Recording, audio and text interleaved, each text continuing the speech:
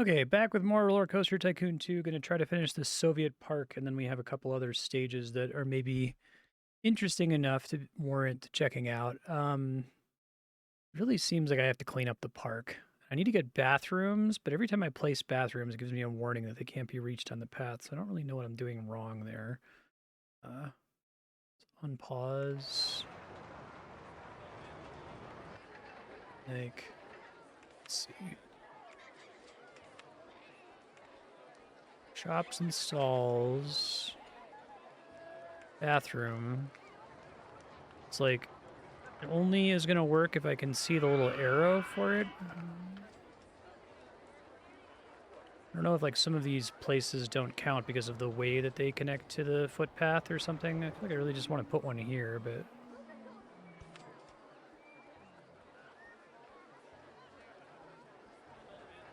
Open bathroom, free throughout the park.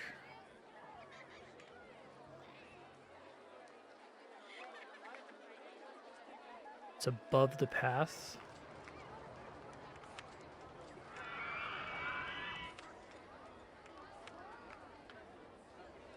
So is that on the path right there?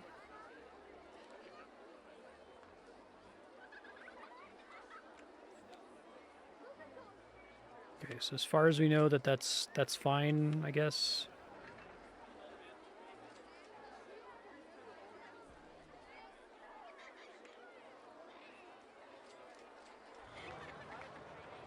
I keep just trying to like grow my one handyman. It feels like there's too much to have multiple handymen reliably path everywhere that needs to be cleaned up, but...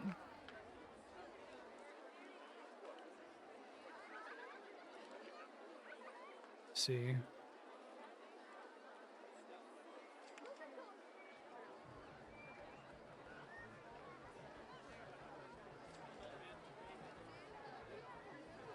Now I have the problem of dealing with the mess generated by new guests as well as the existing mess from when I first opened the park.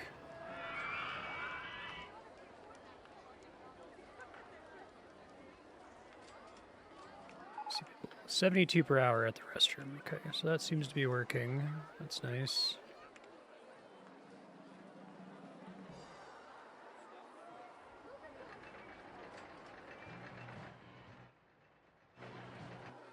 See if I can make another bathroom here.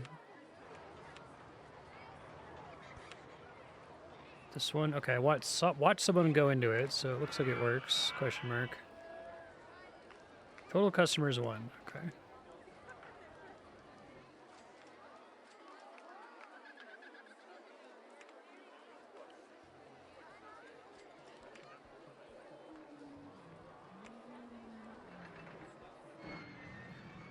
Might set this guy to just path in this area. I'm guessing people are getting sick because of the proximity to the nearby roller coaster.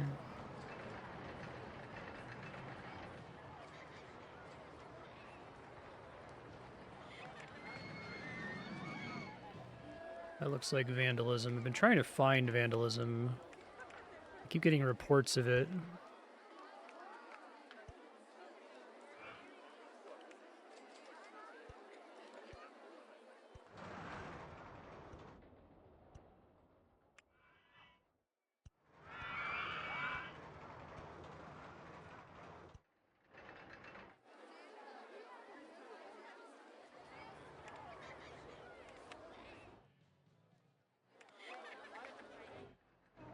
Other places that are icky, I guess. Oh, here we go. I get a bunch of money from this.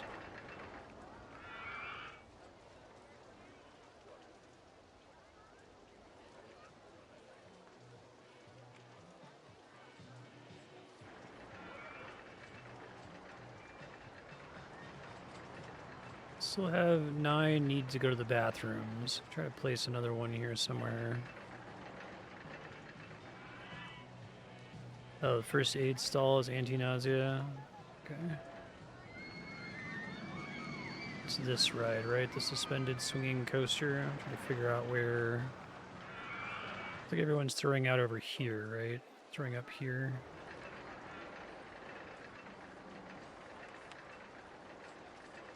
Sick guests can go here for faster recovery.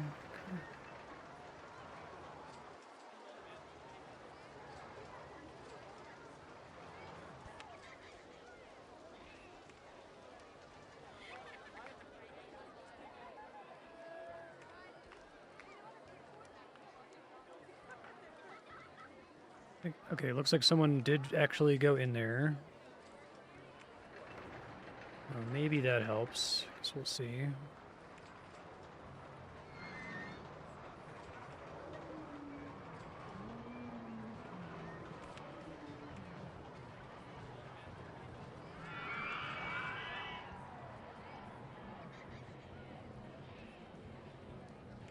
Okay. Did get some decent money from the rain a second ago. Well, my expenses have been pretty high.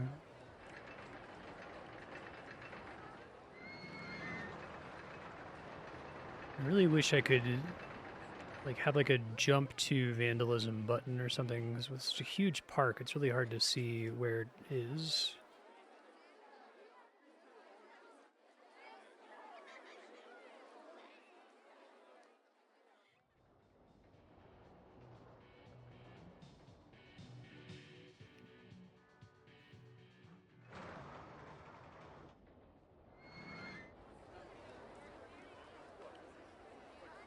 I got a part Mac. I feel sick.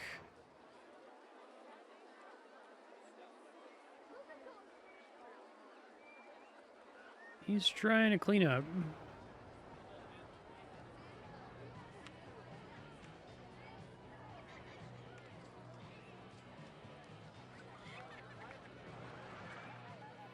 Try to find out where most of the sick people are.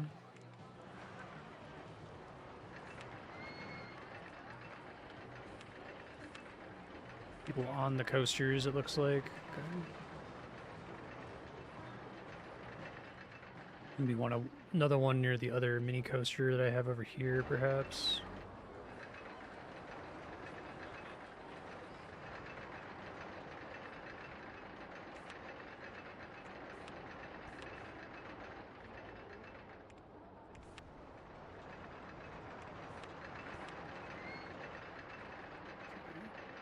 And build some more scenery here. People tend to want to like sit on benches and throw up in trash cans on their way out of the ride.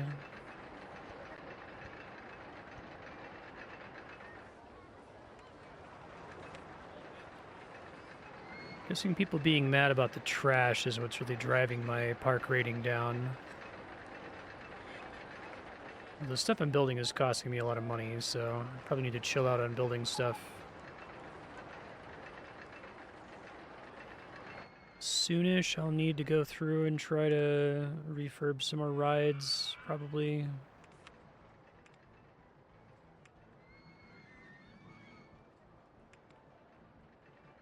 Fabergé egg ride, what would that cost to refurb? Basically free, okay.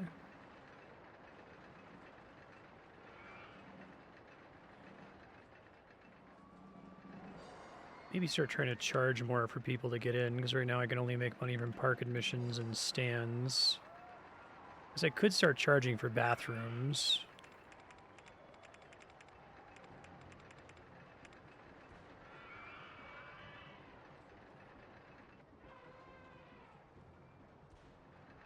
See how that goes.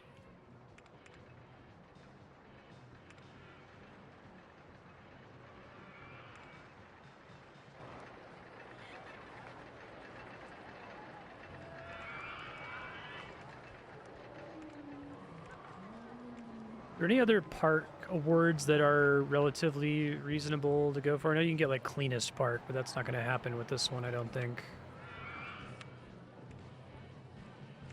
Keep trying to micro some puke here.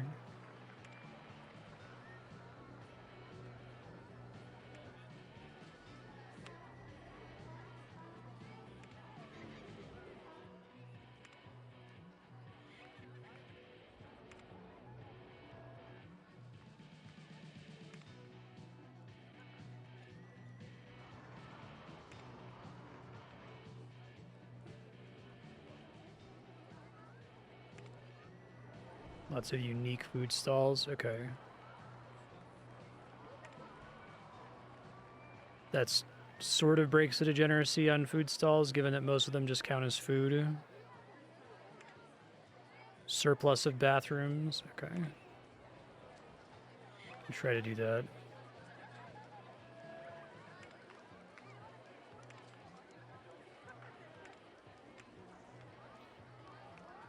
Fix that bench, but I have to wait.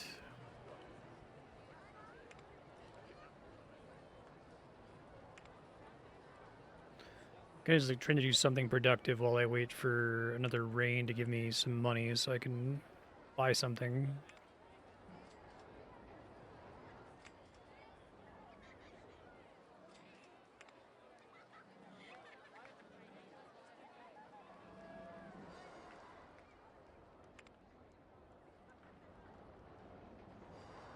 People needing to go to the bathroom seems really common in this park. Maybe just because the park is so huge, they have to path so far to get to one.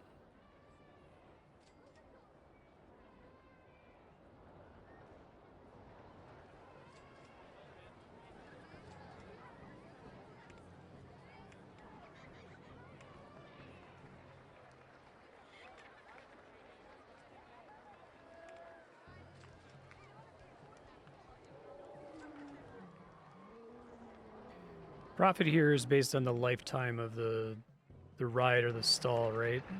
So the really old free bathrooms would show a very low value for some time.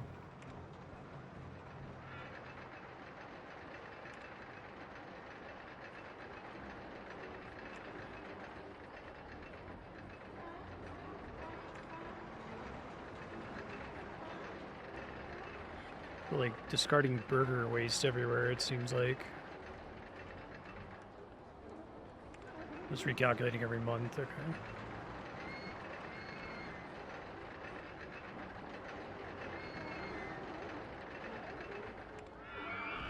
I desperately need it to rain.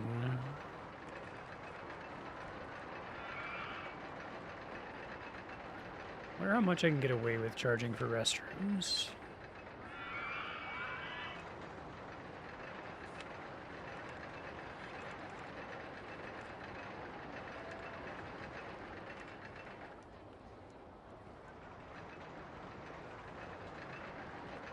I need to get something else that's bringing me money here.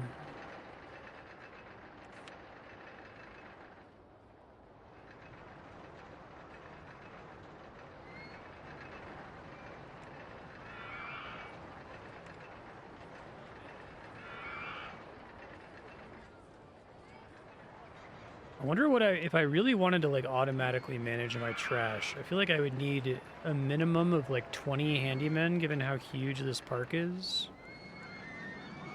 I don't know how much the trash problem is driving my park rating down, which is driving my like guest attraction rate down, which is driving my profit down, but it seems really hard to tread water with that. Hey Bucky, how you doing?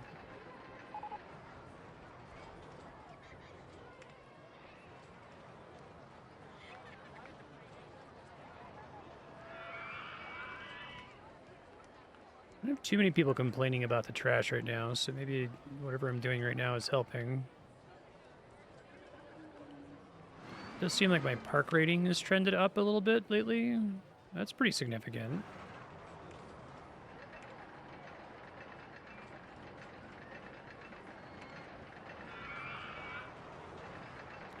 When it rains, it should clean up some of the puke. It's funny to imagine. The fries from Fry Shop 2 are a really good value. Get fucked. Holy shit.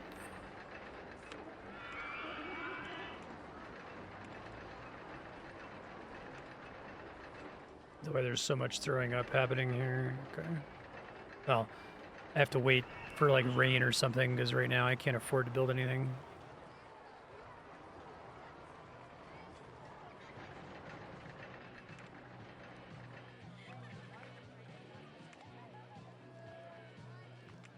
I drop it right on top of it sometimes. Random walk is brutal.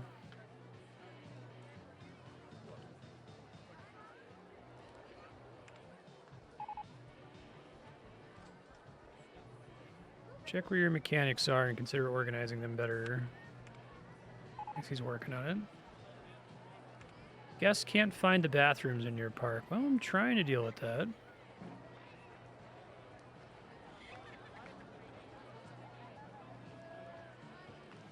Park maps hypothetically help them find bathrooms, right? But mostly they just want to happen to walk in front of one.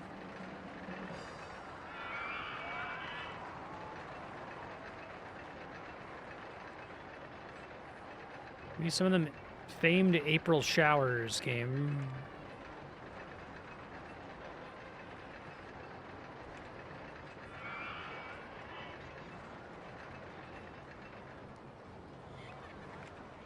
Is there much I can do about the wide paths? I guess I could like try to start deleting extraneous parts all throughout the park.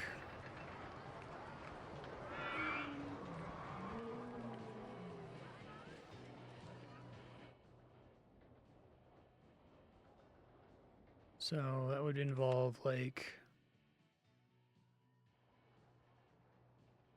looking for anywhere there's excess path and just deleting it. I don't know if there's really much reason for them to be able to walk on these like battlements on the outside of the park, or if that's just problematic for me. It gets me a little bit of refund. I don't know. I think I just deleted part of this building unintentionally. Shit.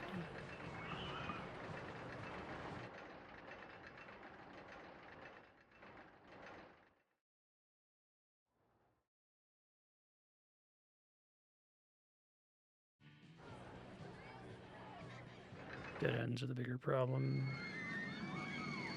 I might try to delete all the paths that go to the battlements or whatever.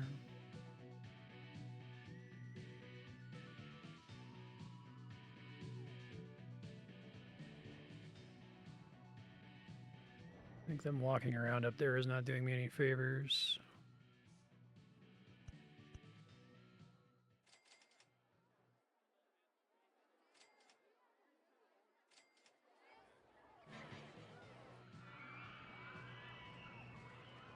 Okay. I guess when they walk up on those things, they can like appreciate the scenery, but other than that, it's not really doing me any good. If the guests get stranded where they don't have a path to come back, will they just walk around up there on the paths forever if I don't like pick them up and move them? Or will they eventually walk off the path?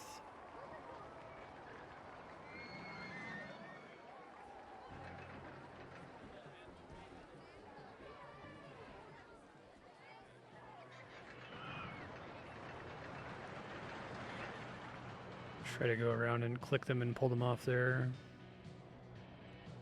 Be stuck and mad that they can't leave. Okay. No, fuck.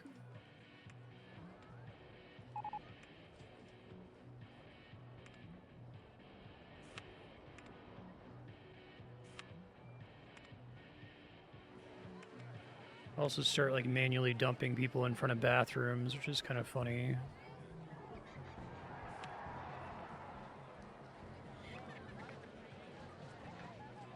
Oh, it rotated my park weirdly. Hold on.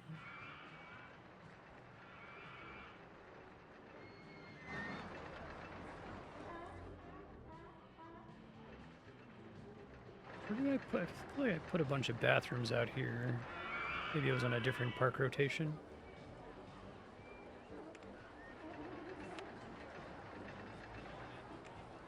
Be nice to like be able to quickly select them from here.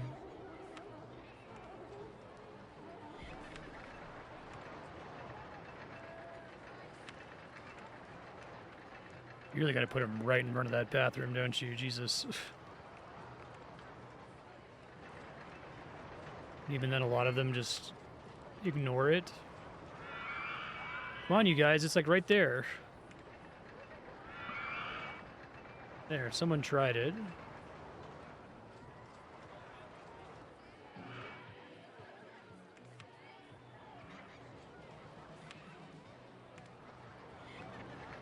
It's funny that that seems to be getting worse.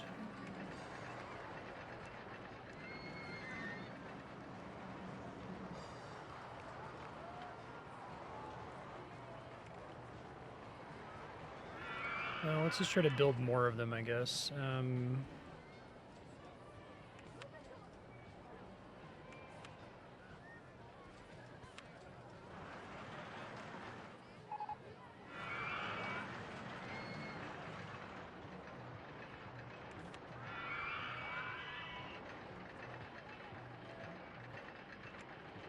gonna go back to rescuing the people that I left off on the sides here. Don't think they have any way to get up on there anymore. I think I cleaned all of those up. Oh, there's part of it that I can decommission, I guess.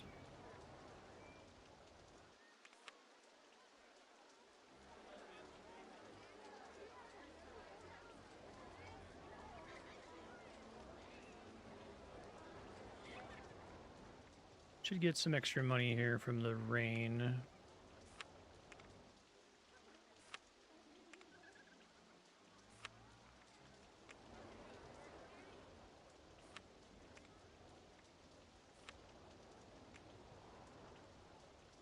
Guess went up by a little bit.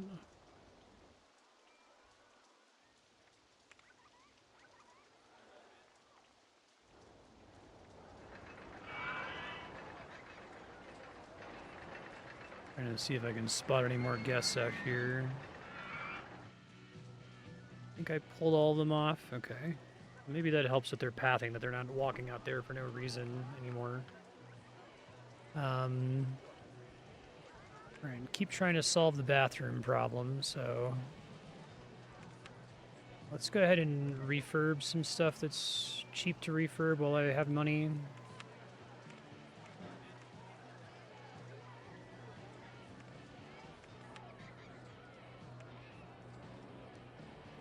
Do it based on cost to refurb, I guess.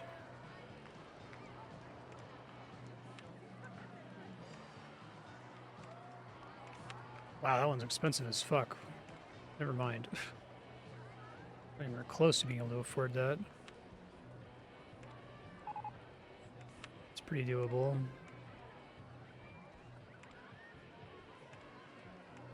Is the safety cut out on the 3D cinema?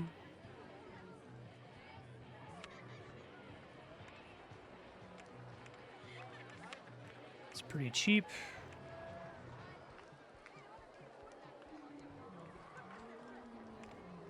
Folks still complaining about not being able to find the bathroom.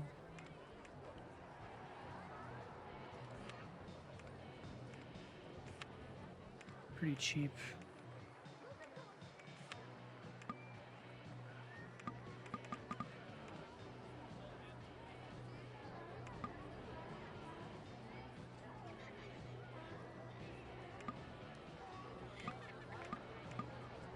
It'd be cool for OpenRCT2 to add a little bit more in terms of like metrics. Like it would be great to see a view that shows me like restroom coverage or something, right? That shows each restroom and like the bubble that's around it so I can quickly eyeball where I'm missing restroom coverage.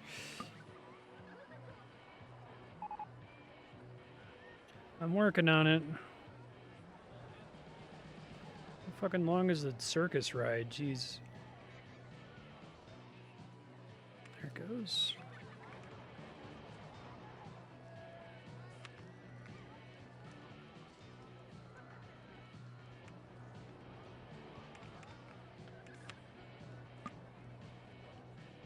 Oh, it still counts as... I guess there's still people on it from it being broken.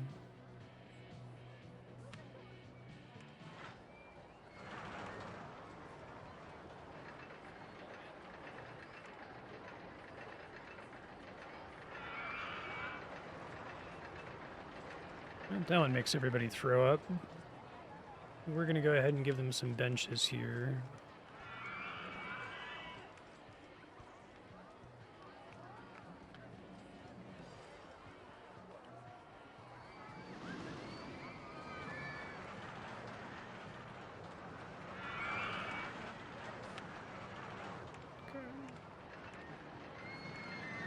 All right.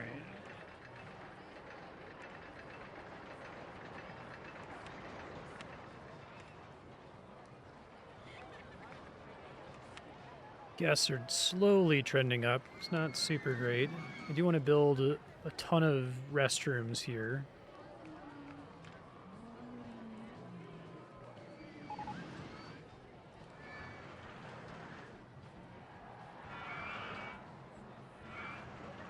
Once I can afford it. It looks like you can really make some catastrophic financial decisions on a level like this. I think I spent a bunch refurbing like one of my top tier coasters, thinking that it would have a big effect on like bringing people into the park. I think it had almost no effect other than training like $5,000.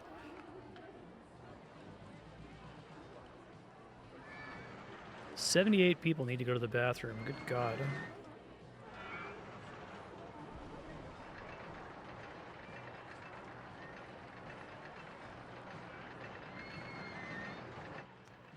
Where the best places for restrooms are here.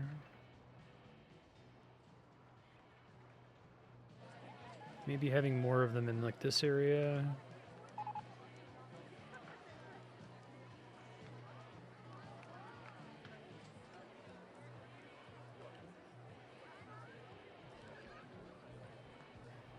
A couple people saying I'm not paying that much to use the restrooms. Maybe that's part of the problem, is they're just refusing to pay.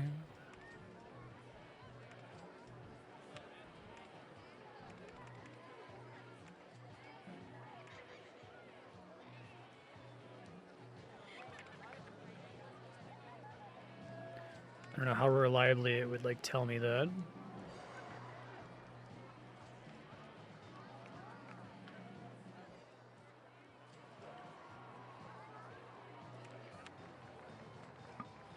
$225 per restroom. Okay.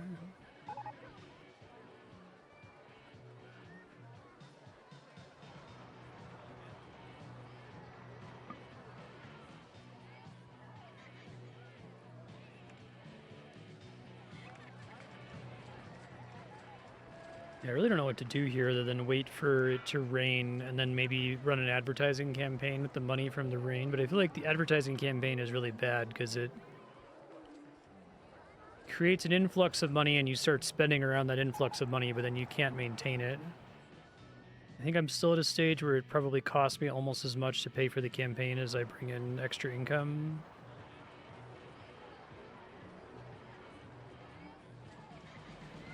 Decide if I should reduce the admission price.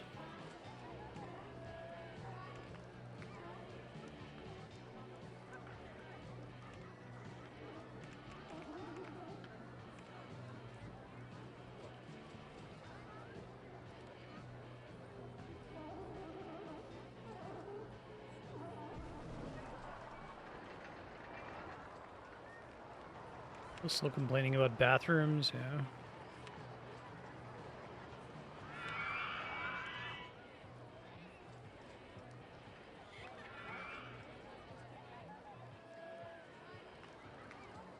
Since they're going to some specific place, they're still going there, even if... That's why when I like pick them up and they need to go to the bathroom, they don't like walk in there right away.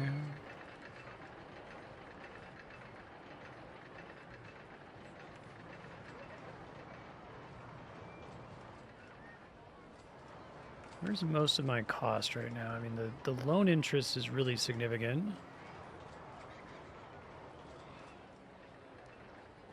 Essentially needed to rain to have a chance of getting ahead a little bit.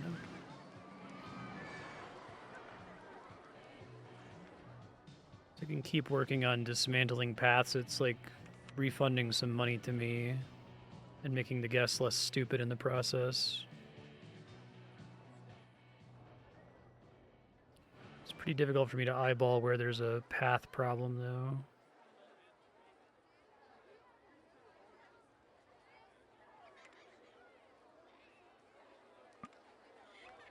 Requires $6, right.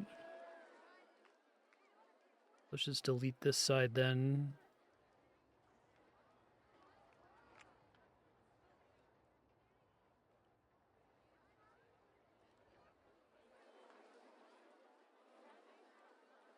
Delete the entire park and start over. Oh, that makes me sad. I feel like the whole point of the level is to try to work with what you got.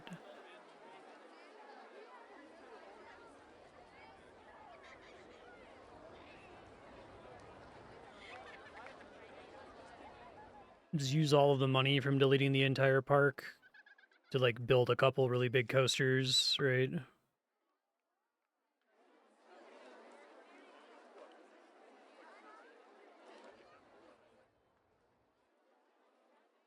see.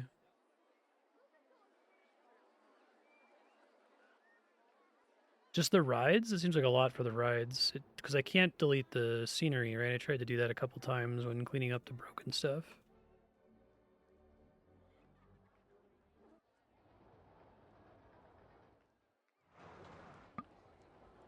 Oh, do I have to do something special to remove the scenery?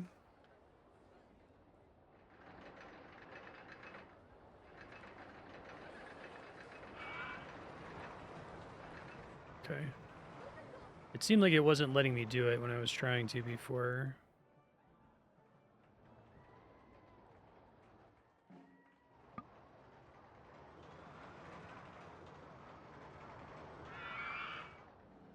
It's interesting. Deleting a footpath that has trash on it destroys the trash, it seems like.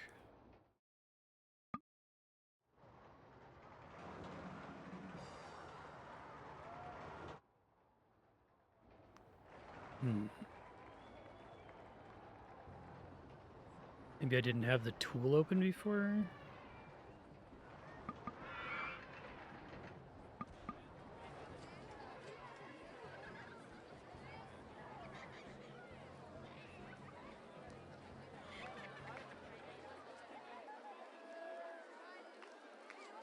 Bulldozer tool is a wider area.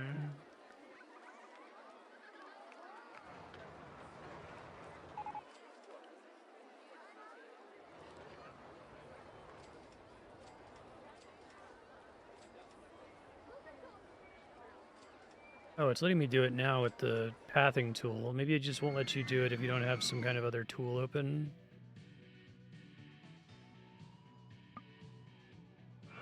I mean, a lot of these aren't getting destroyed. Some of them do, but then don't generate money.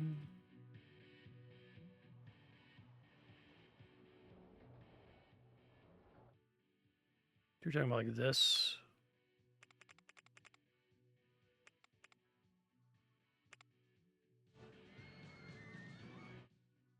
Let me see.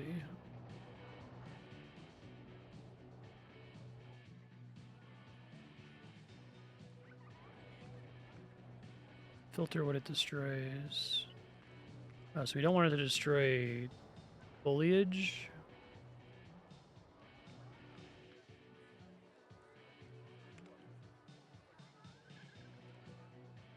That cost me money.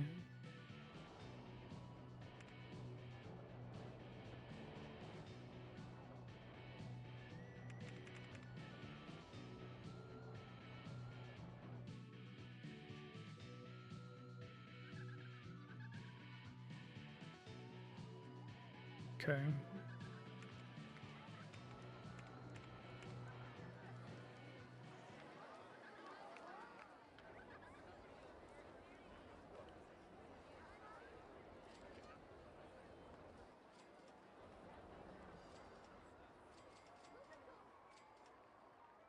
Yeah, it seems like it wants to destroy a lot of the foliage, which costs me money, unfortunately.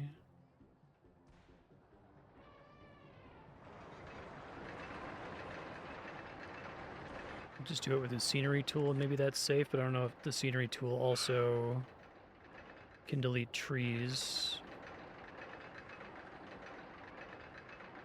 What the fuck, I didn't mean to do that.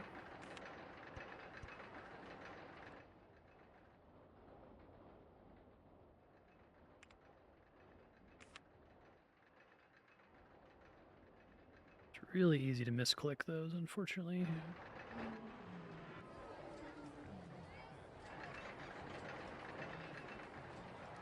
Sure.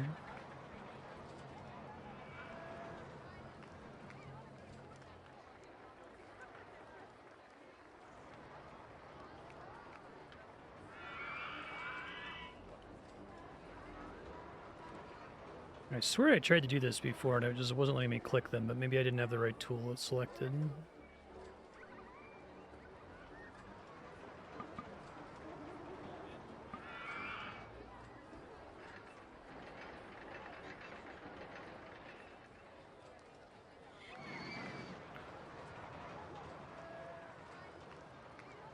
I do worry them saying great scenery is a big part of what's like even getting me the small shitty amount of park rating that I have to begin with.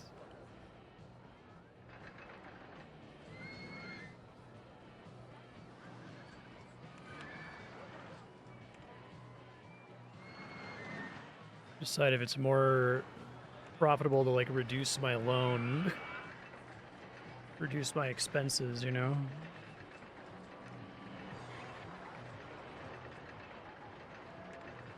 This thing you're talking about.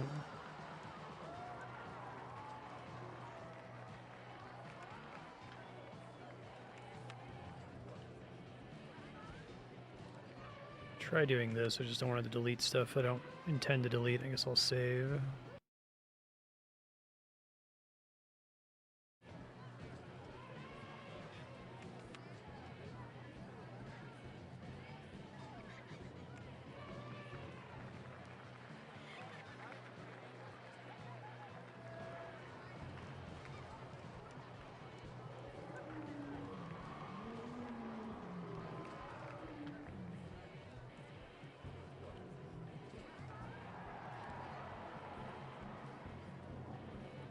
Some of these must be like higher in the air than they appear to be or something.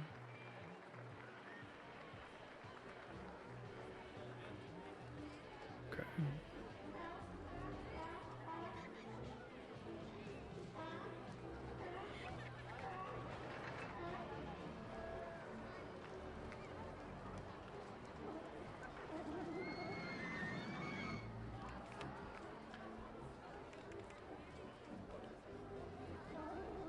How much I can get the interest down. I could always like increase the loan again if I need to build something.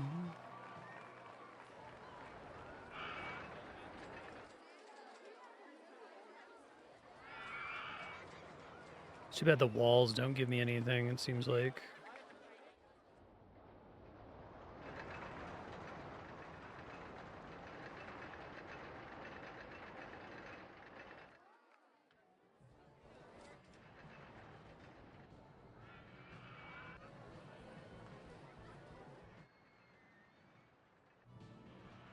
Look at these guys over here.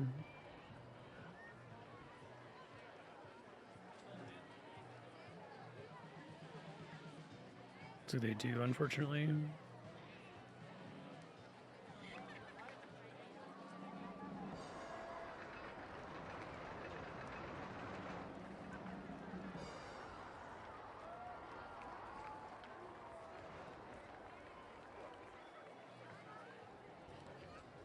At some point, though, like, I'm gonna shoot myself in the foot because I won't get great scenery remarks from guests anymore, right? At least for the stuff that everyone's walking past at the entrance.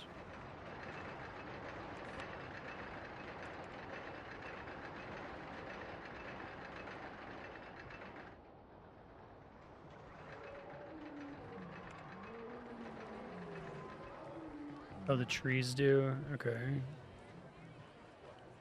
Because it would actually be, it would not behoove me to remove the trees.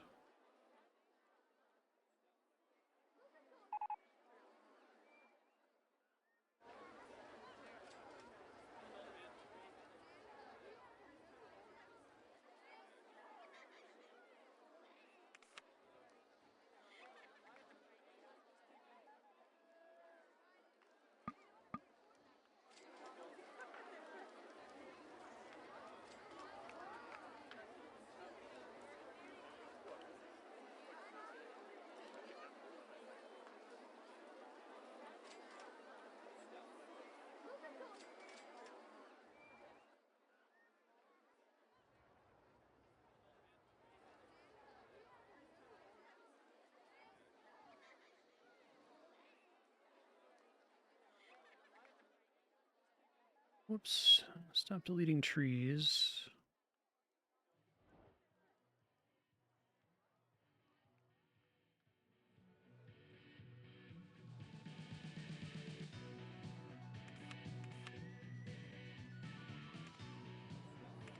Disgusting state of your path.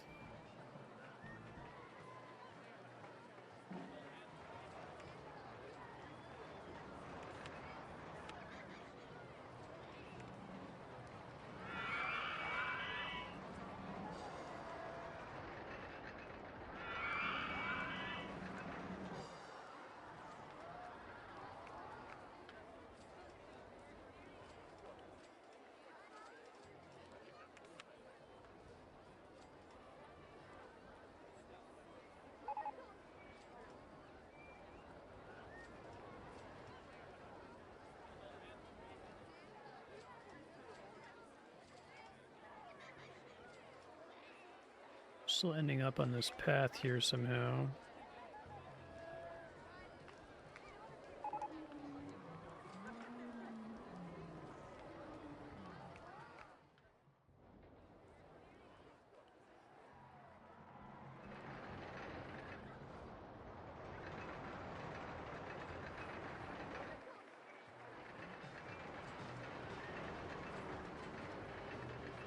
Deleted the majority of the good shit here.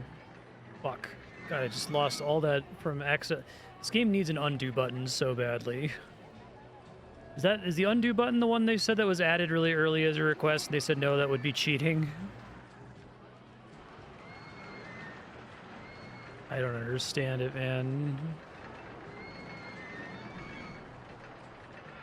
I don't have the brain chemistry to understand like the modding community in general and what isn't acceptable. To me, the only way I can have a rule is to say no modding whatsoever, period, right? Because otherwise everything becomes a unavoidable slippery slope.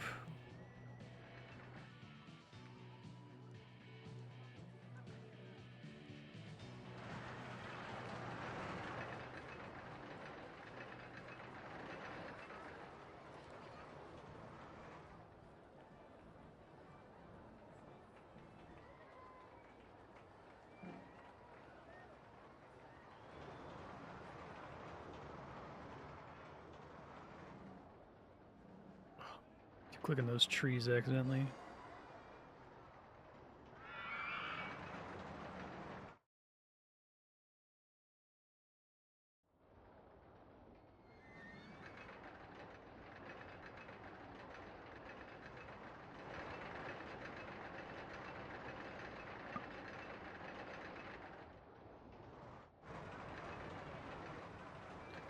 Our guest thoughts right now. Still saying great scenery, like you were saying.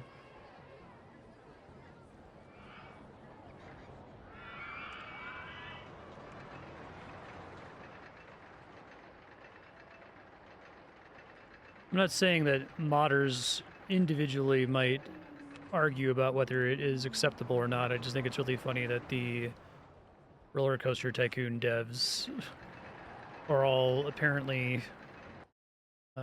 unanimous in that it would definitely be cheating, but some of the other stuff they put in this doesn't count as cheating.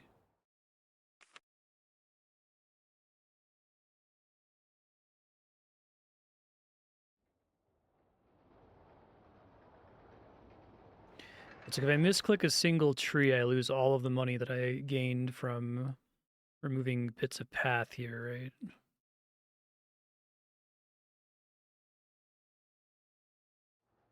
And it didn't seem like there was a way for me to configure the bulldoze tool, because I would just like have it select the entire park and like delete everything that's not trees, right? But I don't think that the bulldoze tool is that useful.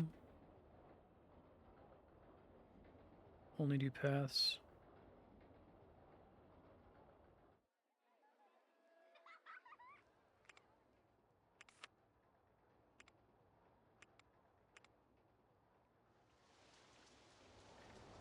I can try that.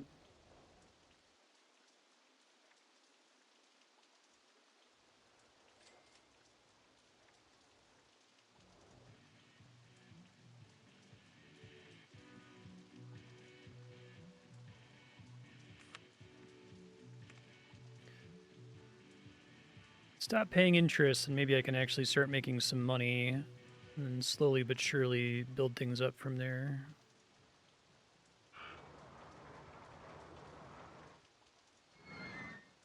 Oh, but the big trees are still big scenery and still get... That's what cost me like $100 if I accidentally touch a tree with this. It sucks.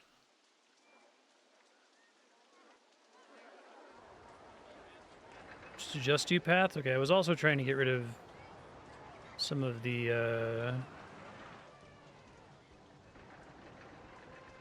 orphan turrets and things that I had left around before.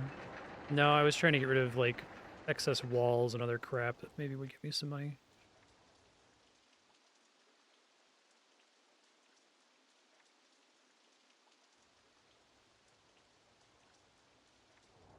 Hooray, rain. Umbrella Park. Okay, I think that basically got everything.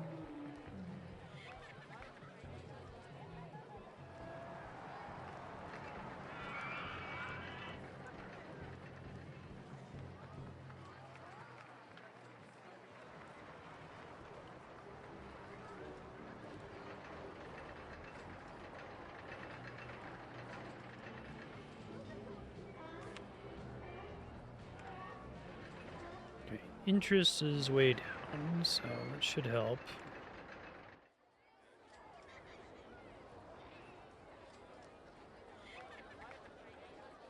Yeah, I'm kind of sort of working on that.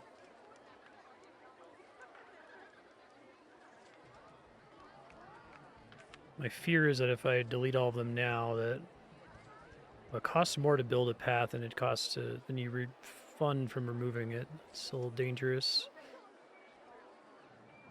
Worried about deleting all of them and like stranding guests and then not making money in the period while I try to fix it, you know?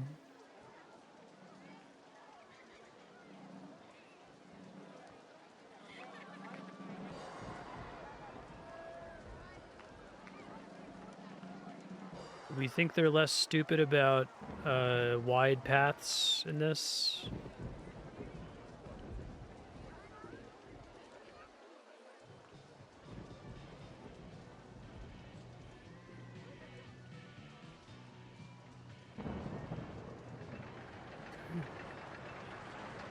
They will still just like random walk all throughout a wide path, I guess, is the problem.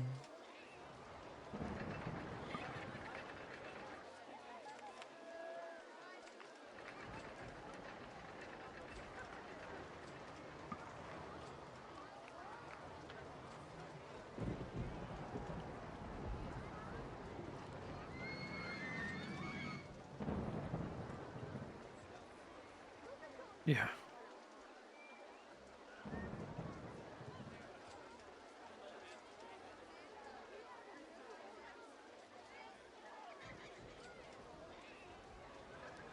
I think the problem with a lot of these scenarios is that they are much prettier works of art than they are levels. All of them could do to be about 1/10 the size. I think a big park is almost universally bad for this game's feel. As cool as it is, in principle, to have a really big park, I think every other system in the game automatically gets worse if the park's too big.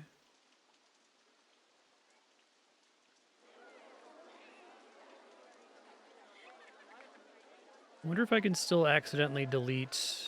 Yeah, I made a cool Soviet park I wanted to show me, right? If I have stuff transparent, if that means I can no longer accidentally click it and delete it, or if it's still technically here, I just can't see it.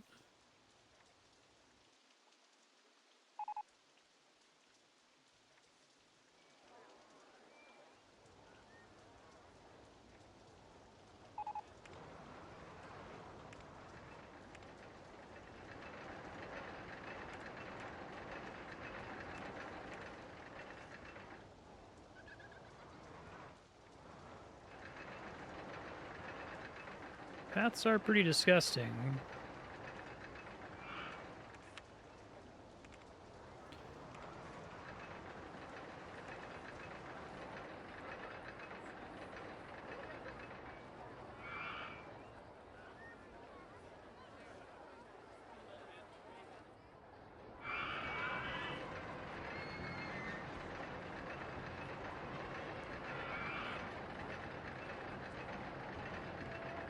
Really? The Pokopia game? Sounds cool. I do want an Animal Crossing game that has a bit more in terms of video gamey stuff to do.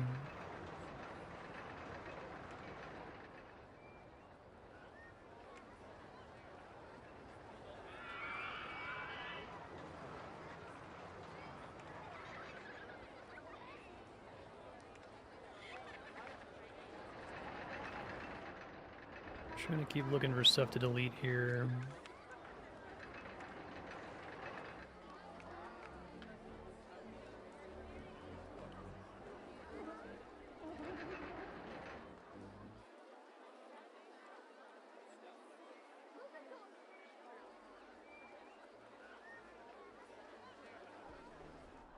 Oh, right on.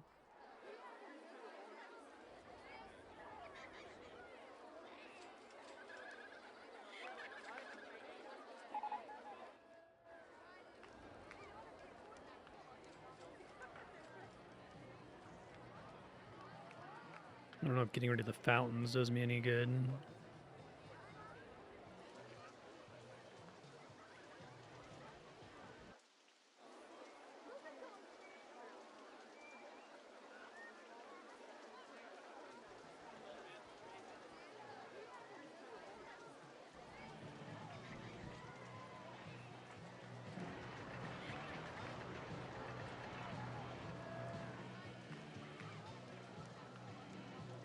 Come on, rain. I guess once a guest buys an umbrella, they have an umbrella in their inventory for the rest of their time at the park, right?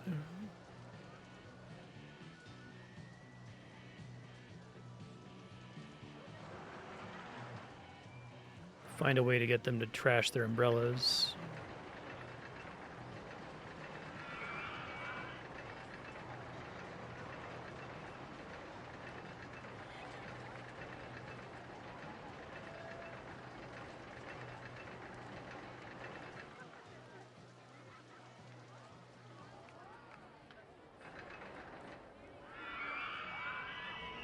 Try to rescue some of the guests over here really quick.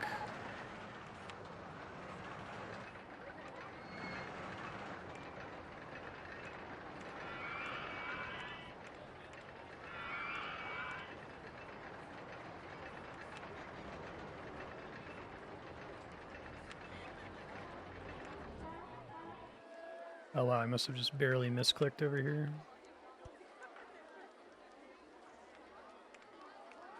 It's interesting, it has the ability to detect problems like that, but no like quick at a glance path issues highlighter.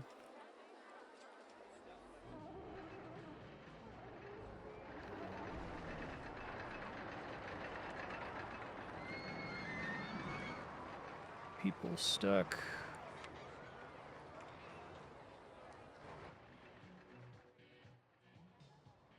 Fuck out of here, man.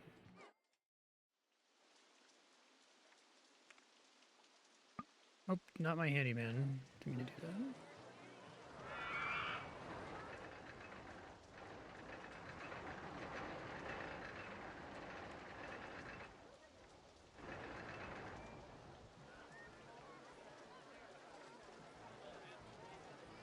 I was looking for more stranded guests here.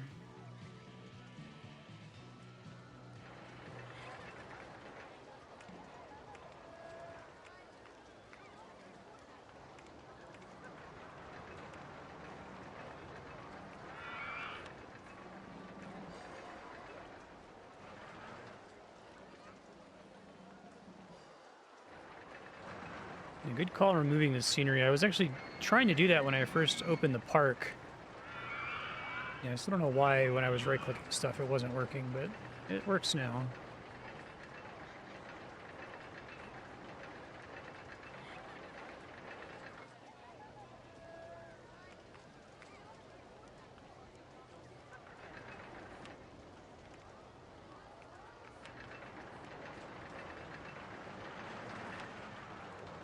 Sad guests who want to go home.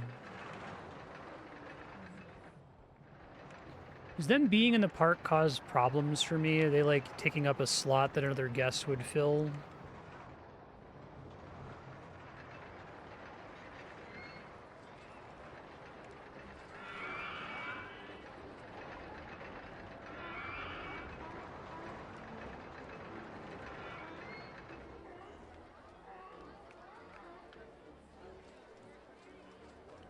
There's a lot of trash everywhere.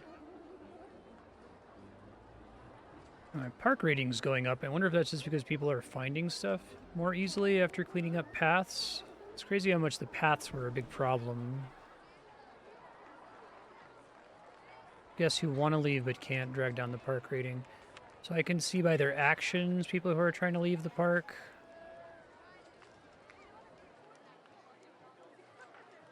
Leaving the park.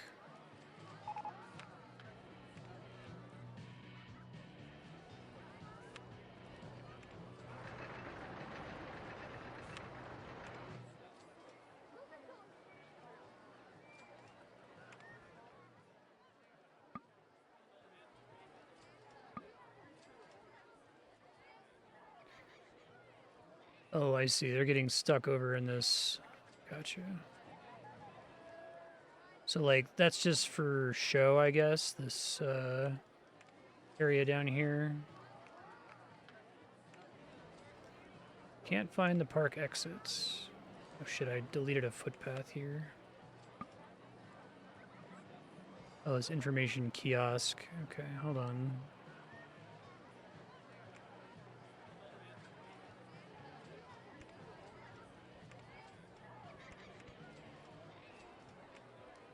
Fuck. I hate every time that gets reset like that.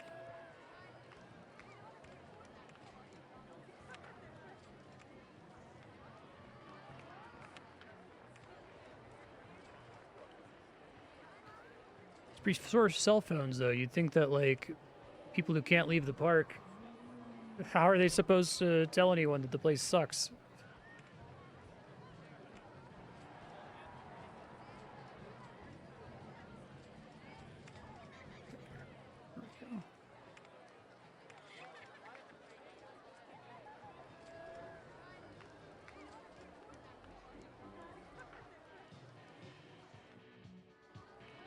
Anything else I can do for a quick buck here? The ratings board is omniscient. I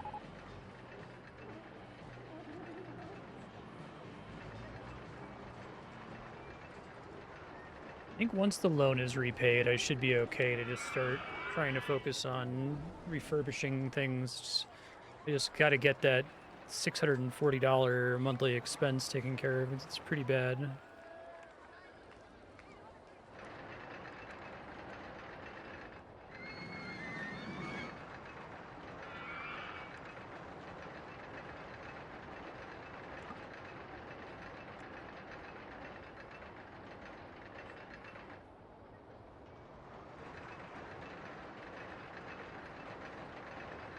Microing handyman is like relatively, it's not like inefficient. The only problem is it requires all of my time, and once I stop doing it, I lose track of it immediately. I just don't think I can afford, like, it's not going to be worth it for me to hire 20 handymen to manage all of this. I guess maybe having the less chaotic paths will ultimately be good for the handymen because they won't also be random walking in a bunch of stupid spots. Try to get back to working on cleaning up paths, I guess. Like, if multiple people puke on the same tile, that's preferable, I guess. Oops.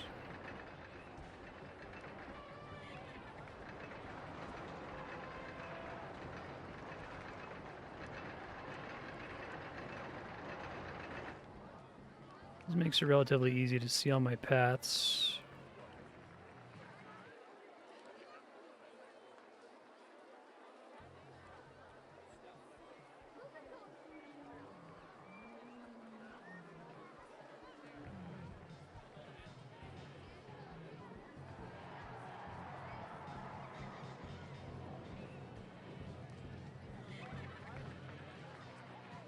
I should still see the rides here just in case I don't accidentally delete.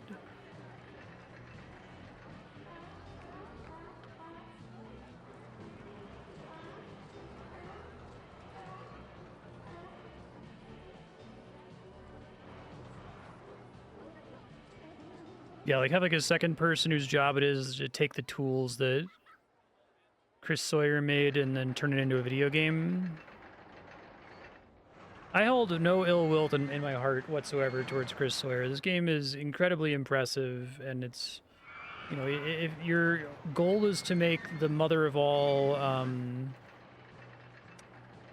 you know, train sets, that's cool as fuck, and the game really succeeds in that regard. But it could just be that as a developer, he didn't give a shit about like actual game mechanics. It just wasn't something that interested him at all, which is fine. I don't begrudge him for that. It's just that it drives me personally slightly insane because there's all these systems, which when I see a system, I'm like, oh, that can be a game mechanic, right? Like, oh, that's a little knob that you can turn when trying to design challenges. If you've got a system that measures guest thirst, you can make a mission that's about guest thirst. And to make a mission that's about guest thirst, you have to like figure out how do I isolate guest thirst? What other variables do I have to tweak to make sure that that's all the player cares about? You know what I mean?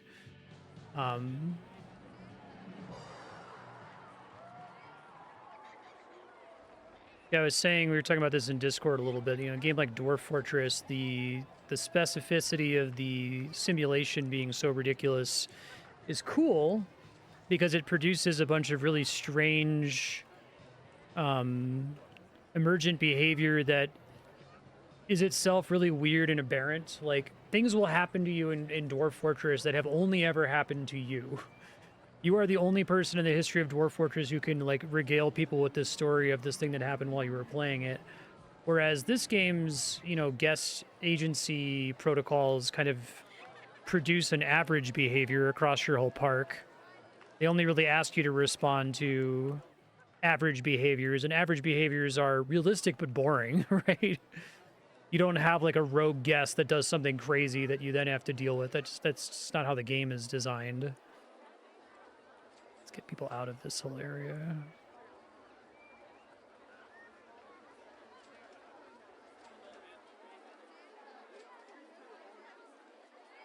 But it would be cool if it was like they gave you a park and then that park has within it the opportunity for really weird rogue guest behaviors, you know?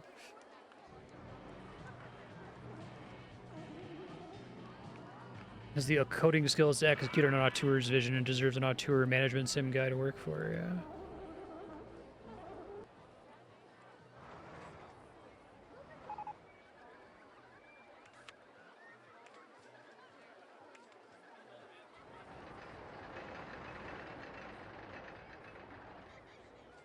I'd actually be really curious if he's ever done interviews or anything like that, just to hear like what he was going for when it comes to the things that are somewhat gamey, like the map objectives and the like.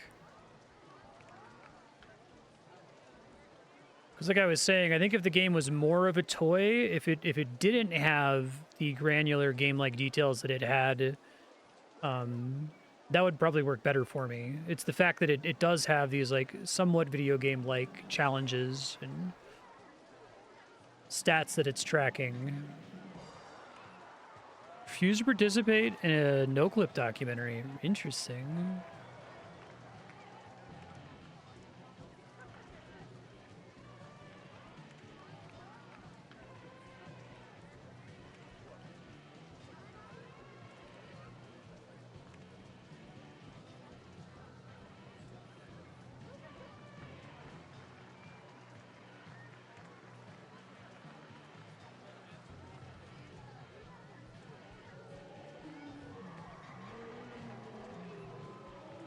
Doesn't want the limelight, yeah.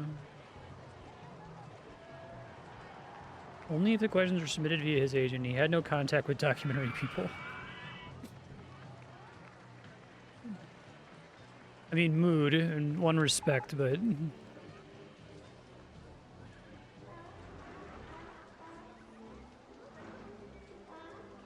Guests are complaining they can't find the bathrooms in your park. I've been fucking working on it. That's been the project.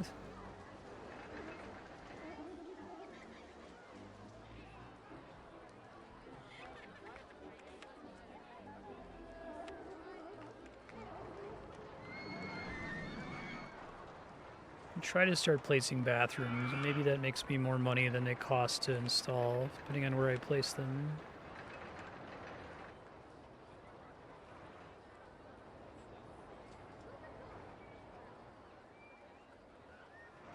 Another one over here.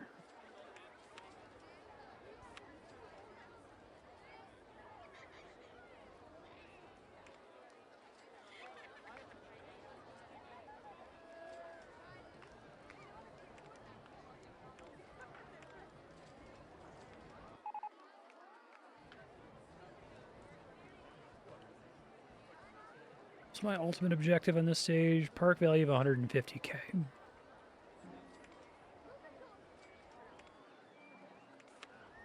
It's 80K.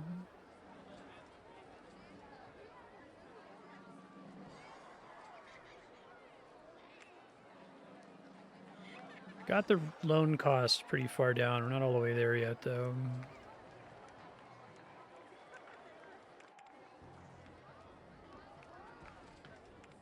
Why is no one going to this restroom?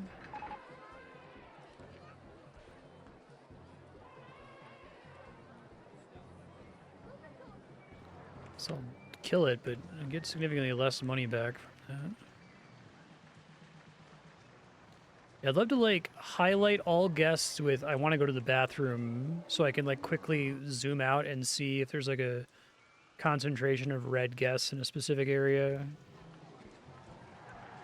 That sort of thing would be really nice.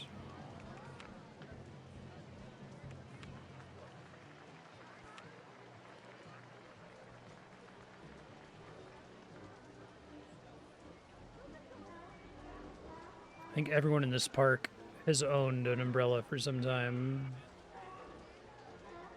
Project has no blessing or support from Chris Sawyer in our view. It's both unethical and unlawful. Huh.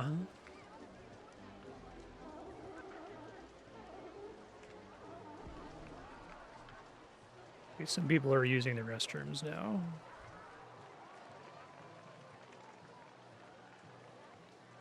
See and at a glance at how much money I've gotten from restrooms.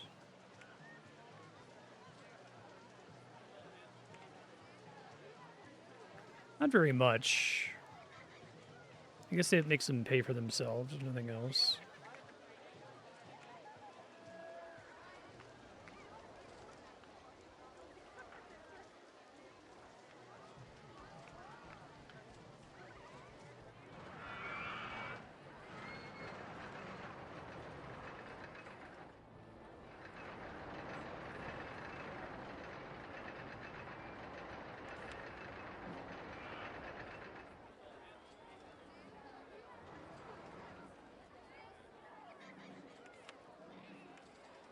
Walking, queuing.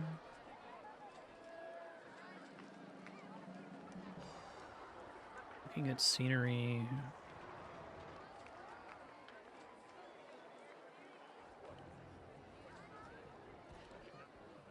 How did the design process for RollerCoaster Tycoon work?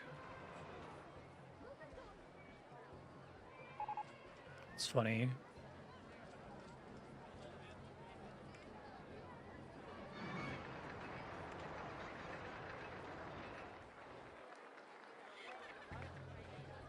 I'm very grateful for the existence of people who want to build lots of model trains, and I think that we should construct our society to let them build as many fucking model trains as they want, you know what I mean?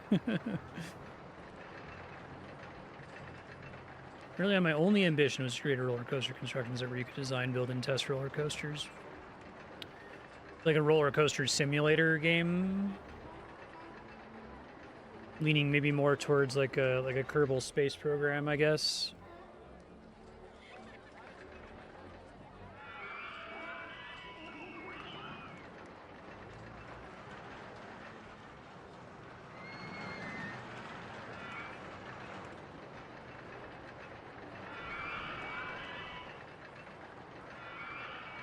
Maybe afford to do a quick marketing push here and see if that helps me at all.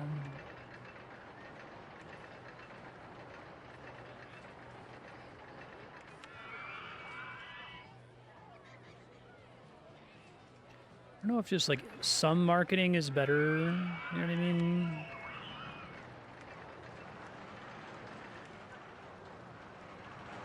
Where it's like this main advertising campaign is too expensive for the value, and some marketing at least slightly increases your throughput.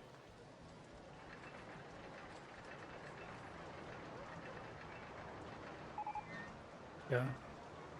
It makes perfect sense. I don't begrudge him at all for having that position.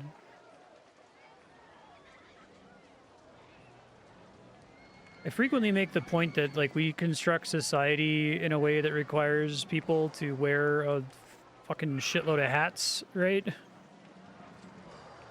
It's a problem in academia, particularly in like STEM academia, that if you want to be a professor, you simultaneously need to be good at research and good at teaching, theoretically, although most professors aren't. You need to be good at like project management. You need to be good at making and then giving presentations, so like public speaking.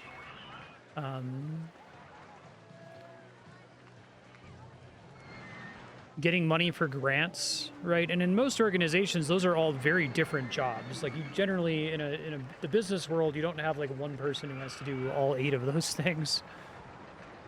So the idea that an indie dev would be as gifted at, creating this level of simulation and also be a good game designer, right? It seems like astronomically unlikely that someone would have all of those skills simultaneously.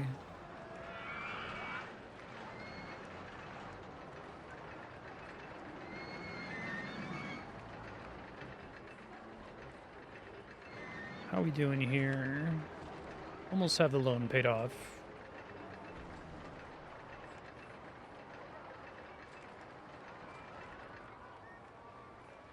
I think my marketing campaign got me like 20 guests.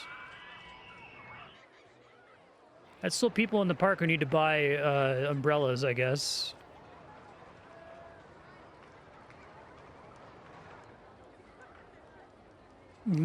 Peter Molyneux can make the idiotic promises and Chris Sawyer can make it happen. Yeah.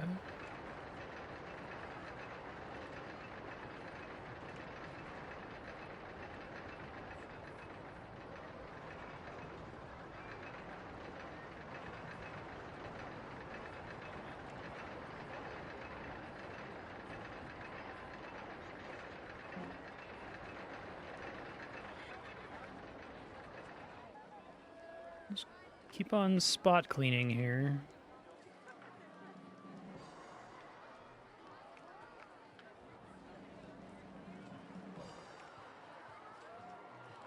Our guest thoughts coming. 43 people still need to go to the bathroom.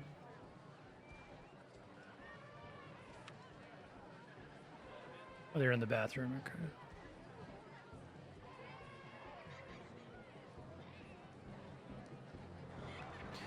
Yeah, to me, it's like kind of disappointing that you have the scenery. There's so much effort put into making this like Soviet park, and the guest simulation is so robust. But like they view trees identically to the scenery, right? I don't think it would be a huge change in the core principles to be like, okay, here's a piece of scenery and it's medieval or Egyptian or Soviet or whatever, right?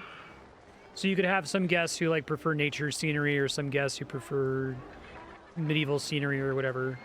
And you could develop game mechanics out of that and make level challenges that say, okay, you need to have a stage that has 500 pieces of medieval scenery, go. Or better yet, 500 units of medieval scenery appreciation and then penalize repeating the same thing over and over so you don't just build whatever the cheapest King Arthur's sword is 700 times like I was doing with the gravestones, Yeah, exactly. Same theme, different object near each other, And it's like, what it must be is that for Chris Sawyer, the moment he comes up with the scenery and the moment he creates the scenery viewing bonus, his interest is gone, right? He's like, okay, yeah, I've got, all these different kind of categories of scenery. That was fun to make. And I already have the system that guests seeing scenery is going to make them happy and give them happy thoughts. I don't need to test the player in any way. Who cares, right? But to me, I would be going crazy. I would be like, okay, well, if I've got these different kinds of scenery, like that's a thing. I can make a game out of that.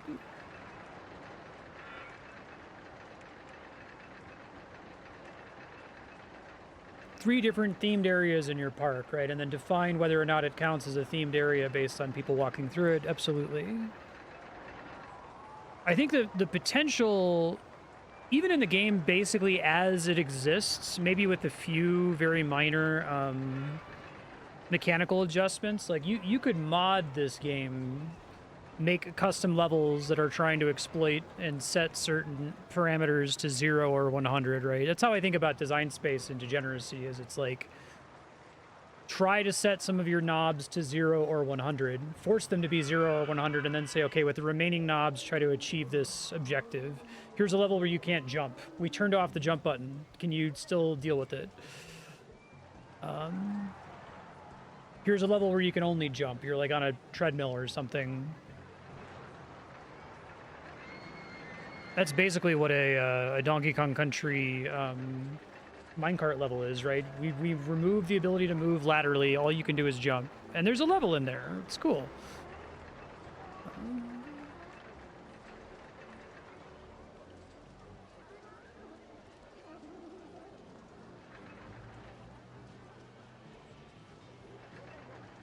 I think it's interesting that, like, in the effort to make the mother of all, like, train sets, a game sort of exists in here, like, almost coincidentally.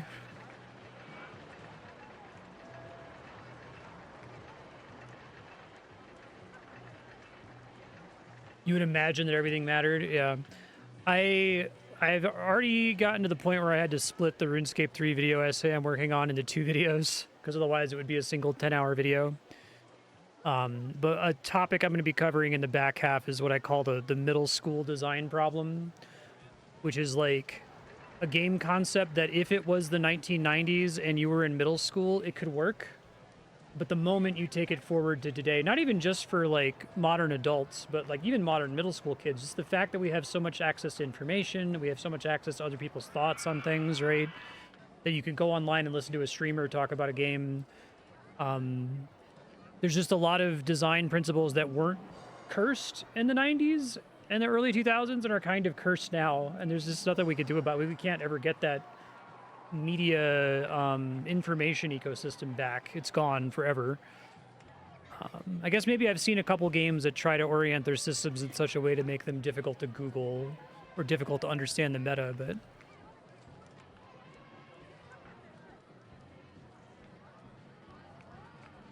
it works only without a wiki. It can't work because fans will make a wiki in week 1. Yeah. I think that it's like, I think that that problem can exist even if someone opts to never look at the wiki, you know? Like, knowing that a conceptual wiki could exist is enough to change your brain chemicals.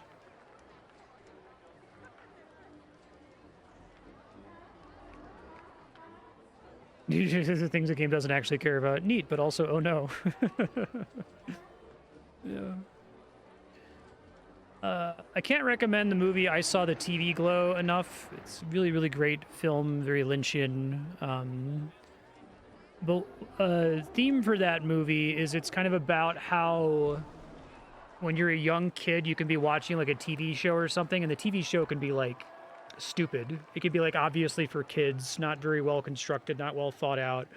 But like you're watching it and it's like way more meaningful to you because your perception is so warped when you're a kid, right? You don't have other things to compare it to, so you like take it really, really seriously, and then you go and you try to watch it again when you're an adult, and you're like, wow, that kind of sucked actually. This thing that was really transformative and important to me when I was a kid is like childish, and I couldn't see that it was childish when I was younger, you know.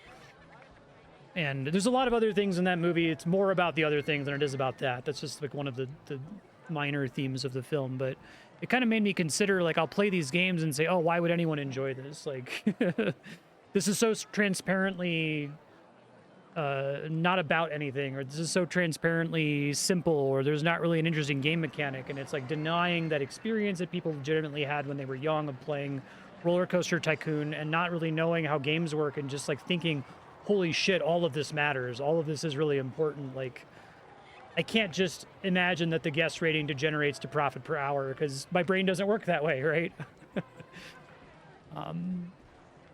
If you could find a way to bottle and resell that feeling of like game design naivety, I would pay for it. If I could have it injected into my brain, if I could take a drug that made me experience that temporarily and then had it go away again, totally would. Almost done. Read a book series you remembered having an incredible twist and being profound. Reread it last year and it was dog shit. I think it's not even necessarily like when you read it as a child. It could even just be like you read it at a particular time in your life where you were primed to look past its flaws or you were primed to like read between the lines, right, more, or meet it halfway more. I kind of had this feeling playing through Persona that I think that a lot of people who really enjoy a game like, I don't know, Persona 5 are just they're willing to meet it more than halfway. They're there willing to see what the game is doing and saying, I see what you were going for. Art exists in time and space. Yeah, that's a good way to put it. It exists like contemporaneous with your psychological profile at the moment of your consumption of the art.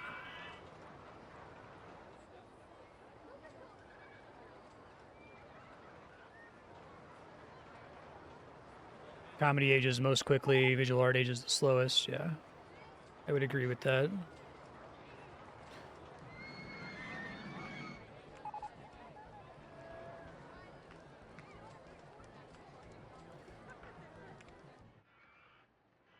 So close to paying this loan off. I just need it to rain one more time. Interest is way down, thankfully. I like the idea that music decorates time. I've heard some interesting conversation about like, you know, we as a secular society, it's probably for the best that we've rejected, you know, religious festivals or whatever. But like, it's still important to have Christmas, not because of the importance of Christmas, not because like Christmas inherently matters or like the birth of Christ matters, but that like it's like a thing that happens every year that lets us mark time. Like you're saying with music decorates time in a way. But Christ is Lord. I know, fuck, I forgot about that. Shit.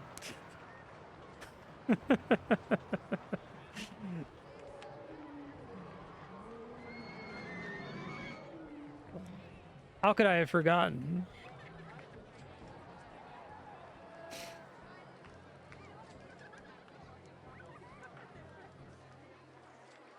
See the timeline in which I played RTS games in 1996 to 2004. There were lots of games that I played from... When did I first start playing video games? I was 3. My parents have a picture of me playing Super Mario Brothers 1. So it would have been 1990 through the present is how long I've played games. Hey, it's raining. Fuck yeah. Buy those overpriced umbrellas, you motherfuckers. So there's a lot of games that I played in the 90s where I like tried it and I'm like, what the fuck is this? I would call it a wasted Blockbuster rental, right? I would rent a game from Blockbuster based on its box art. I'd bring it home and I'd be like, I don't know what this is. And I would play it for like 20 minutes. Well, I guess I'd play it for longer than that because it was the only game that I had rented, right? And just be stuck on the first screen for the whole time. I remember A Boy and His Blob was one that I have a core memory of picking that game up and being like, what the fuck is this? I never played Myst as a kid because I didn't have a PC, but I imagine if I had encountered Myst, I would have been like, what?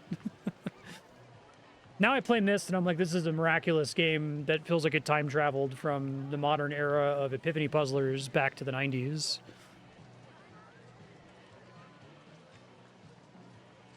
That's really cool. I'm jealous.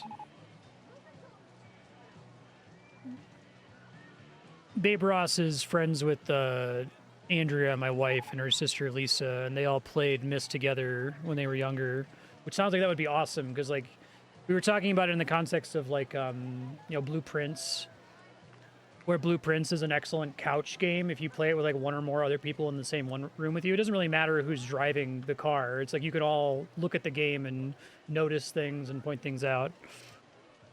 You walked around and missed to be like, what the fuck is this? Yeah.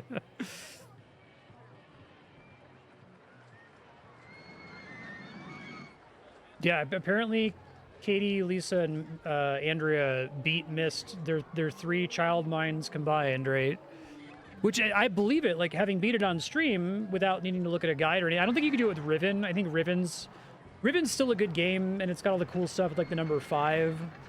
But Riven's a little bit too complicated. Myst is in this like perfect Goldilocks zone of like it's really crazy how modern it feels, but it's still like eminently playable.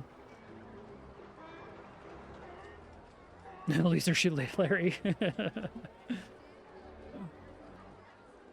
Probably not the best game for a kid to play.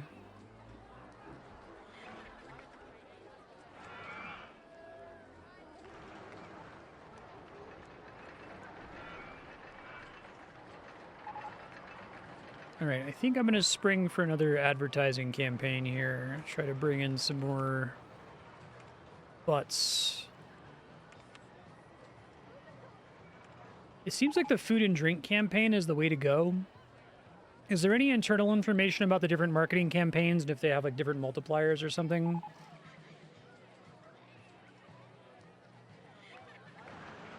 Games like this feel like they were made for Kid U. Yeah, you hear that.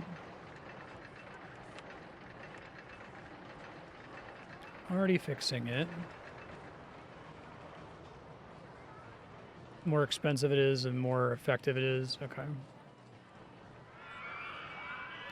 Probably raise my prices because park rating is doing a little bit better now. Just how much you pay for it. Okay. I guess it mildly matters that if you're doing half price food and drink, that's reducing your profit from your food and drink stalls, but that the effect of that is like borderline homeopathic.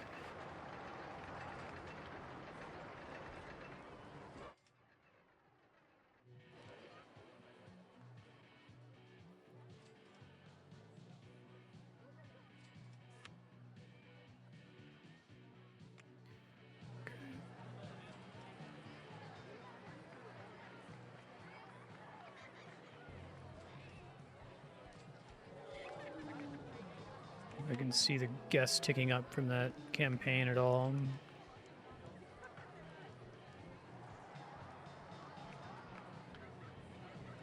They offer that for rides. I think I only have park entry, not for reducing the cost of rides.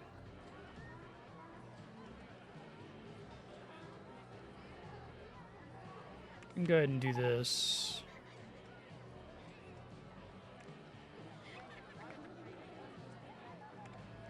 Then we got to get on the refurb train. Probably go ahead and hire another mechanic here since that's been a problem.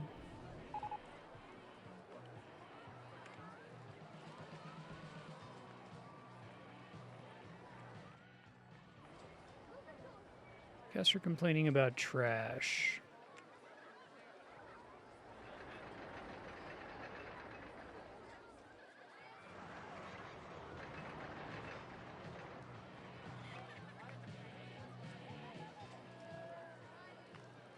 See any huge trash pain points?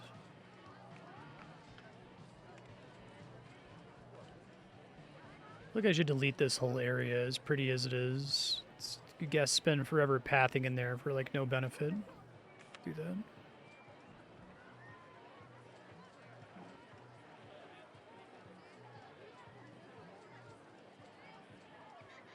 It'd be better to use this and set it to paths only.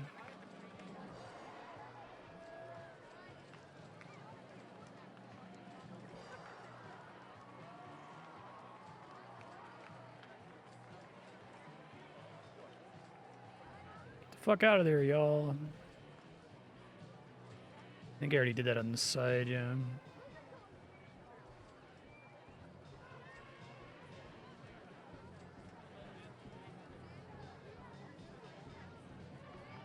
Hopefully they'll eventually find their way out of here.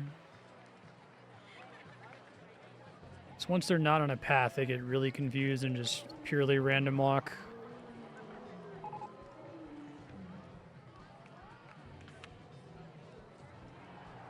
All right, loan repaid. Not paying 25% fucking interest for the Soviet Park anymore. I already gotten it down to where it was basically non-existent, but now maybe decide how I want to spend my money here. Keep trying to solve the bathroom problem because it's pretty severe.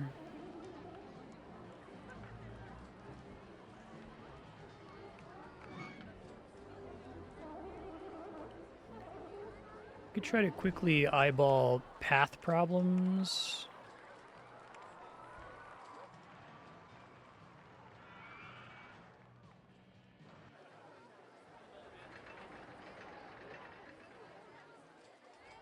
Hide literally everything but the paths, right? I could turn the rides back on to try to see and make sure I don't accidentally delete the entrances to things.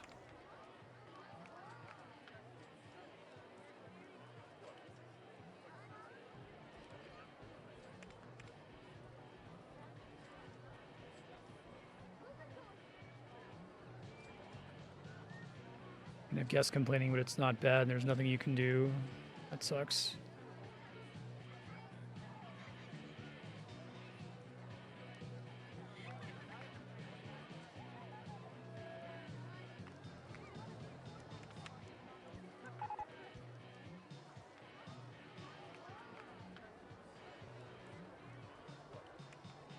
Oh, hate that resets.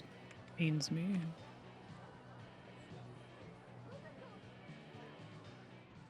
Where are my bathrooms?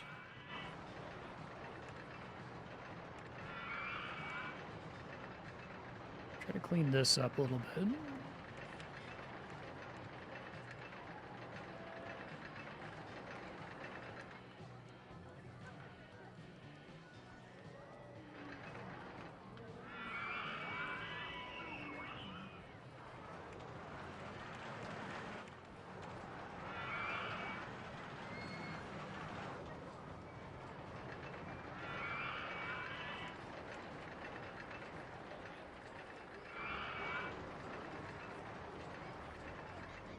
All right, let's think here. Bathrooms, bathrooms, bathrooms.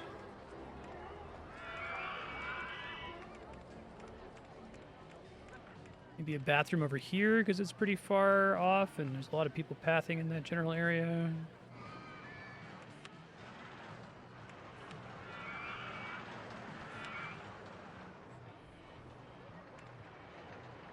Click all these buttons again.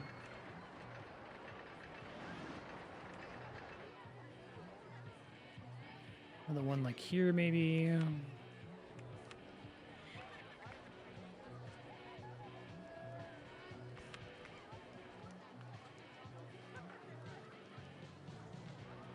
It's driving you insane. Yeah.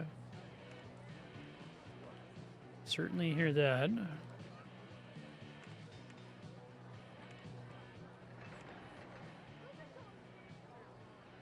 Bathrooms at the entrance. I don't know why they're all complaining about bathrooms. I feel like I've got like 20 fucking bathrooms.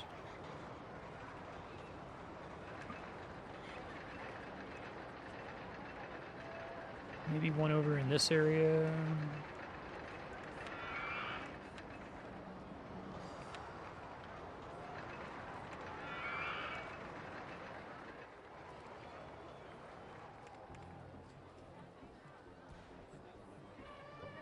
Oh, we might... Have I finally fixed the bathroom problem? I don't see fucking... Oh, no, those 54 people. I'm blind. Okay. Why are they struggling to find the bathroom? I don't think it has to do... I could try, like, not charging for them for a little bit, just to see if they're maybe also thinking I refuse to pay that. Let's turn that on for a little bit and see if it causes the number to go down.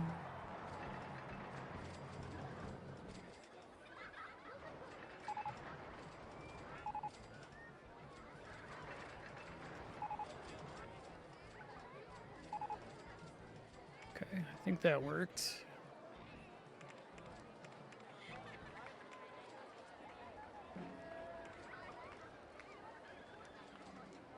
I think so. Yeah, they're open. 12 restrooms.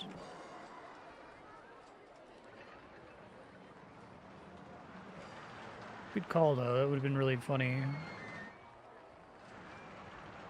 They started not open because it's the whole bit with this park is that it's like an abandoned Soviet park that you're having to clean up.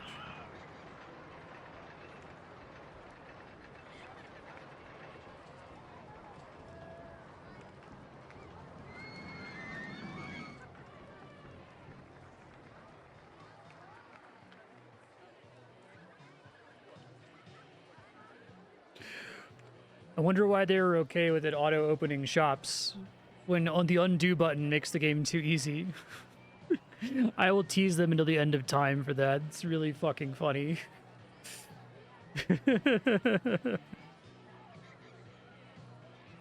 I'd love to hear the argument. I'm sure the person who makes the people who make that argument, if it's an open source project, that a bunch of people agree that that was true.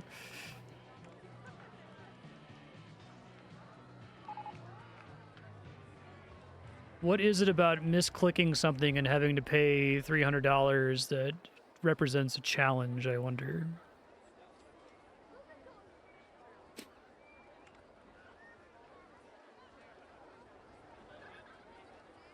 It's clearly this is a dexterity game.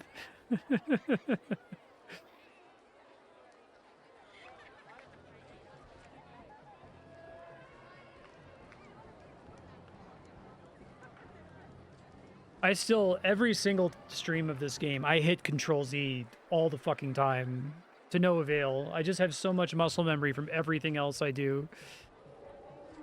I like it. Anytime you hear me go, right, fuck, no undo, that means I tried to press it.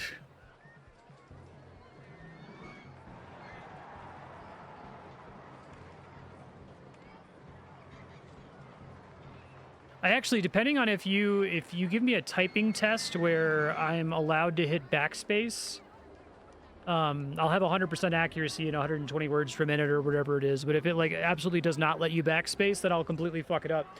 Because I have my brain like cues everything I type, and I know like the last 10 things that I typed, and I automatically hit backspace when I make a mistake, not needing to like see me physically type it out.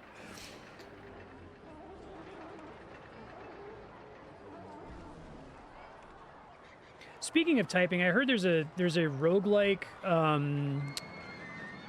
Typing of the Dead game that came out recently. I have to look up what the name of it is. I could probably just Google roguelike Typing of the Dead. That sounds like it's extremely my shit, though, if anyone ever wants to put that on Subblock. Is it Glyphica? It might be Glyphica. I'll find out and talk about it later.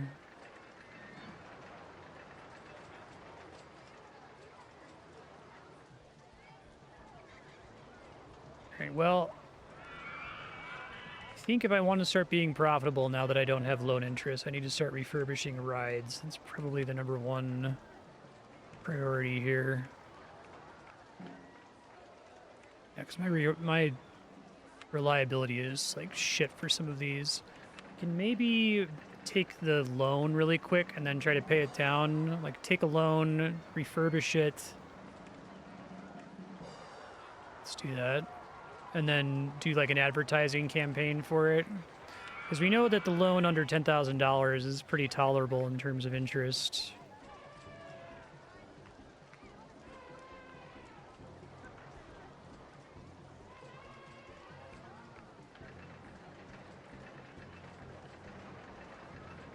Wait for people to be off the ride first. Because I guess, like, the relative newness of rides is also affecting my park rating and, like, whether or not people want to come, right?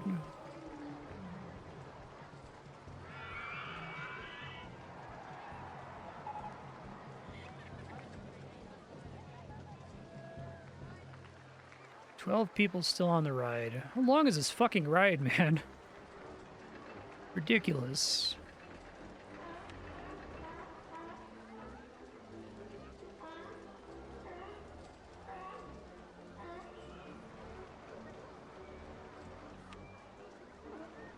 Broken down anyway.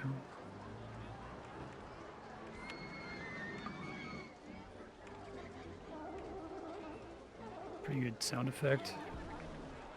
Okay.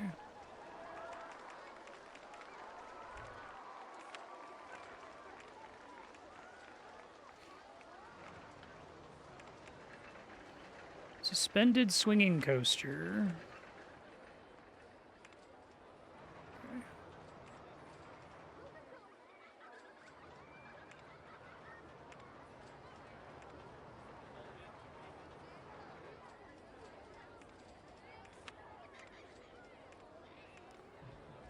Cool. People getting back on suspended swinging coaster 1.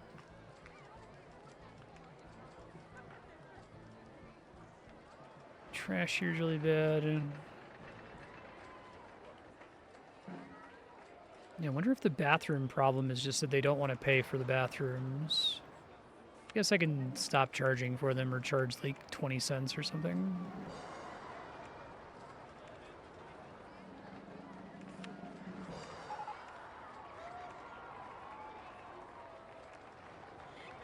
At 50 cents, but I didn't have anybody complaining. Nobody was saying I'm not paying enough to use the restroom. Oh, no, I guess now they are.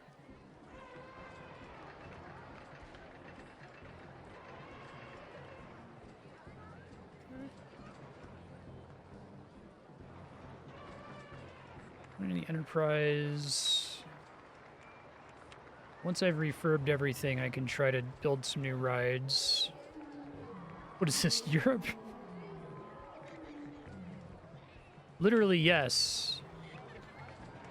They clearly designed this scenario to be like a rundown Soviet park, but then they didn't want to say that in the level description. So I was like, oh yeah, you got an EU grant to improve this European park. This one was pretty expensive, if I recall. It's not too bad.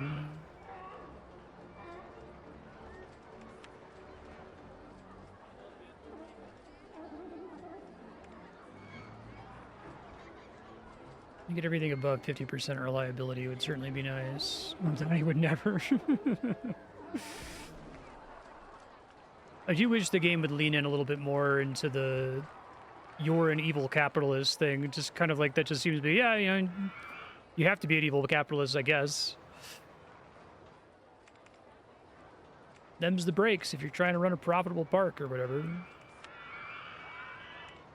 But I feel like that would lead to more interesting level design if you like went out of your way to say, yeah, you're an evil park owner, so like, you know, make sure everyone has to piss and then charge everybody $10 to use the restroom.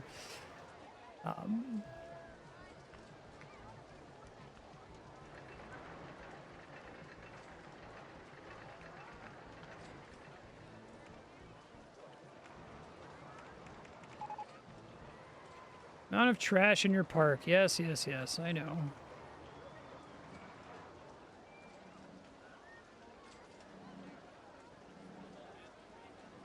I'm hoping the work to refurb rides like that's going to pay off in terms of like people coming into the park, but probably can't justify refurbing anything else unless if it's like insanely cheap. The mini roller coaster one, I think, was the first thing I refurbed that put me so deep into debt in the first place.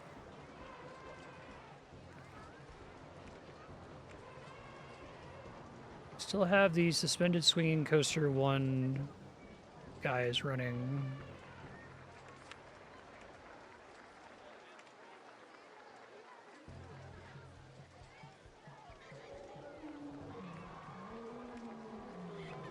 Do I maybe need more bins? I guess a lot of bins ended up getting destroyed. I could try to do that. Early in the park, I was paying so much I couldn't afford to add even the couple dollars for bins all over the place.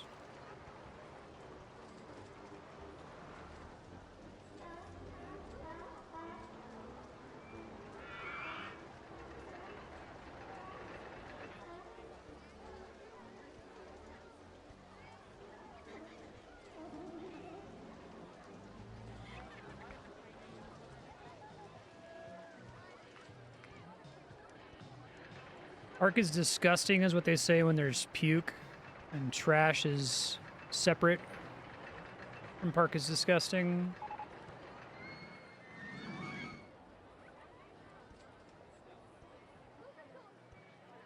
You just try to place them where I see trash, right? Keep trying to micro it. I don't know how much that's acting as a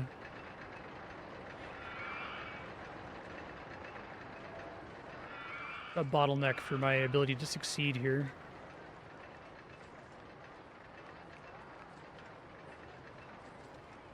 Okay.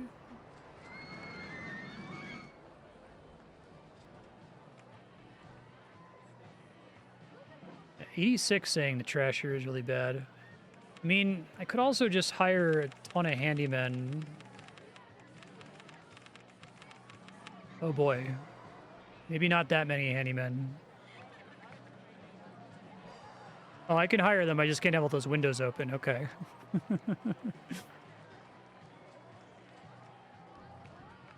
Try to fire them all before I have to pay them. Let's save really quick.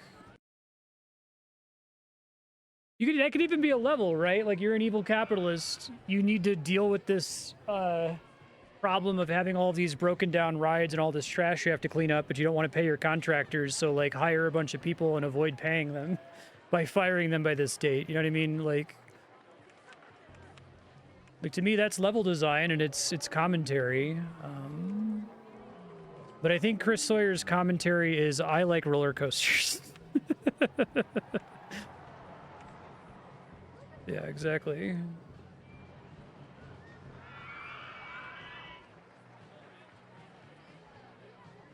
That's how this level started, and I mean, I don't think it was intentional at all, but, like, I loaded into it, and there was all this trash to clean up, so it just made sense to, like, hire all of these handymen and then just fire them before it came time to pay them. It's like, oh, that's neat. You've got this, like, ruined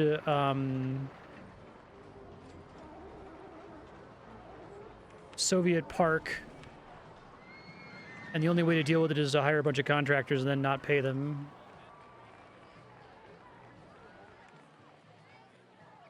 Yeah.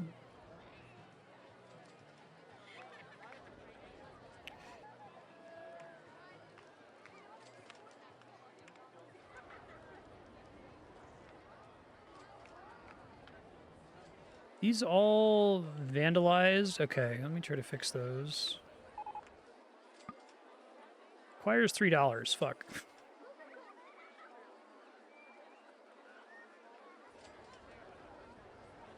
Can we get some rain, please? I charge everyone $20 for a umbrella.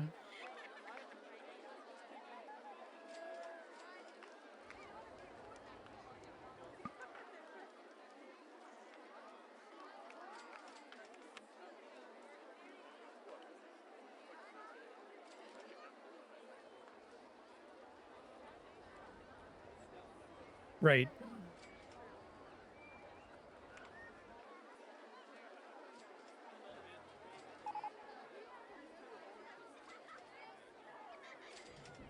I've run into a couple games that was a problem I had with Arcade Paradise. Arcade Paradise is like a neoliberal fantasy, right? Of getting a small loan from your dad to open an arcade. Well, no, you're totally a rebel because you get a small loan from your dad to manage his laundromat, and you turn it into an arcade. So you're totally against the system, man. And the way you win in that game is by, like, ignoring government regulations. But it's interesting because it's a game that is explicitly about you are profiting from ownership, right? You're making money because you own these machines. And the objective is to get passive income and fuck around and play on the machines all day instead of having to do your actual job, which is running the laundromat. But the game doesn't present that as objectionable. It presents it as aspirational, right? Yeah, isn't this the dream? Don't you want to be the boot? Right? And it, like, is forced to contort itself in these really funny ways where it's like, well, you know, how would someone realistically get in this position? Well, I guess they're going to have to get a loan from their daddy. It has this cool scene where you're like, you have to go work at, like, the Amazon fulfillment warehouse for a bit because your dad finds out about you running the arcade and gets all pissed at you, and your friend hasn't bailed you out yet. And, like, the part where you're, like, working in the Amazon fulfillment warehouse, the mini games there are exactly like the fucking arcade games that you've been playing the whole time, but it's like, well, you deserve to be freed from this, right? Because you're special.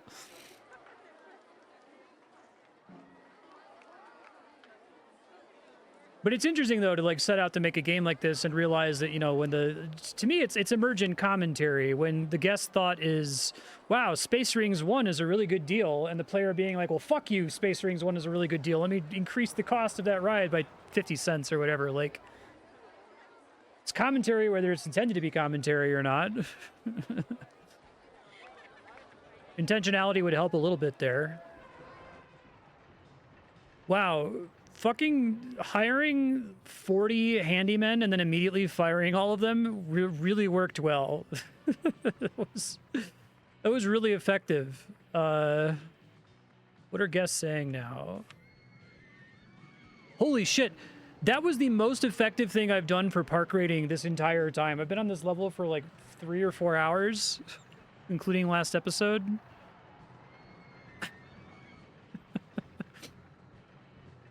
I'm telling you, make that a level.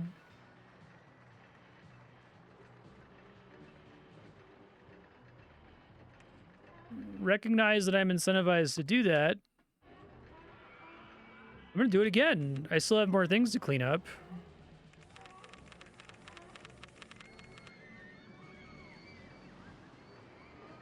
I wasn't doing it before because I really underestimated how, because like I'm guessing whenever you hire a handyman, it like spawns them on a random tile somewhere. Is that how that works? Just like the pure, because they're all random walking to clean up in the first place. And then the spawns are random.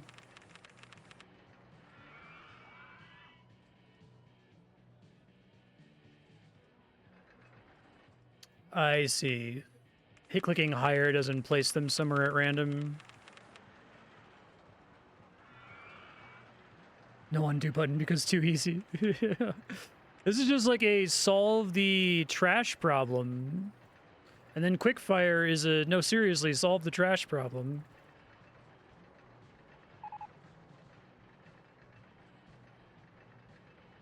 Labor exploitation. Horrible monster. Man, I was fucking chump earlier. You see me picking up that guy and like dropping him on the path to like clean up individual pieces of puke? Why do that when you could just spawn in 100 handymen, let them work for like 4 days and then fire them without paying them? I'm gonna get like the cleanest park award. Look at my fucking park rating. Look at this shit. This is very efficient commentary. This is like that thing I keep talking about in Crusader Kings 3, where I realized that my daughter, who is by far the most qualified person to be the ruler of my kingdom, because she was a genius and a capable leader and a diplomat and, you know, trusted by everyone in the kingdom, was still going to fail because she was a woman. And the game was modeling medieval misogyny. I'm like, oh, okay, I see the point that you're making with this game.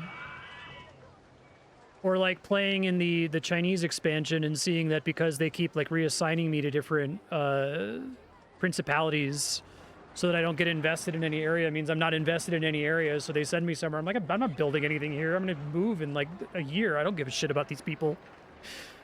Great. That's fucking crazy. This thing has been at like 20% the whole time. Now, I guess I haven't had the money to risk hiring that many handymen all at once. And I'm supposing it takes long enough for them to repair a ride that you wouldn't want to do that with, like, mechanics. That's not going to make any difference. I'm going to get, like, the cleanest park award. I feel like. That's so ridiculous. What's that doing for my income? It hasn't really changed guests in park. I guess I need to have more guests in the park in the first place. Need to run another marketing campaign here.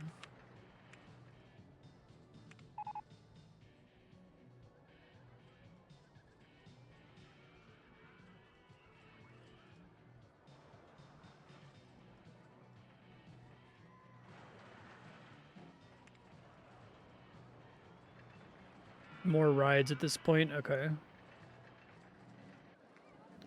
Can do that in a second.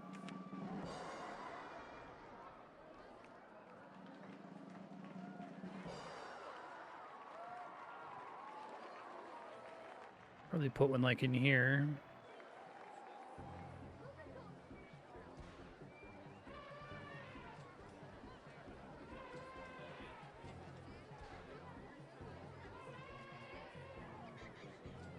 Park value is already at 107,000, so we're getting there just from refurbs and getting the value up.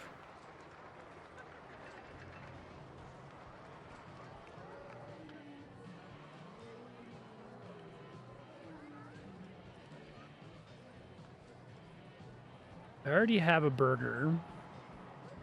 I want to be that guest. I want to be the guest who's walking through this amusement park, eating a burger, looking at a burger stand, and the overriding thought of their life is, I already have a burger.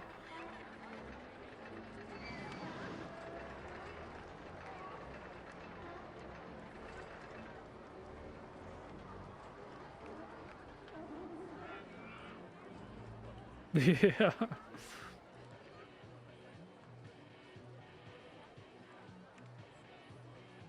What if I had 2 burgers?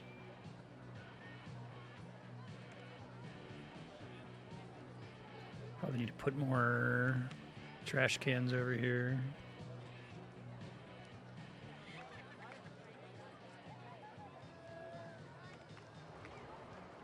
I'm a chump over here. What am I doing microing my handyman when I could just spawn in 100 of them again?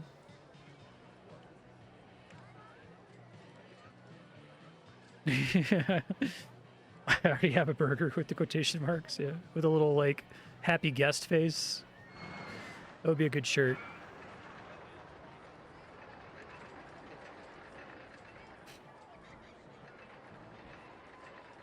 This park is really clean and tidy. Right now, guests are on an uptrend, sort of. I'm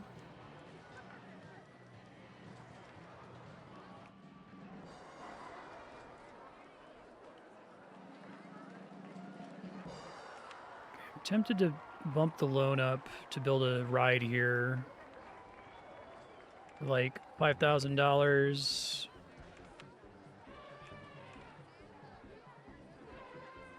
Give you a lot of options here. It's crazy.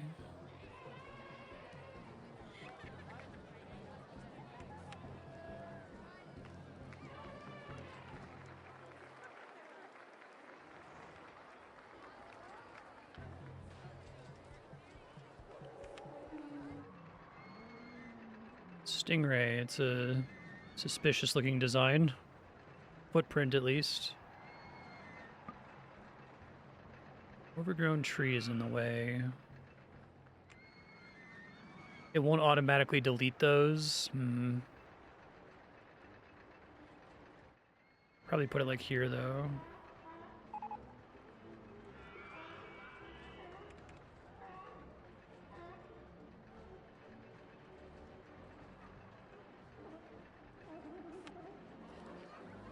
Oh, the placement on that was not where I thought it was gonna go. Fuck. Try to fix it.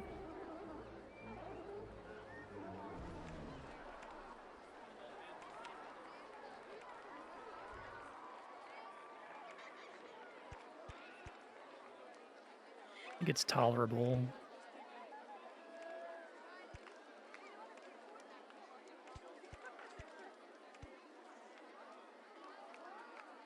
Can I hide the rides here so I can see if I did that right?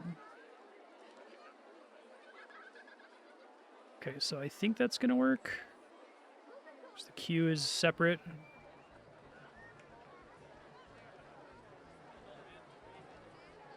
To a ad campaign for the Stingray.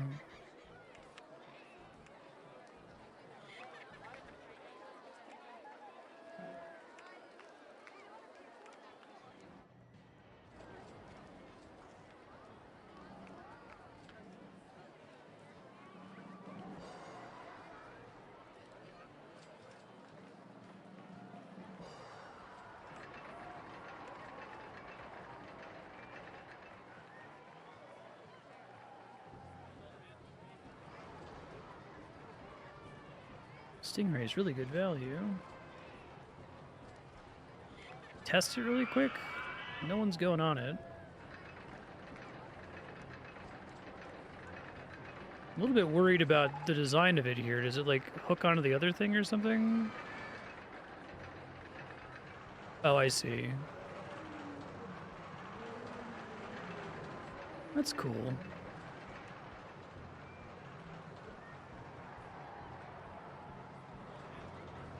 And then you like roll back into the... That's kind of cool.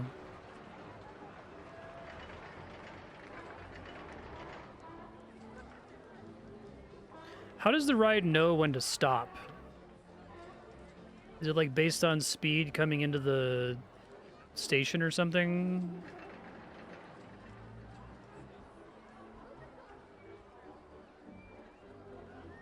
Tempting to maybe make another path to get into this ride. Because everyone seems to be going to the ride and then saying, I don't want to go on that, which is weird. Or 2 people on ride. Okay, some people are trying to get on.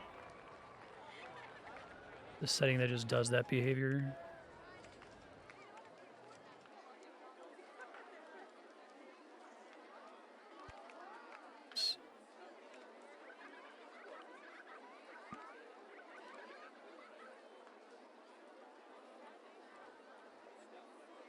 Taking pictures of the scenery.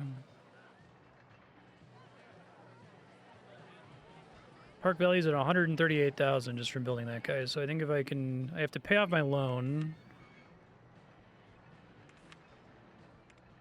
I can charge more to get into the park now.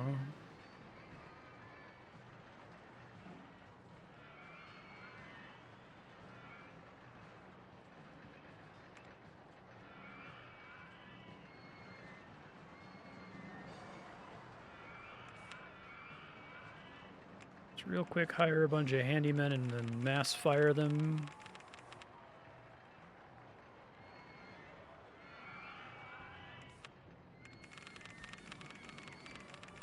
So you really, in the original game, you had to hand place every handyman. It's crazy to me. Like, my brain doesn't intuit that if you hire 100 people and spawn them all in random locations and let them walk around literally for just like 10 seconds, that's enough to clear all the trash in the park.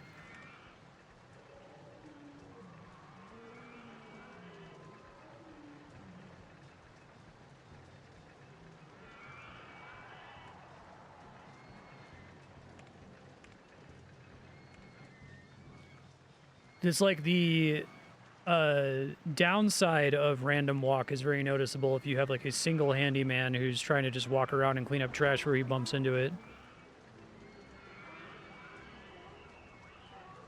You don't place them there in limbo until you do something. Hopefully all these new guests I pulled in are going to be buying umbrellas here.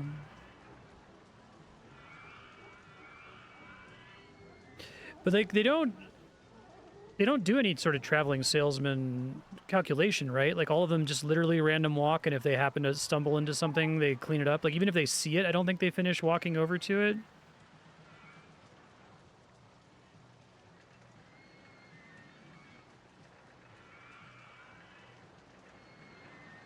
It's interesting though.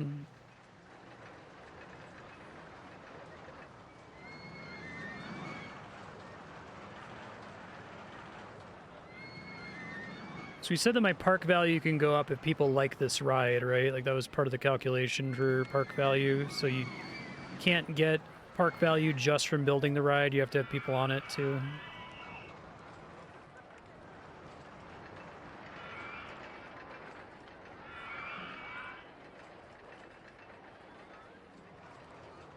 Yeah, buying 10 million lottery tickets.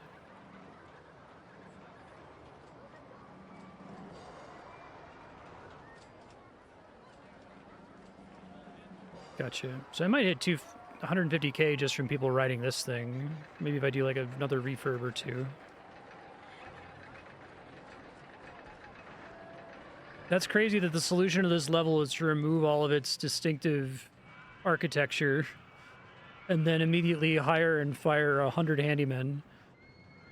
I could have done that. I think I spent almost an hour trying to manually clean up all the trash while minimally spending money, and I could have just like hired 100 guys and fired them all.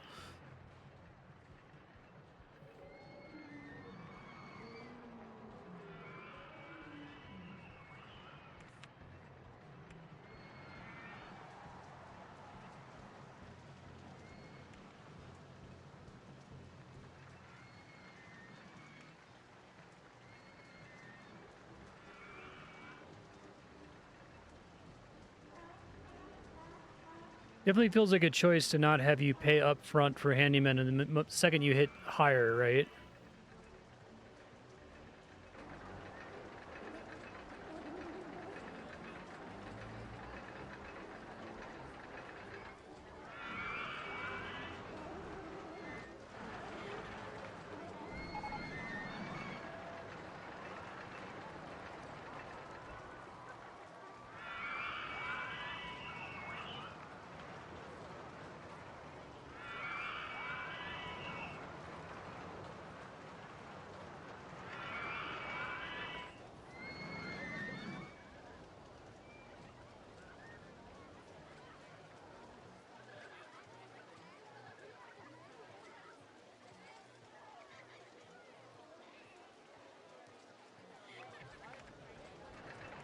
Oh, your words have to be recent. I didn't realize that.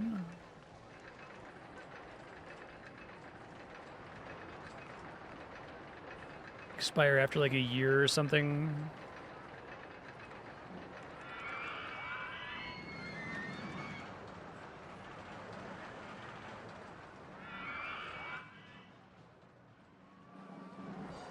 What are we doing on park value?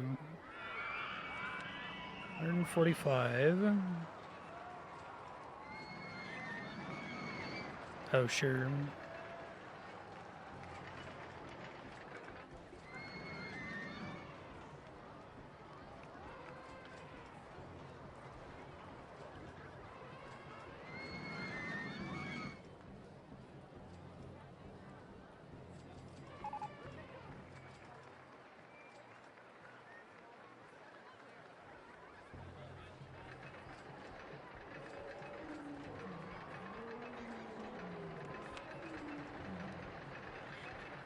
This park is really clean and tidy. I'm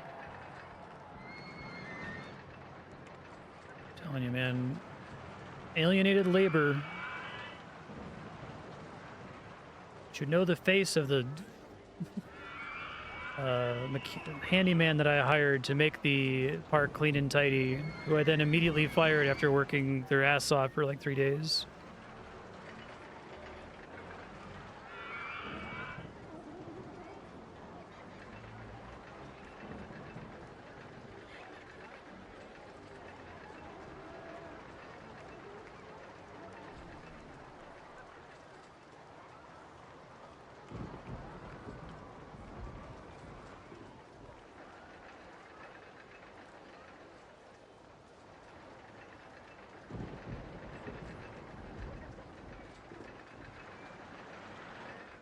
Right.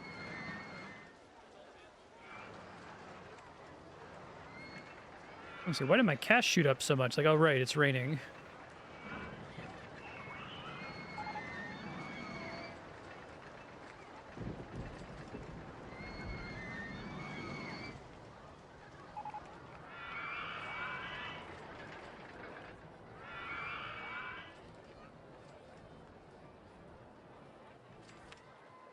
If I were to refurb something, what would it be?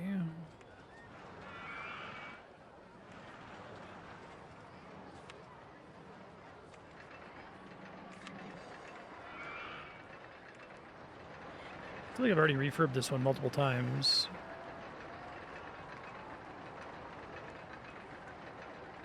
Puke-O-Matic.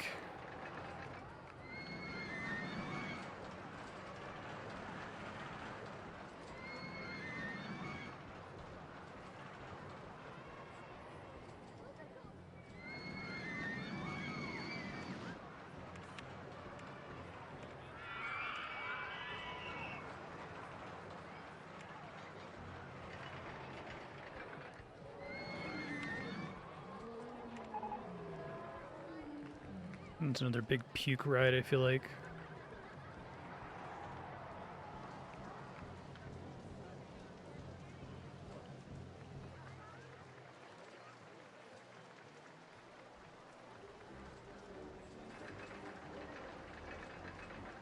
Got that cool ride where it like spins you around and you stick to the walls. Makes everybody throw up.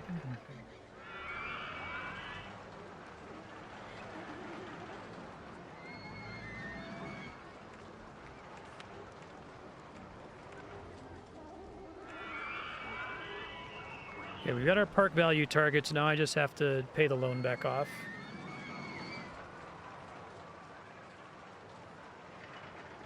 Oh, is it called Cajun Cliffhanger? Yeah, I always read it at Great America.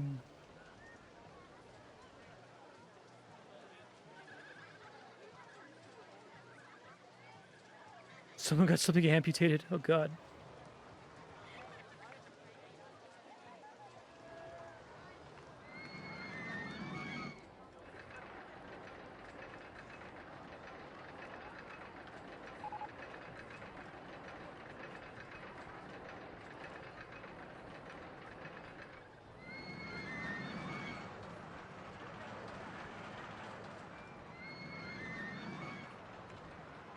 Probably good to just run another advertising campaign.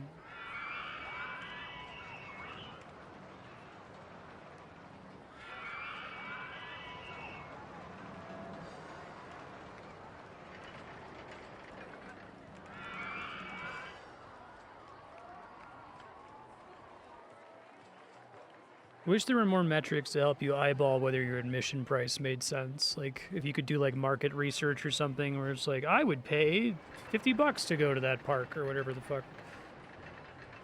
You kind of just have to brute force it a lot.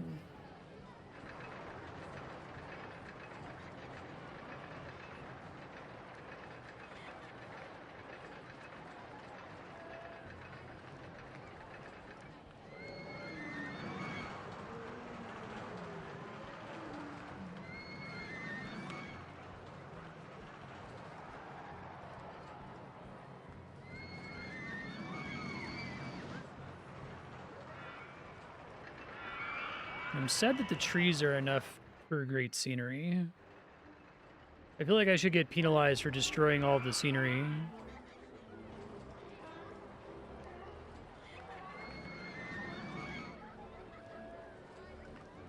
At this point, I can just fast forward.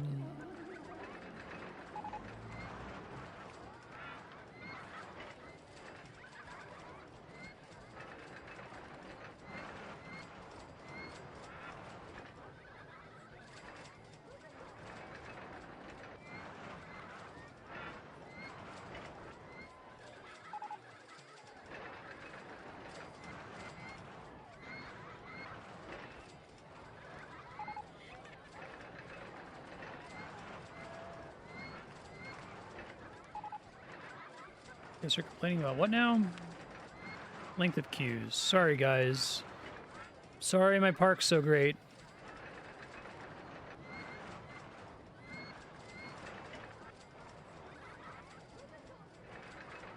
Going to Cedar Point, wait in line for like 2 hours per ride.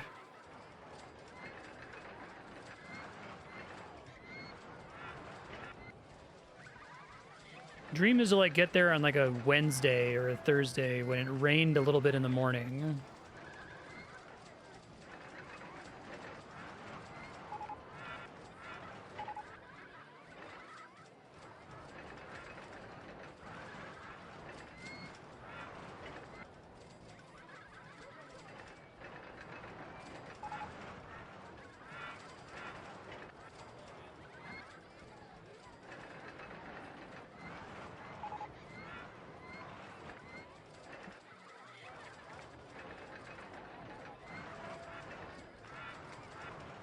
Wow, my park rating is dipping. The path is disgusting. Well, you know what time it is, folks.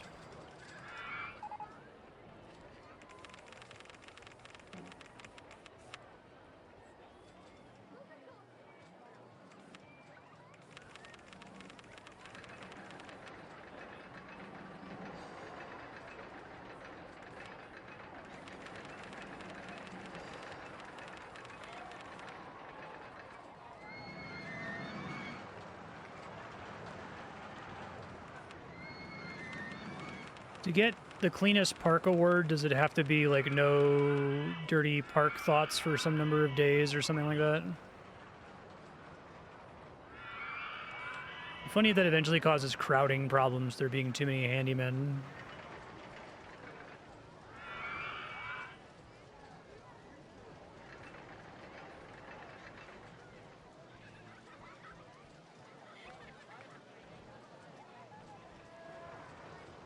I feel like that's easier than a fucking undo button if we're worried about making the game too easy. All right, almost there. Oh, wow, my park value fucking tanked because of that. That was just because of it being dirty briefly? Holy shit. I was at 150K. I was way above it. Looks like it's recovering now.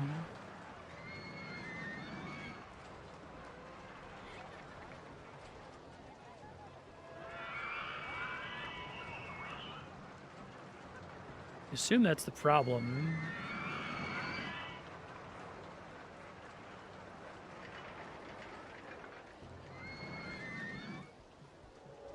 So maybe it's possible that some of my rides like depreciated, but I wouldn't think it would be that significant, you know?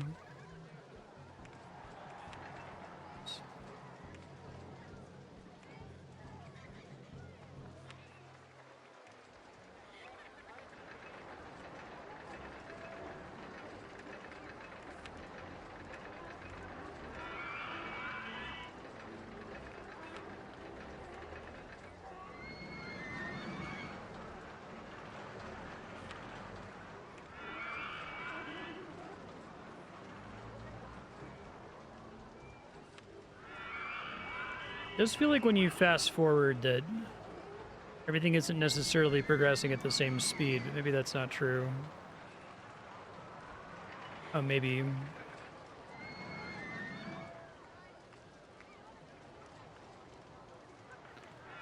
Loans paid off to deal with the other problems now.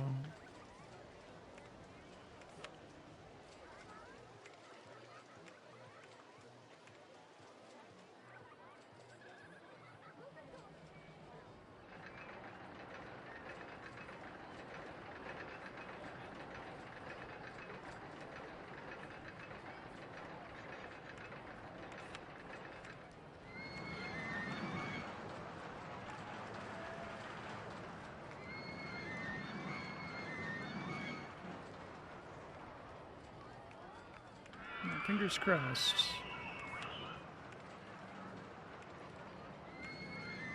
Wonder, given I don't need cash anymore, if I can just like bring the admission price way down here. Let's try to get that award again for Value Park.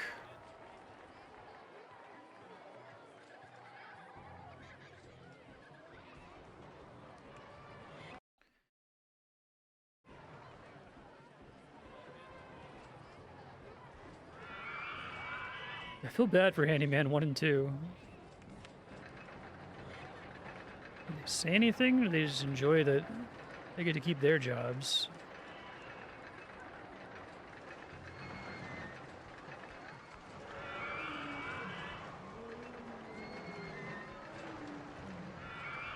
Let's see what caused my park value to dip. It happened in the space of a single month.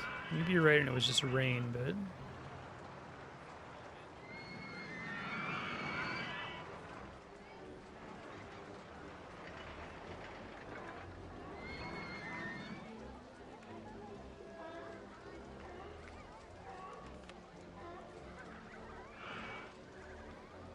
Actually clean and tidy. Not going on that while it's raining. Vandalism is really bad. Okay, I could try to fix that, I guess.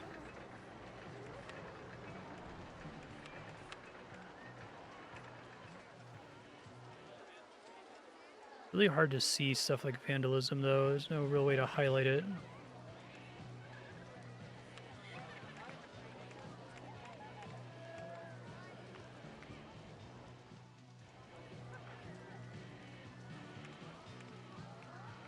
It's just the scenery button, right?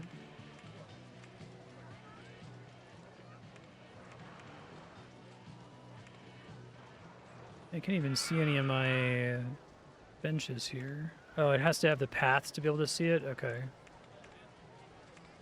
I guess it counts as a feature of the paths. Right, let's see if I can track it down. Okay.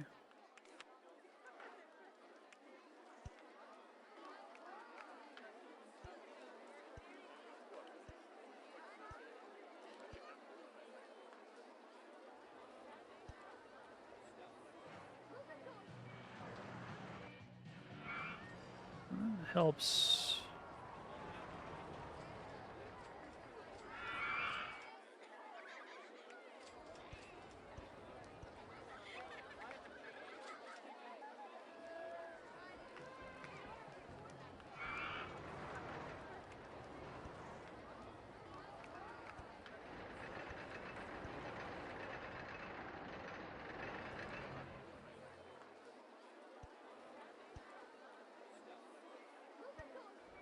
I think that covers everything.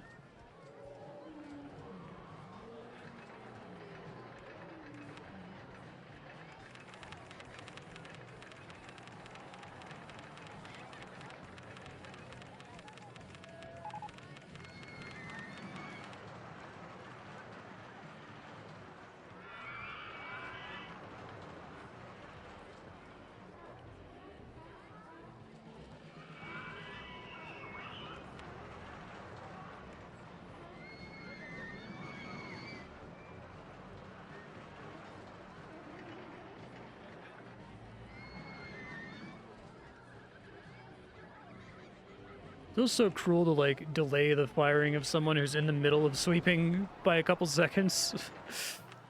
Okay, park value 139. And I guess now I just have to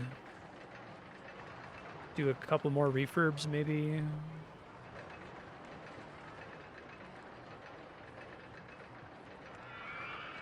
New RollerCoaster would require me to get the loan up, which is not worth it, I don't think. So I'm just keep doing the cheap rides here.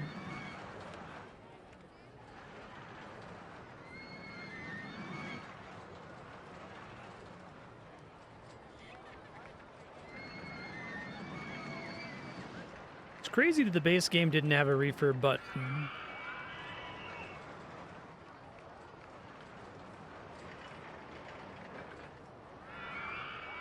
Really? Okay.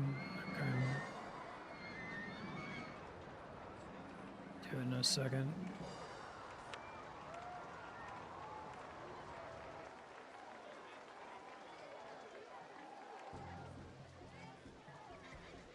It just feels crazy that like I was there. I had it.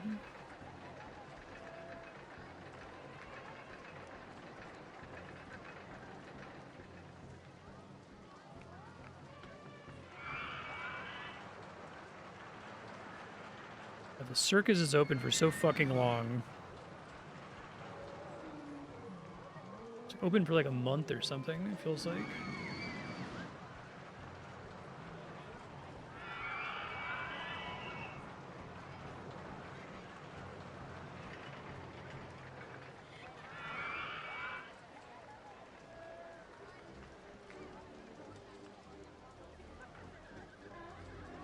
Come on, Circus One.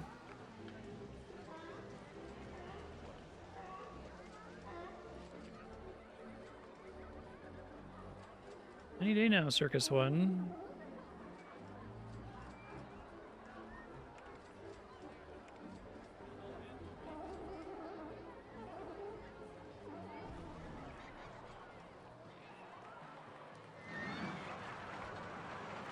I just want to get this over with so I can stop paying attention to it, and then I'll build the flat ride or whatever. I just keep thinking it's going to finally trigger his close, like any second now. There it goes. Jesus Christ. Really is open for like a month at a time. Okay.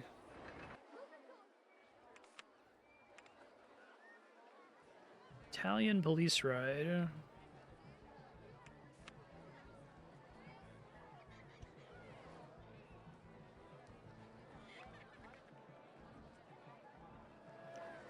Make sure I can actually path out of here, right? Don't need to delete anything.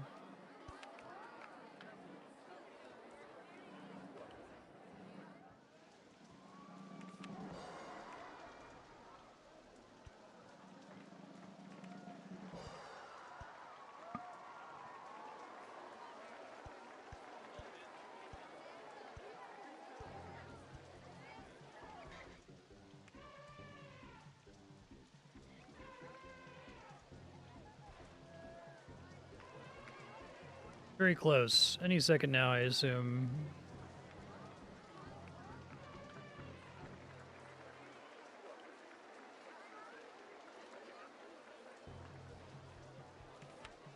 Okay, we should have it now. Right, because it's there it is. Repay your loan, park value of $150,000. Okay. So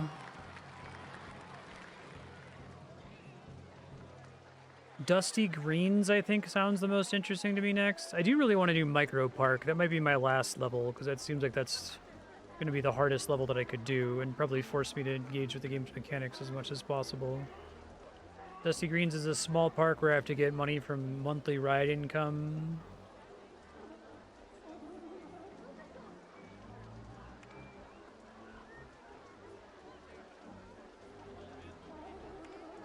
I learned something from that stage. Exploit your workers, apparently. Okay. Small golf resort into a thriving theme park. No time limit. $5,000. So that's kind of cool that it's like on this freeway, but you only have access to these two areas. Is there a way to like increase can buy the area across the way, which I learned from Dinky Park is like pretty much mandatory for this sort of stage, although I guess I don't have to immediately. Nice to have a small park again. I like that Soviet park idea, but it was like way too big for its core ideas to work. 10% per year on interest is substantial. I feel like a Wild West theme is that what they're going for here. It's cute. Kind of rides do we have? So normal funding. Probably need to spend more on it if I'm trying to get income from rides. That's cool. So it's only mini golf to start. I like that. Feels different. Gentle rides, car rides, coasters. The problem is, it's like, to me, it would be fun to go through and try to make all the flat rides, but it really feels like you're incentivized to just spend all your money on coasters because they're so efficient in terms of like cash and footprint. There are no stalls yet, so I could start building stalls. I guess this means there's 2 entrances of the park here.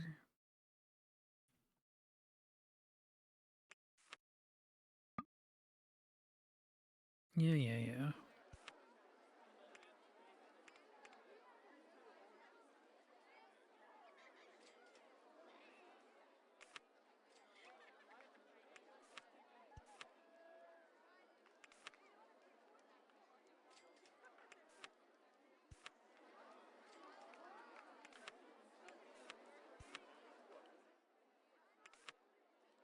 Okay.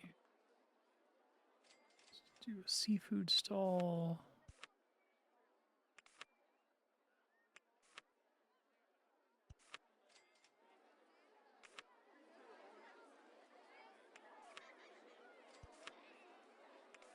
You said there's some kind of a word for different kinds of food and drink stalls.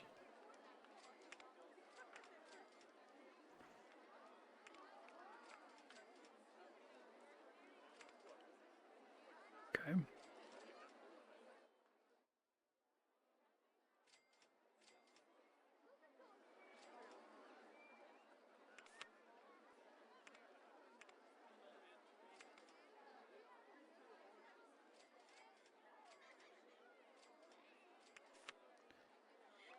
Did learn from that earlier mission that corkscrews seem to be like really strong. They take up like no space, but they are really great for excitement.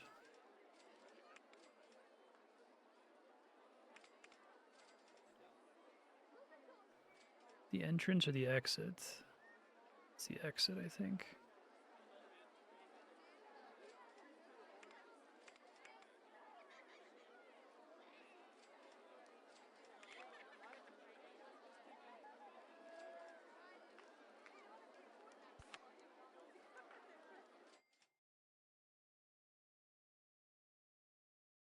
Can't make out which one's the entrance. It's there.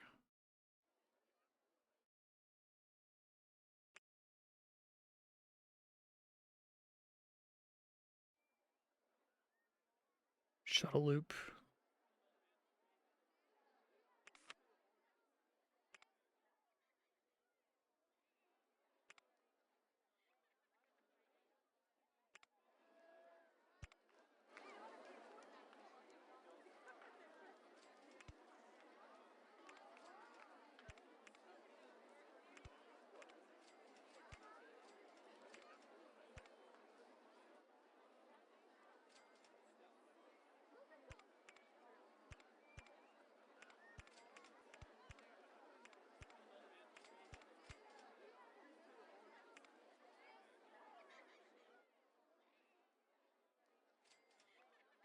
So the paths are part of the mini golf course, right? So they can't count for getting me out of there, I guess.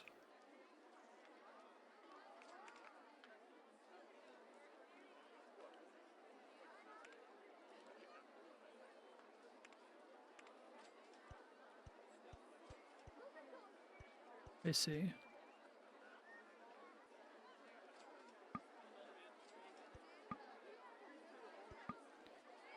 Okay, well, That's problematic.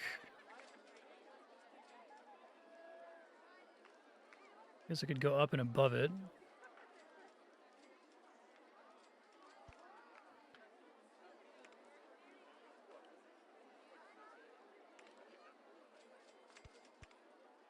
That'd usually be cheaper.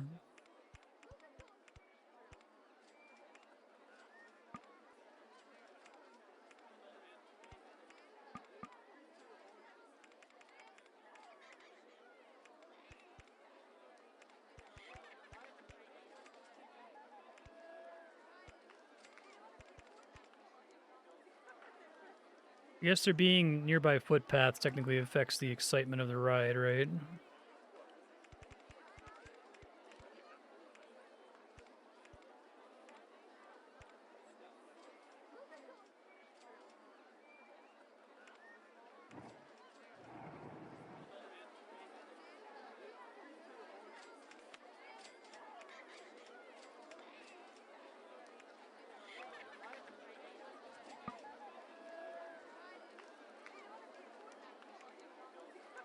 Do you know which way this is going to face? Like that?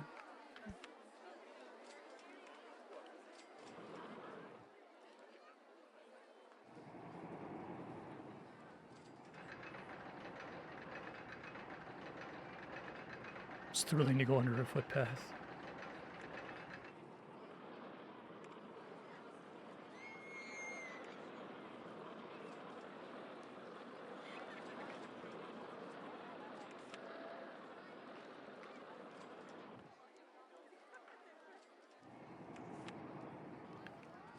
This one was pretty small, if I recall correctly. I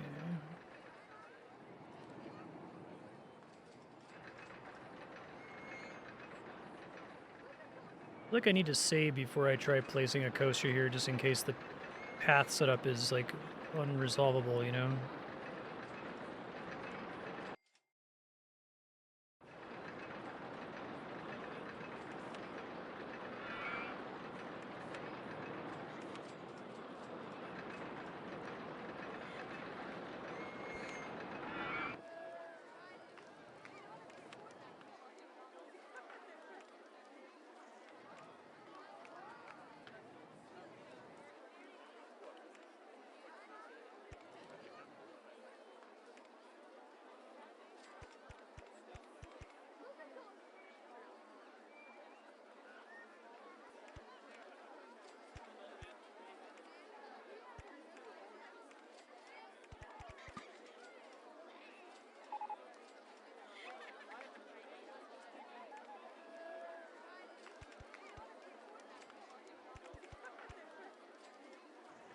Okay. Where's the exit? There.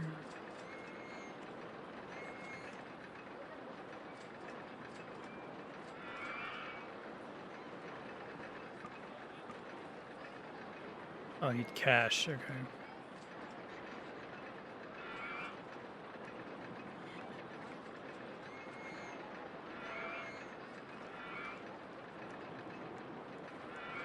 Charging for rides here, right? So I should be charging quite a bit more for my roller coaster.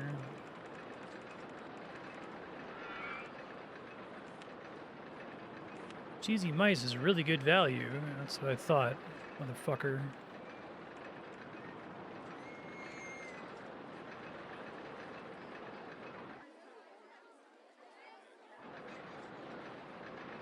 Wow, a new ride is being built.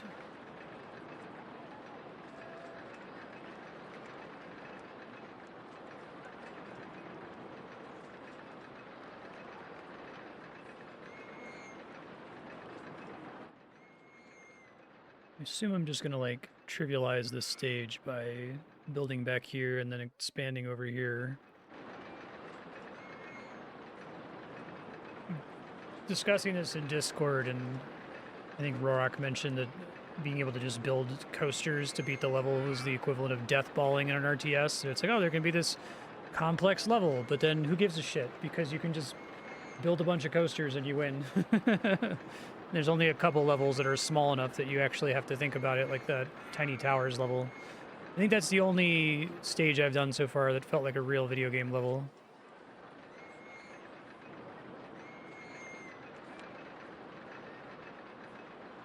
Could try to increase...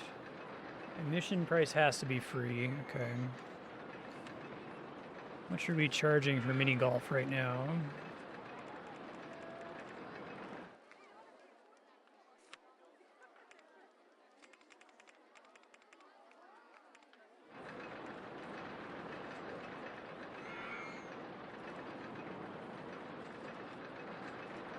Yeah, I thought about doing it. 10% kind of sucks, though.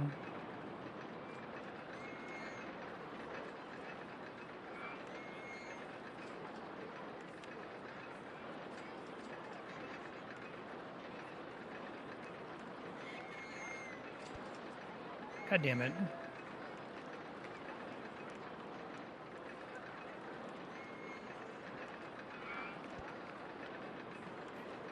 Why does it not want to come out of there? I'm confused.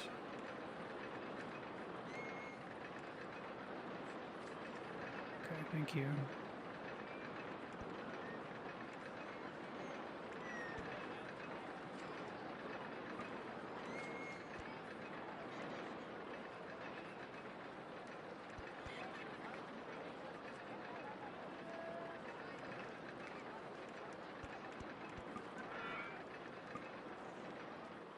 Get rid of the regular footpath, which should be a problem. Okay, hold on.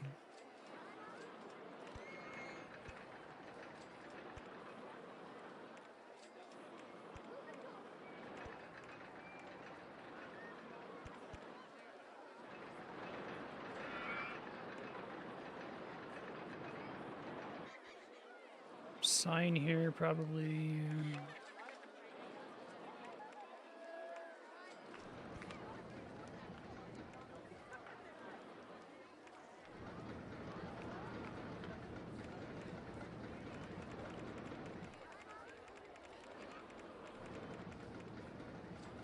What's our ride income? 440, so not amazing. Okay.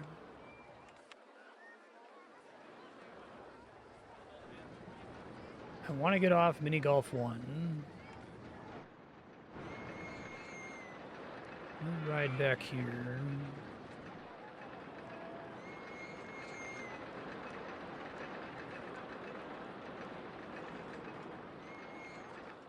Not happy with this queue, but I need to get something set up. Really bad at like trying to think ahead in terms of getting a queue that's in the air to touch the ground. Trapped on the golf course, you cannot leave.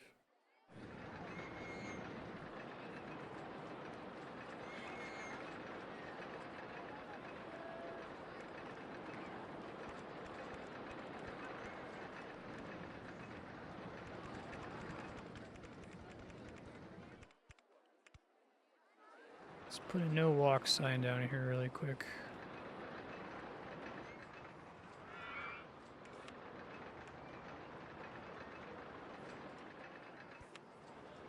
It's facing the wrong way. Shit.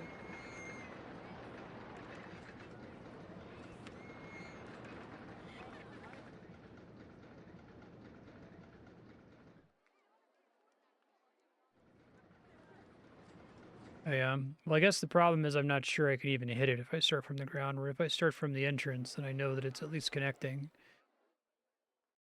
Okay. Build something else over here.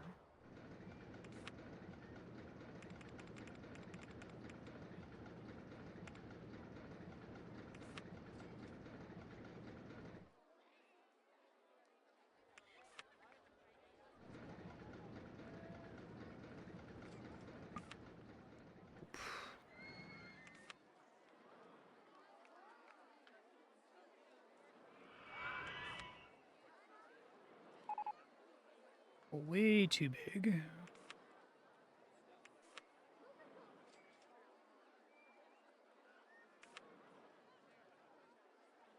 Could work. If I can get the save again, because I don't know if the exits are going to line up. Shit, I forgot what category that was. Spiral percolator.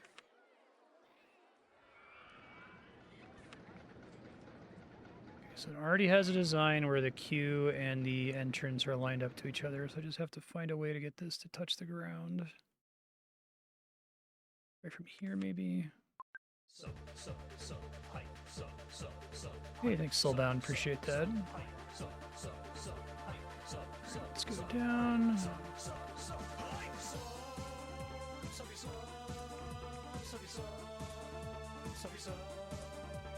This should be good. You don't want that to be no entry anymore because they have to take it to get in there, so just delete it. Then we can open this ride.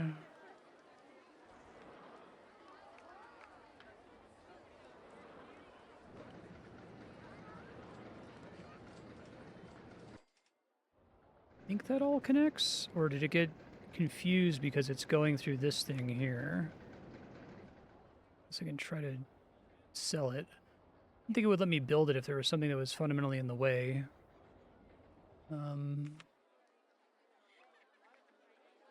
Looks like it's fucked up though.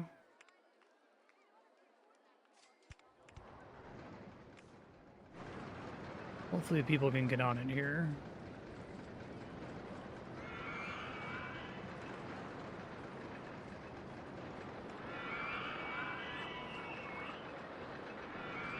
I don't know why it let me build that. But so be it. Okay, so... still have more in the back of the park. Probably get people over there. I don't want too many people wandering down long paths like this if they're not going to a ride. I guess maybe I can extend this here. Try to go down in the corner. Decide what I'm building there, though. Charge more for this ride, if nothing else.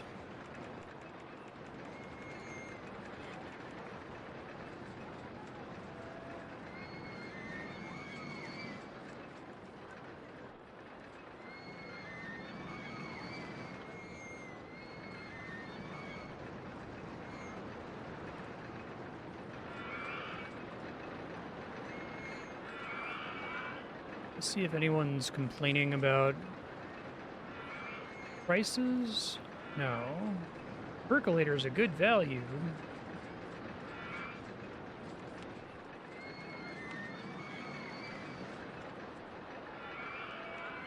You can be a scumbag capitalist here.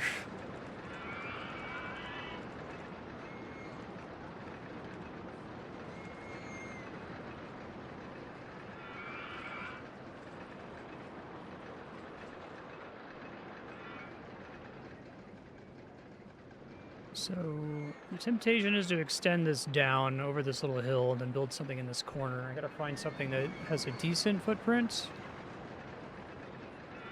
Yeah, right. Vibes absolutely massacred. I feel like all of these are gonna have a crazy footprint, right? So I feel like you look at these pictures and the footprint looks impossible, and then you go to actually plant it and it doesn't take up as much space as it looks like it does. I think I've ever heard of a Virginia reel before. I can't afford this, I just want to see what if it would fit. It would.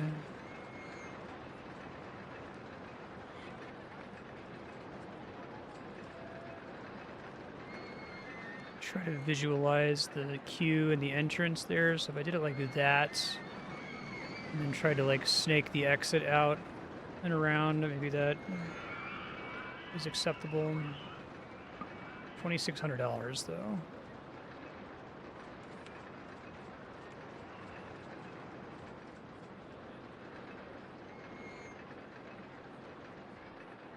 Early 1900s ride.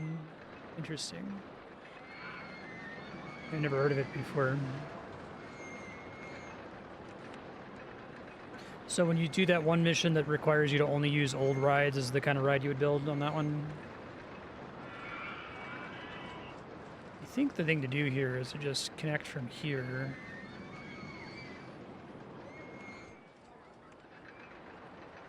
That's cool.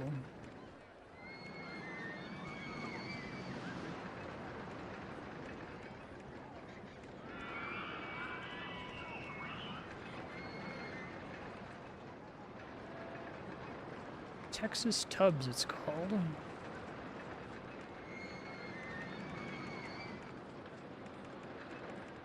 That's wild.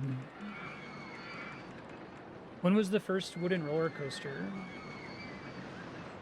So I think of roller coasters as like an incredibly modern invention.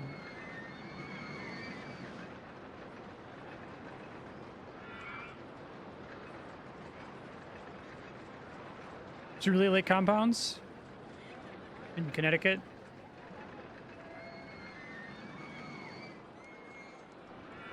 Interesting.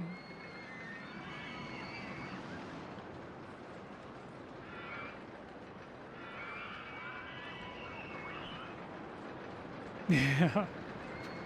Andrew used to work there. It's got like a little tub. Oh man, that's gonna hurt your head going down, isn't it? Oh, that does not look like a good time. Oh, that's horrifying, Babe Russ.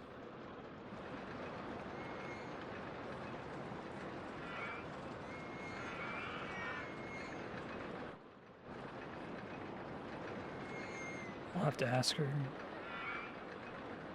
So park values at 100K. Ride tickets are halfway there just from fucking around and not really putting the amount of effort into this level that it probably requires.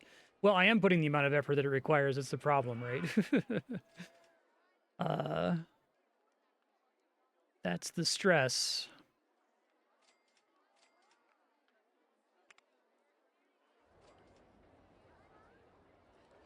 Yeah, that's really scary. Can I increase?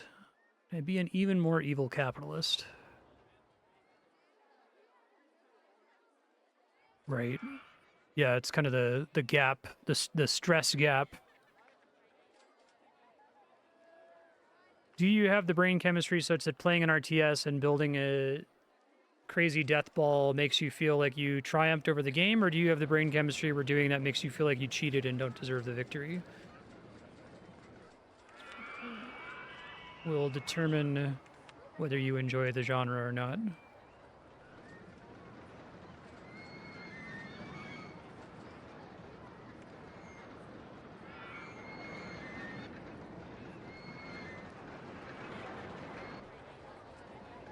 There's a lot of trash everywhere. I probably need to... Probably it's a lack of trash bins is the issue. Try to place them where I see the trash.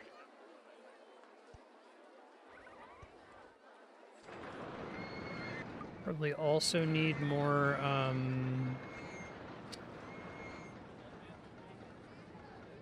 benches everywhere.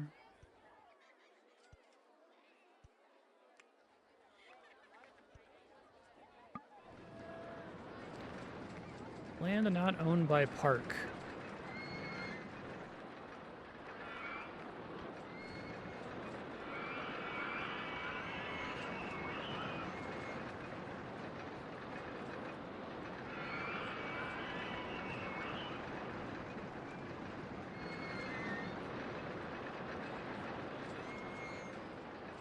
Okay.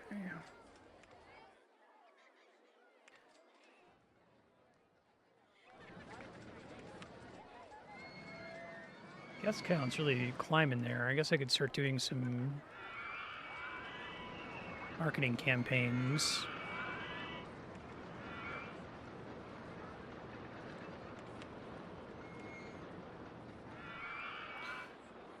Cheesy mice.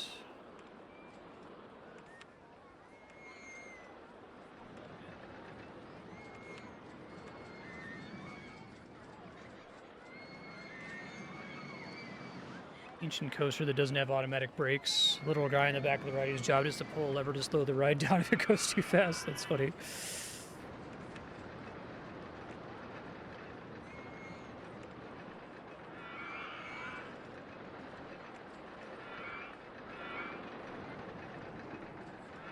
having this long path everyone has to take probably produces complaints about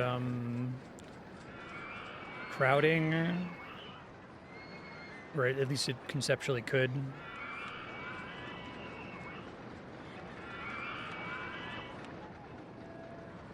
From a bathroom.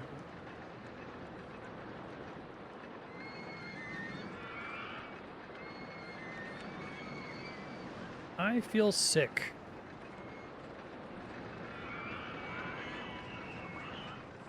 Can I fit one?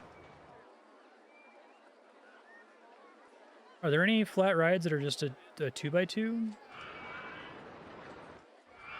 Maybe put one like here somewhere, but slide is okay.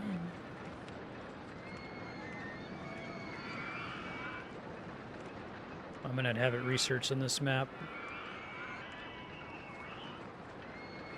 That's okay.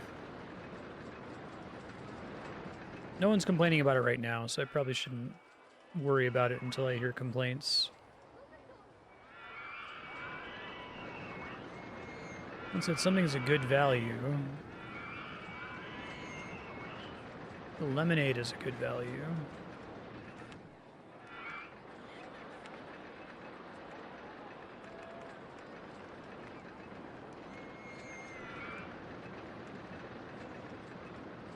Park map is a good value. That park I briefly had where all I had were park maps.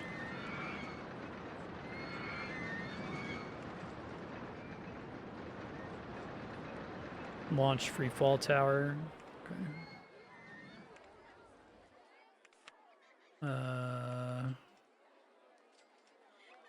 This one.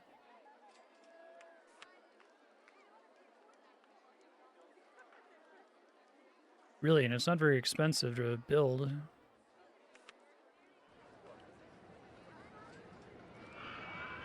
Great in terms of its like footprint, it seems like.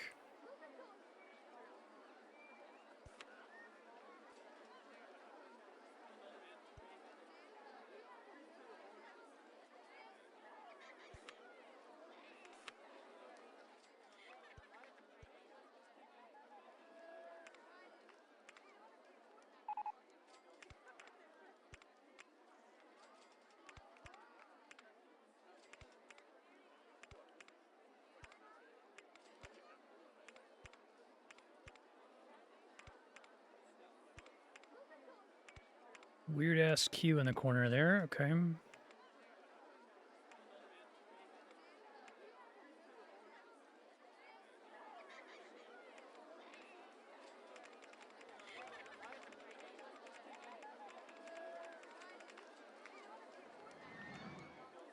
Well, too many of those, I don't think.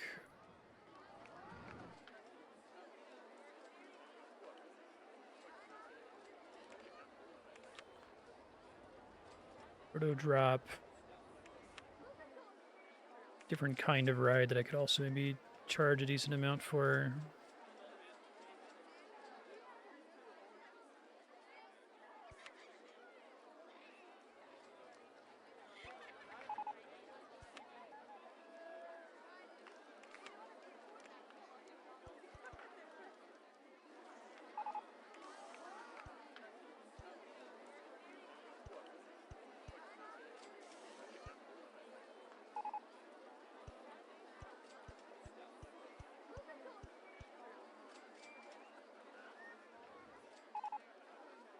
I see.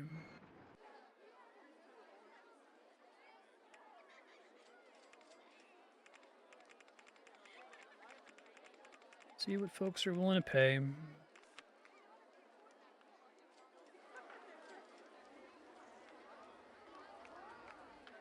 Mango Muncher looks too intense for me. Wait, are they, maybe they're saying this from the moment I spawn the ride and not when it's at $5.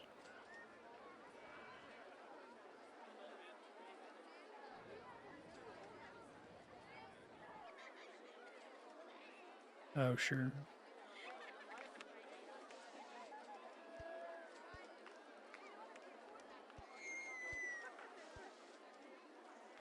They're about to get sick as fuck.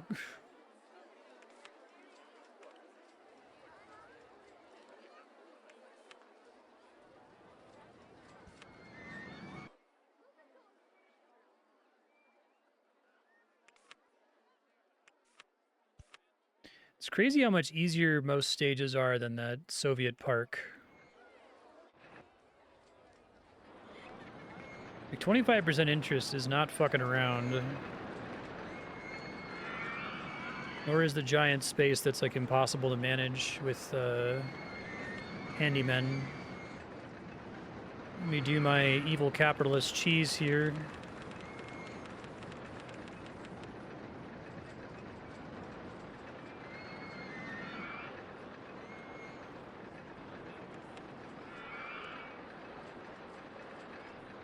Yeah. It's like they exist first to show off, look at this pretty park we built, and not really to be like a video game level, unfortunately.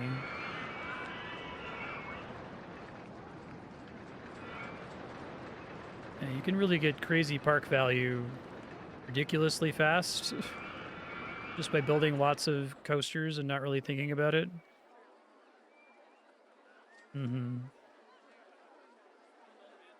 Yeah, it's almost like it's cool that you can build these much bigger parks, but like, does that make the game better? I think the answer is no, unfortunately.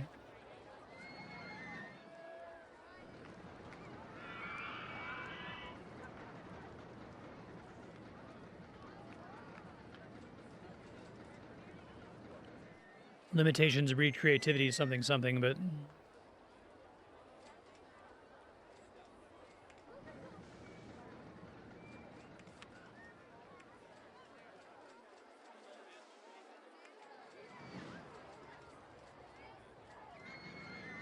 right. Yeah, I feel like a big map is like a level concept. And like that's okay, that's enough. I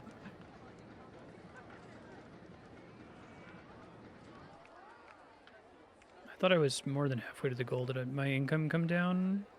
No, I'm doing like $3,700 a month. It's 5,000 a month, isn't it?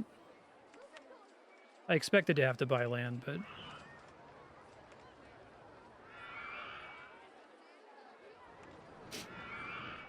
oh, we're more than halfway there. I probably can even get it just by using up this remaining space over here without having to buy more land.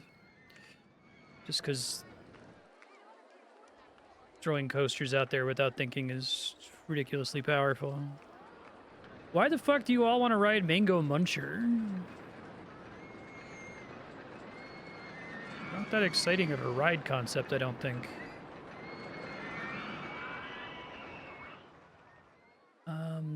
Okay.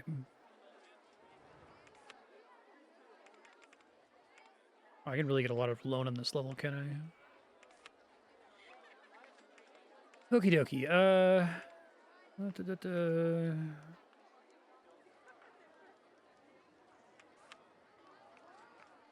These are all expensive as fuck.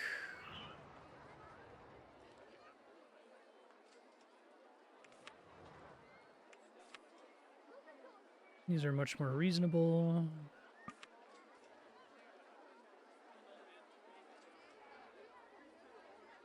Alternate vehicle typing will not perform as expected. Okay, never mind.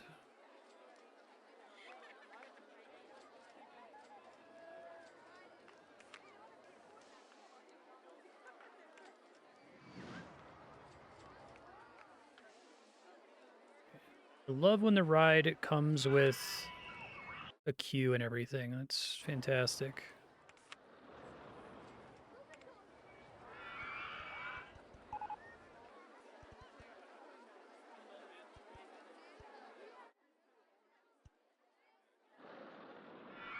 Probably want a no entry sign there.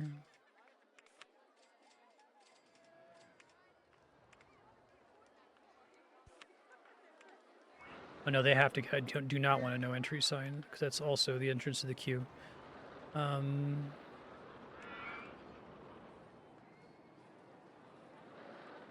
Everything with a queue is from a real life park. I see.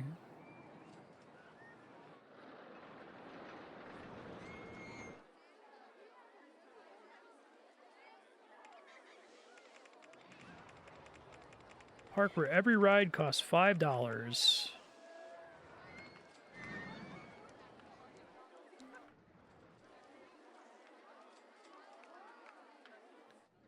Unfortunately, golf course kind of sucks in terms of like allowing me access to the rest of the space here. Could maybe make like an elevated path that goes over this way.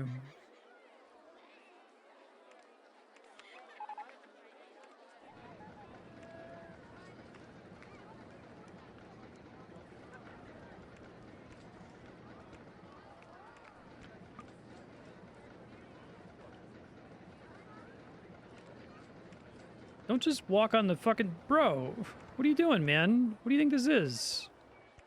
Get out of here. Obviously constructing here.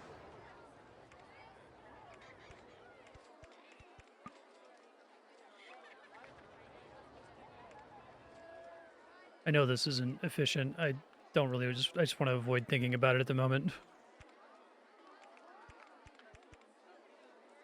Okay.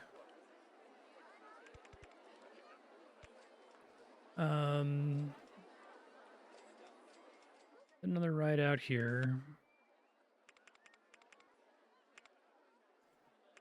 Something we haven't built yet. We did mini suspended a second ago. I think I did mini already. I did Virginia Reel. Inverted hairpin coaster. Some of those are fucking wild looking.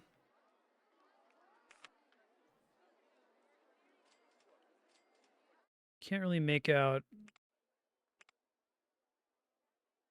Okay, I think I see where the queue is there.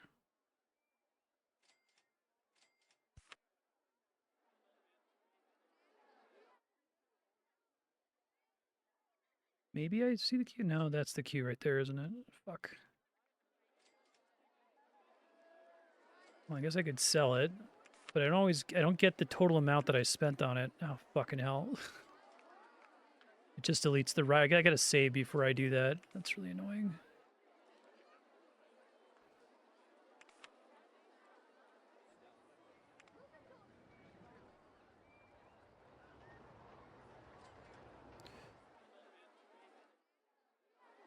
Undo would be easy mode. I could just save the game and then load my save. That's the true difficulty, right? That's like some Dark Souls shit. That's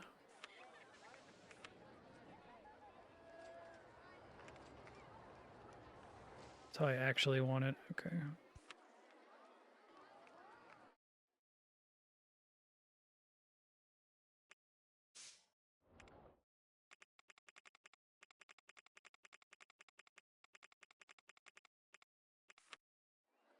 Queuing for ages.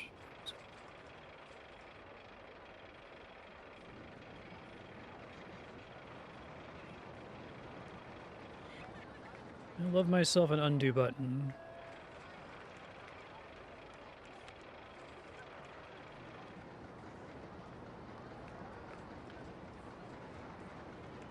I'm actually surprised the vanilla version of this game doesn't have an undo button. It feels like a really strange oversight. Like, you would think just out of pure frustration while making the game that you would be like, oh, it would be really great to be able to undo.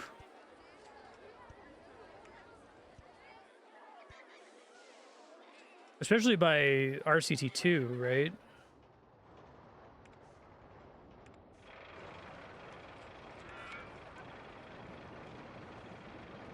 We were at 4,000 last month.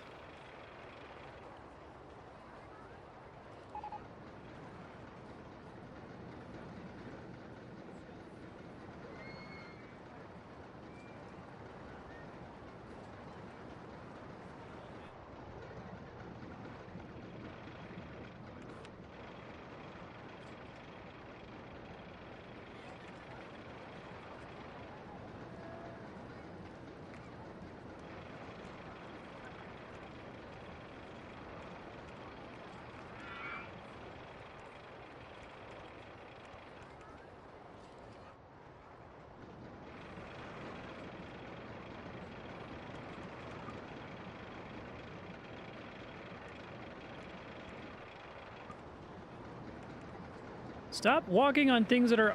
Bro, those my own...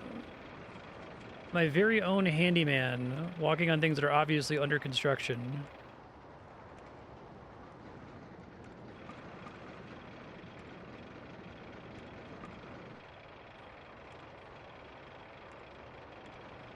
Some people's kids, man, I tell you.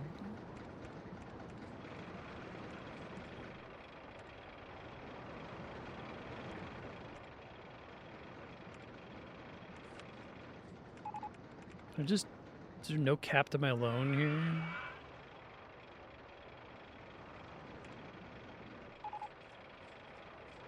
Air-powered vertical coaster. That shit's expensive as fuck. I can do that one. Wings of Apollo, huh? Whoa.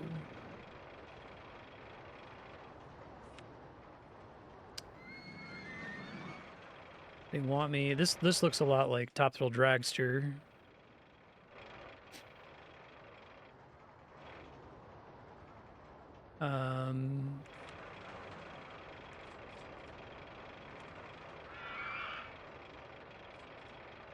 Oh yeah.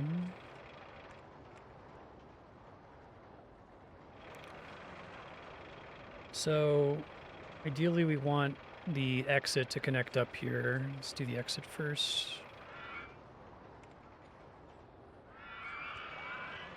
Actually, we don't want that.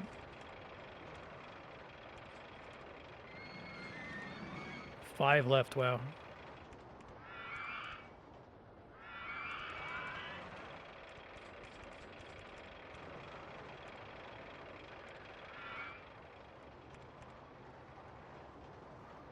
Okay, fitting over that's gonna suck.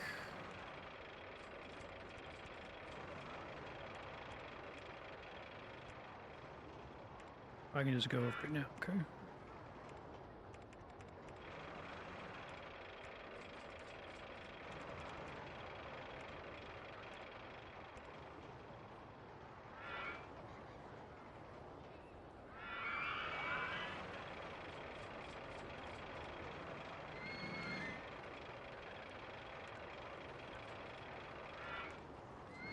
My brain does not process that these supports aren't real. Unfortunately.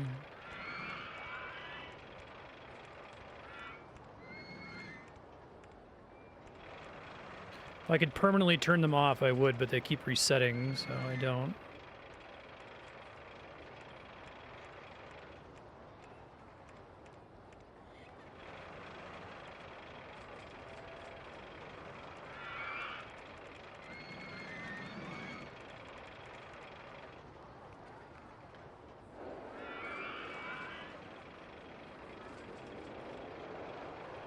Yeah, right there. So that is pretty obvious.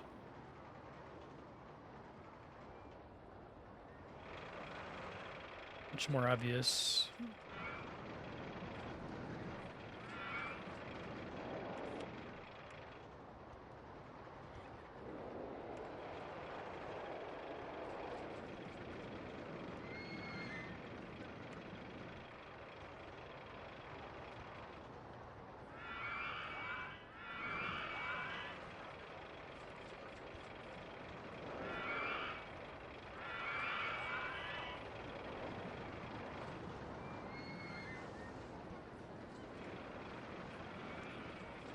How we looking?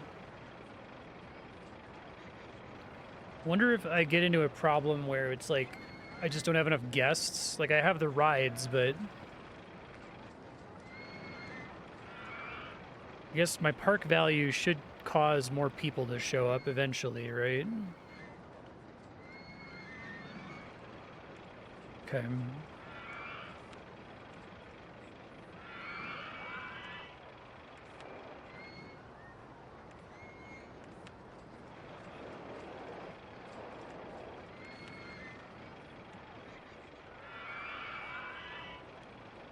This doesn't matter.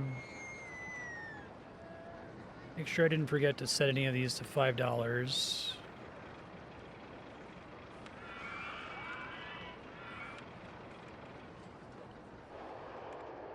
I just did for max advertisement.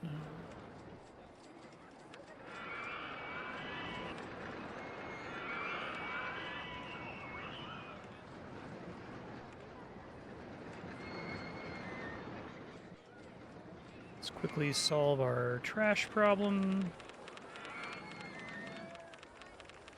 Interesting. It only really starts to lag the game if I'm able to see all of the stacked windows.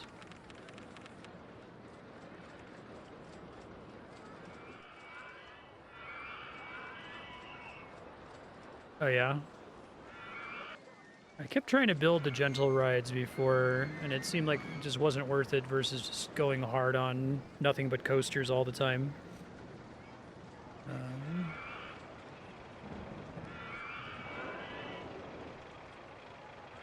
Each coaster I've built is a different type of coaster, so I assume that's still contributing to variety.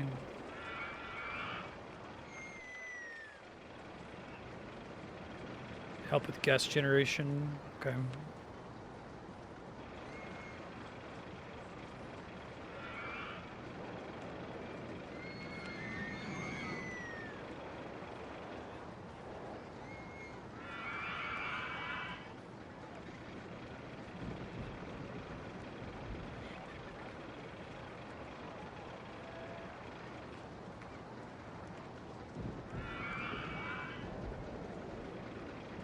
Doing golf.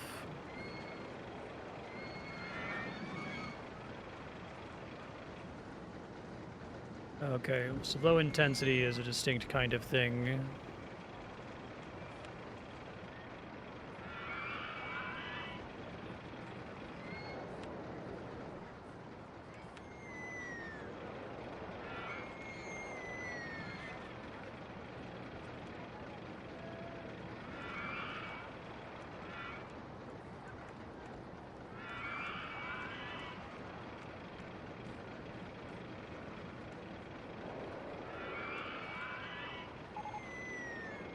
Hyper Twister roller coaster.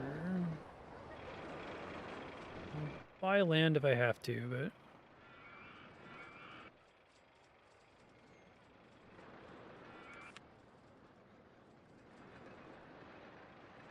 I think I finished this coaster partway through September, so we can let September run and see if it makes a big difference, especially with all the advertising I'm doing. Highest park rating I've had, I think.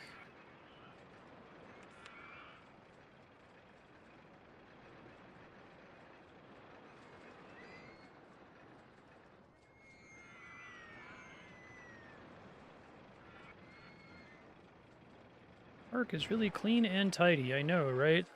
It's what labor exploitation can do for you.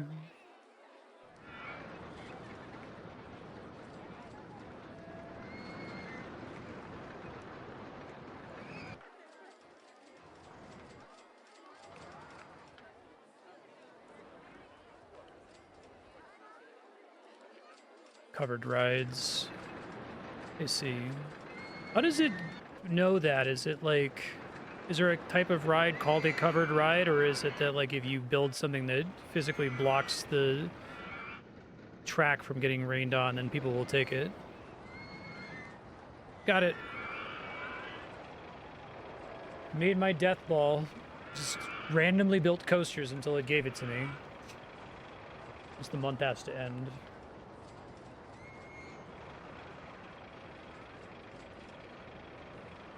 Just like a ride that's entirely flagged as an indoor ride. Okay.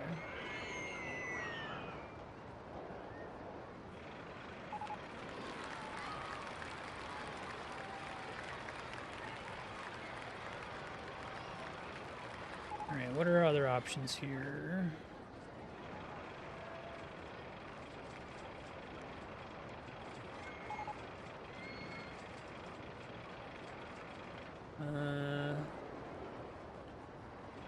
Start trying to do micro park. I just wish micro park wasn't a time limit. I think the idea of having to build on multiple layers sounds really cool.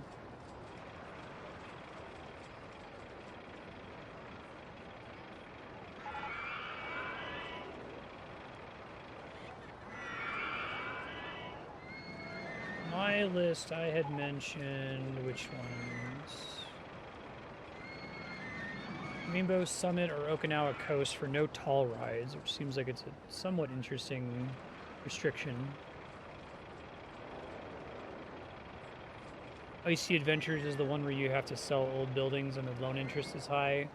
I don't know. I feel like I did the Soviet level, so it's going to end up degenerating into the same concept there. Scenery can't be deleted, maybe.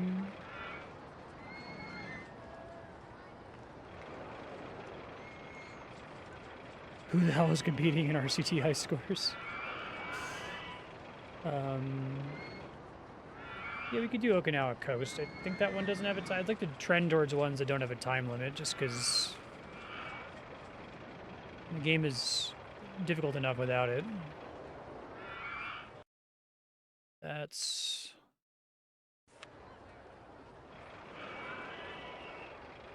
Wacky World.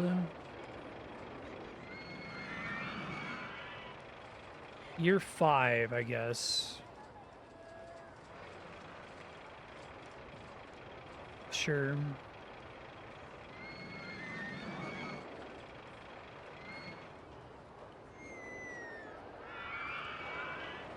$2,500 guess is fucking insane, though, right? Like, that's... Oh, I start with 1,200. Okay, that's not quite so bad.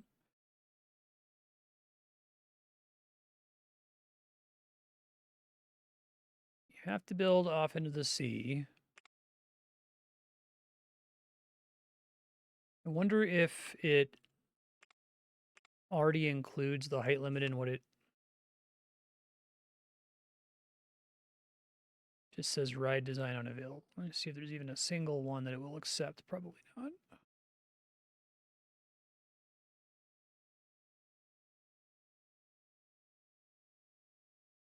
Okay. So probably have to make custom coasters for this one. Is this based on a real park?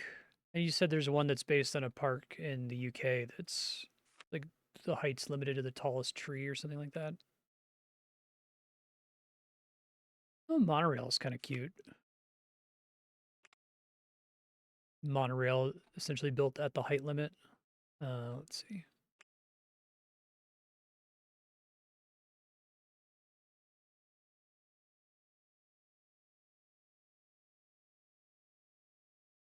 Save them to bring it into the scenario. Yeah. Yeah, I don't like the way that the coaster designer is like directly competing with the management sim, where it's like if you're gonna spend time thinking about it, it's time that you're like dying. Um, so we start with a really high park rating, and we start with a lot of guests. We start with admission prices. Are we also charging for rides? No, admission price only. Um, yeah, I guess I should research maximum funding. Should I not research coasters then? Or I guess I need to research a coaster, right? Because I could still meet the height limit with it. Maybe not shops and stalls, since that seems to already be covered on this map. Already have bathrooms, cash machines, first aid rooms, info kiosk. Go ahead and pump the umbrella price. Get that out of the way. Guess I can slightly cheese the height limit by... Well, the ride can't go into the water without me removing part of the water, right? Like the struts will just infinitely go into the water, but the riders won't get submerged in the ocean.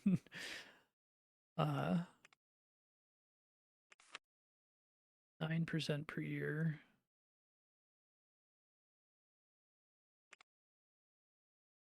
How do I want to do this?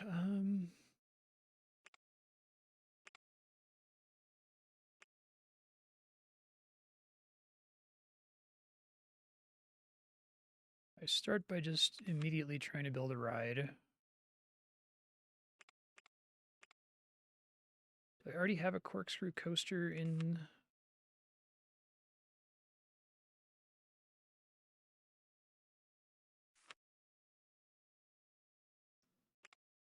Lighting kite ride.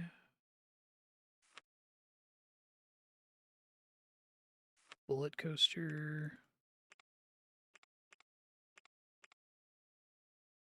Bullet train themed coaster cars. So the rides that are in the park are ones that I don't have access. So I don't. This would be my only corkscrew, right?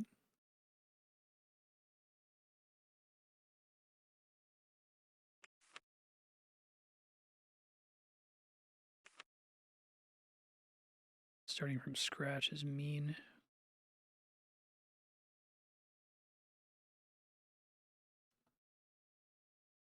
This one must be a corkscrew. Can I see where it says that? Because I could just let the park run for a second to try to get some more research and money or whatever.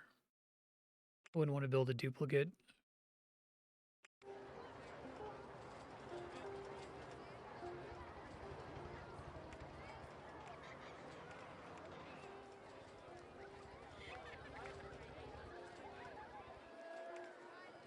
But I can't see it from Bullet Coaster 1 what category it came from, unfortunately.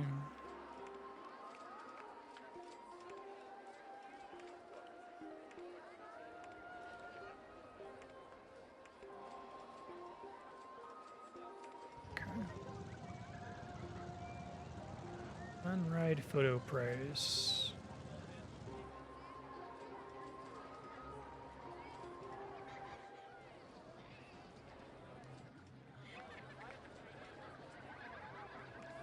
Handyman, mechanics, security guards.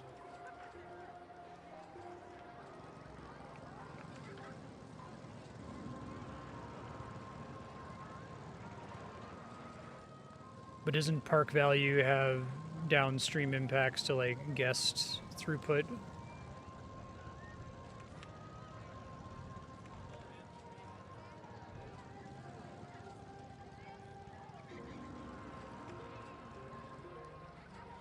Everyone's thoughts here. I'm not hungry. Great scenery.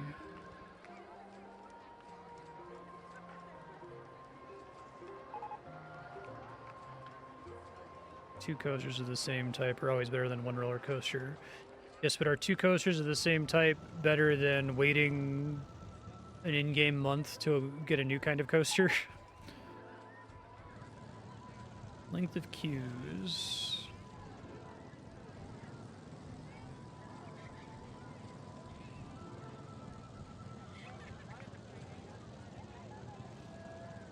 I guess we have no idea how long research is going to take, right? It takes a while for it to even project when it's going to give me another ride. It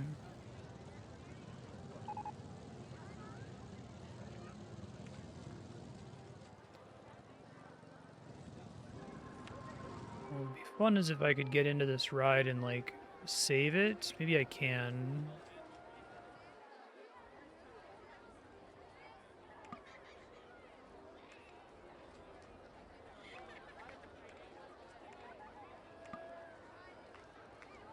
Wait for it to get fixed.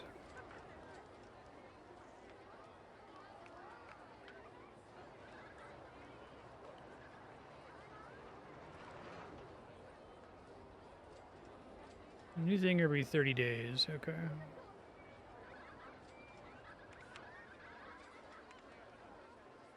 Currently fixing Roller Coaster 1.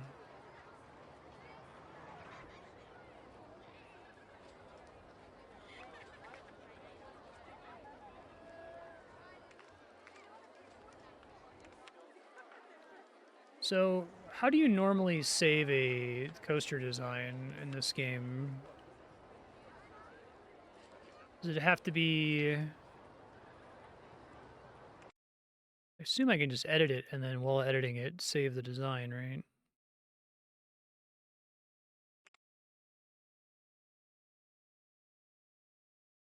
I go into construction.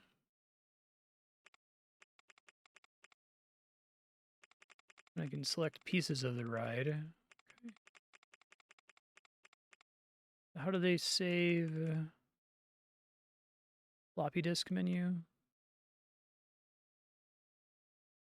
There must be a way to do it.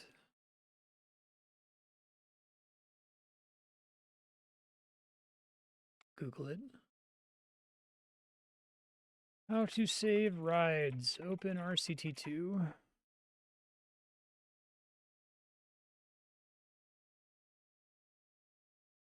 Let's see if you have to start.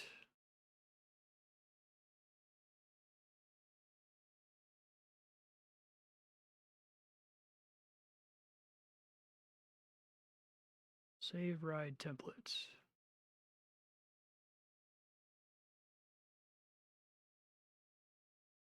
In the menu that shows your ride stats, there's a button at the bottom of the window that says Save Track Design.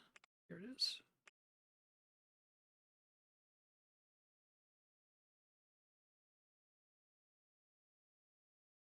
Like nearby scenery. Fuck.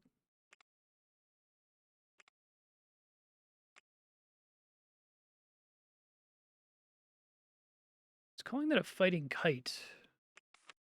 Unless if I was clicking the wrong ride there. Hold on.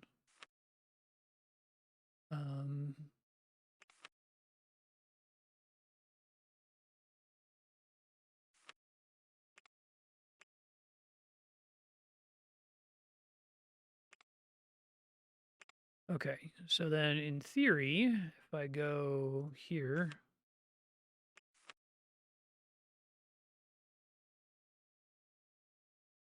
Bullet Coaster 1. Unless if that one happens to already violate the rules for some reason.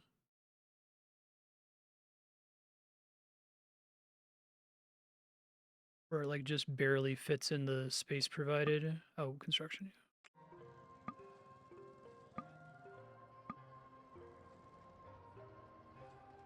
So it says construction above tree height.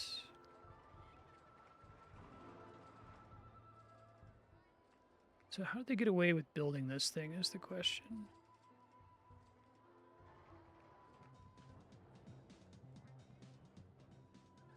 Like how far below ground did it go though is what I don't know.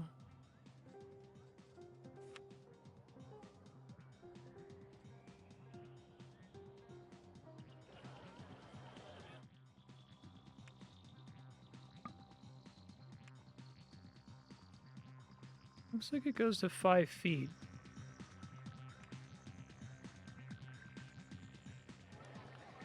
Water's already negative 5 feet. So I don't see it going any lower than that.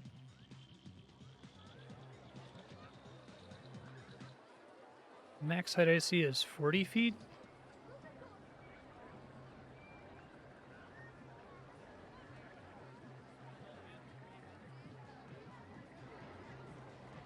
Wait, so if it digs into terrain that doesn't count as height, is that what we're seeing? That's funny.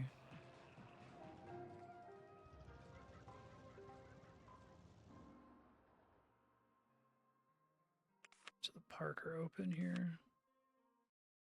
You see, so I could like buy this just to send a coaster through it. Pretty funny.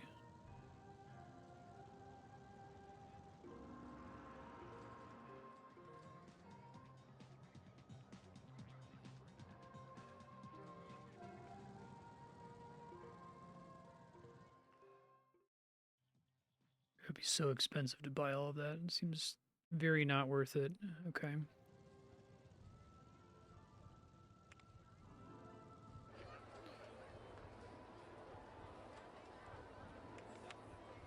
Twister roller coaster. Okay. It's ready in 4 days.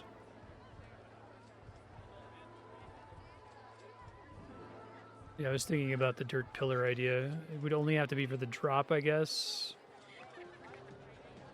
It's pretty cheesy. There can't be a single pillar, right? It has to be like a pillar that matches the entire drop. And it would be really hard for me to like imagine where it's supposed to go, right?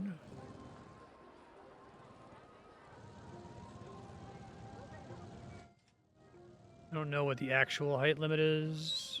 Probably this thing over here. 30 feet. I don't see anything else higher than 30 feet.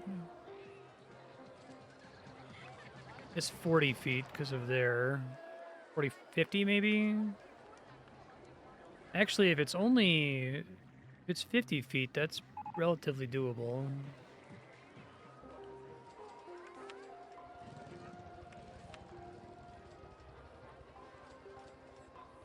Look for height lists here, right?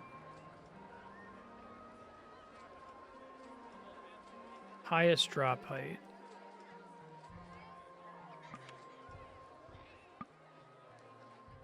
So it says can't construct above tree height. It's harder over water.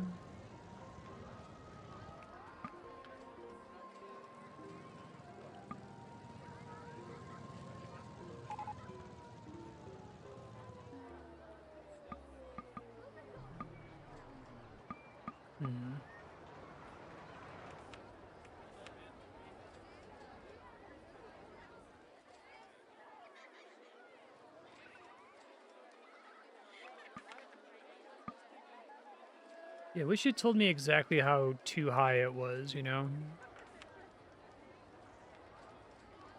19 feet, really? Holy fuck, what is this?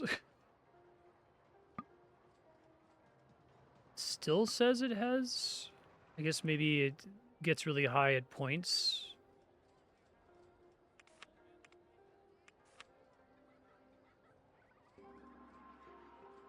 The highest individual drops. There's nothing that tells you what the actual highest point in the ride is there. Because you can infer it from the drop. Sort of.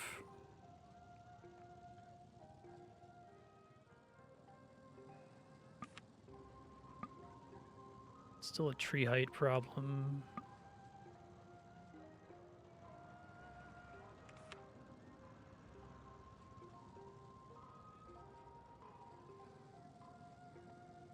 That's cool, I will. But if I can find a way around it...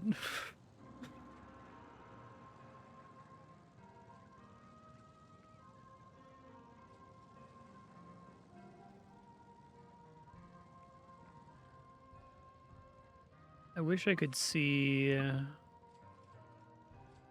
Wish it like projected and then put the parts in red that weren't going to fit, because it would just help me to visualize the problem for the stage, but...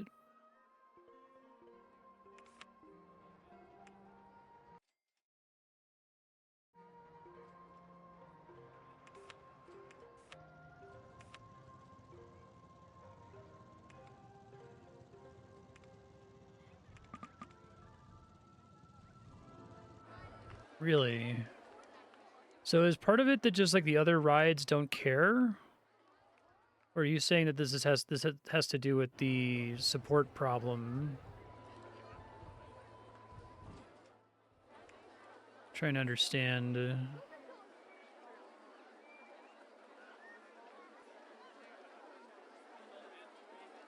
So that's starting at -5 and it can only go up to 15.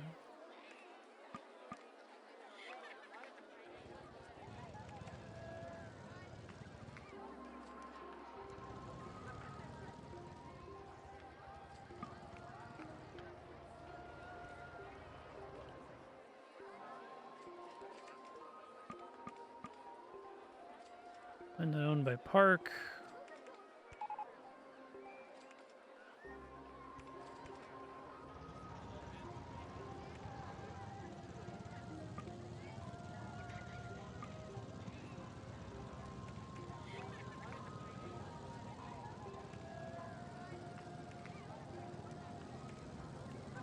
Not owned by Park.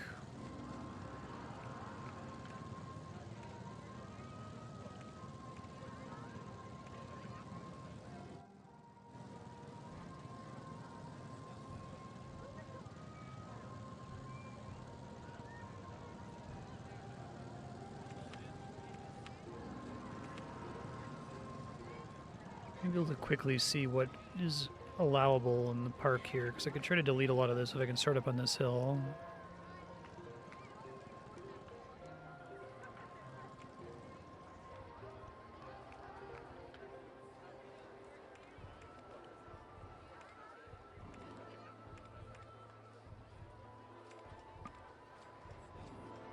So it's based on distance from the ground is what we're saying.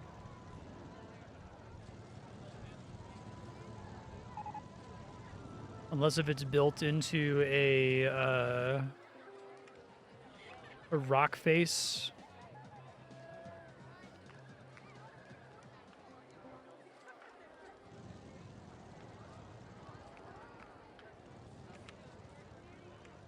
feel like I can't make anything interesting with that level of height.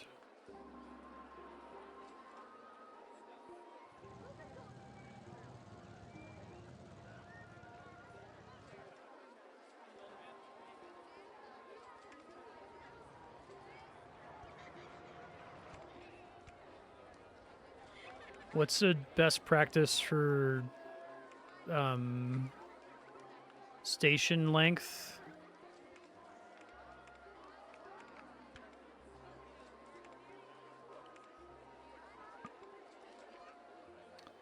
I think it's possible for me to own this land even if I wanted to, right?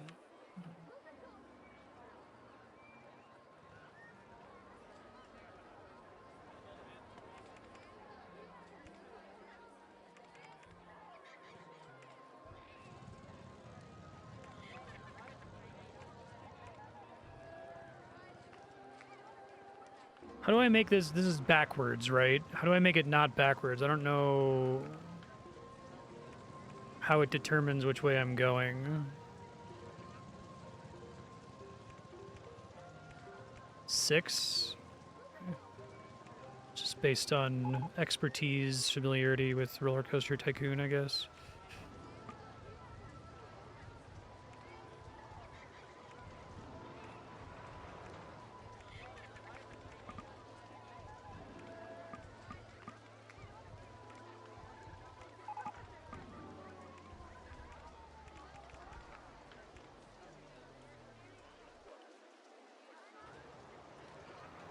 I thought it defaulted to that.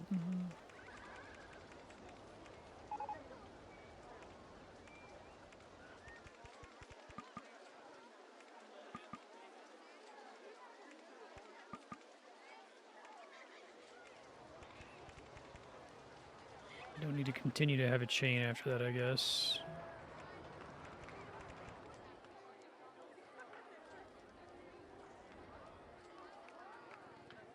I feel like there's no way to make this exciting with this height limitation, right? At least not that I can think of. Booster lift thing.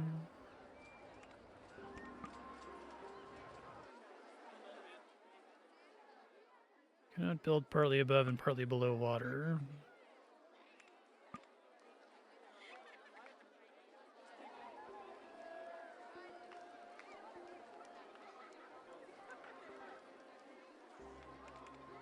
I have no idea what I'm doing here. Let me just try to figure out what the total length I can do is, and then I can try to add interesting features along the way.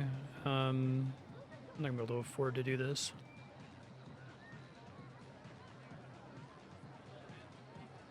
Really? I guess you haven't. If the ride is long enough, that's gonna count as being exciting.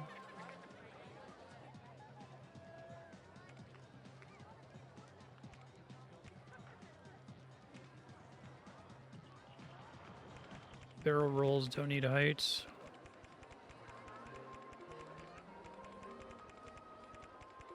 Just making sure I can afford to do this.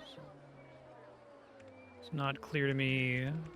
I have no sense whatsoever for the cost of shit like this, so I don't know if I need to have more of a loan to even begin trying to build it. I'm gonna be halfway done with the ride and be fucked.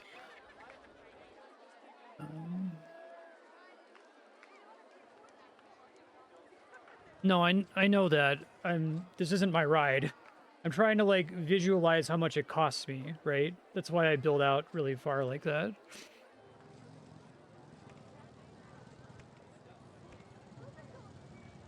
Yeah, no worries. Okay, I can just barely afford to do that, so now I can go back and make it interesting.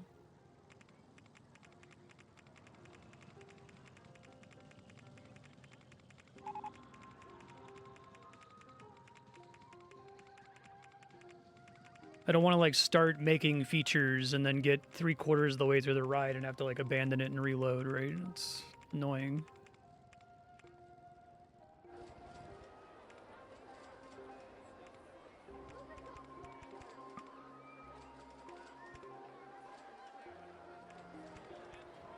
I can't go the same height. Or I guess I could do a chain lift again, right? If I wanted to repeat the same height, but if I keep going the same height, eventually I'm going to lose momentum.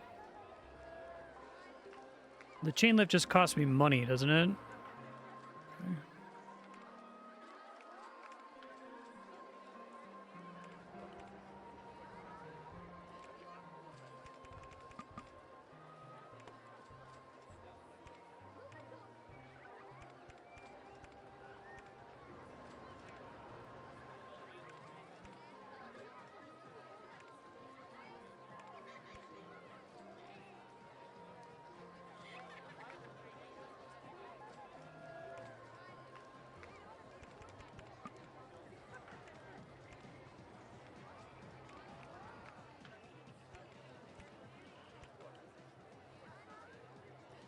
Boost special track thing. It's under here. Not a launch lift hill. Booster is just like flat ride. It is a launch lift hill. Okay.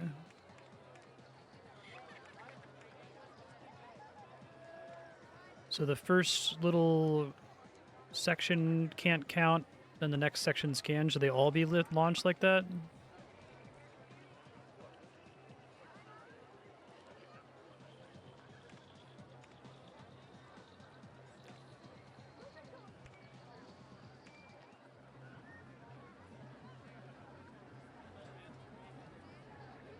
Let's see. If I did that on every hill, could I get all the way up to the height limit every single time, or no?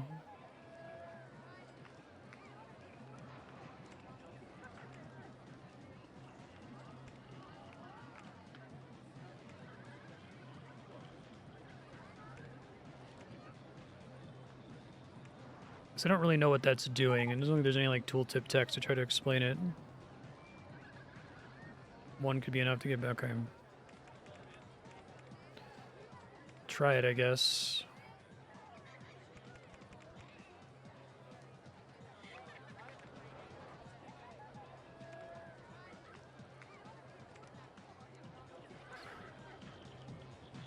I want to go right.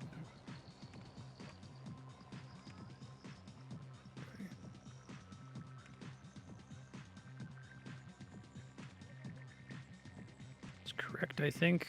Hopefully. Go back one more. So banking counts as another, like a climb, I guess.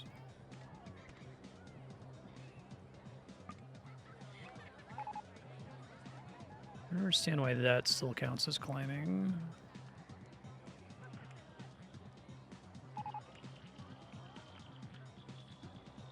That's the problem. Okay.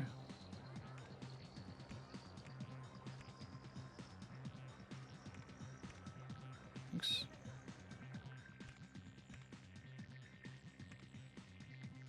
Then it'll auto unbank on the way out. Right. I don't have to worry about that.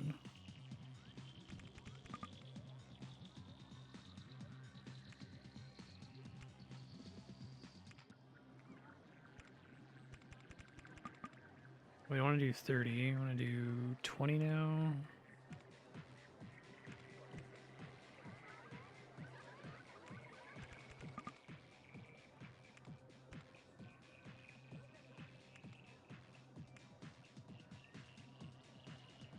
Wait, so now it's offering booster instead of launch lift hill. I guess I don't understand why it offers one versus the other.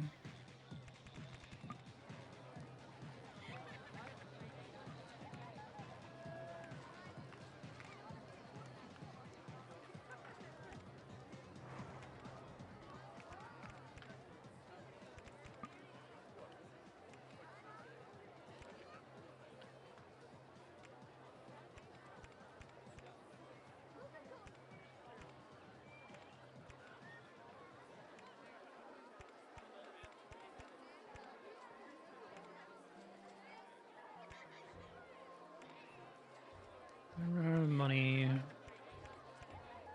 Go back and do this shit all over again. Oh, I went too high, didn't I? Fuck.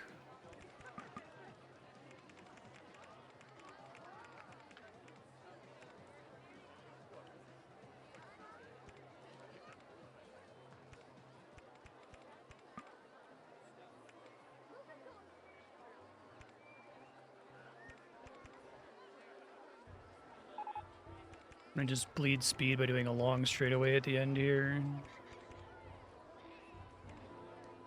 Still need to bank, I guess, right?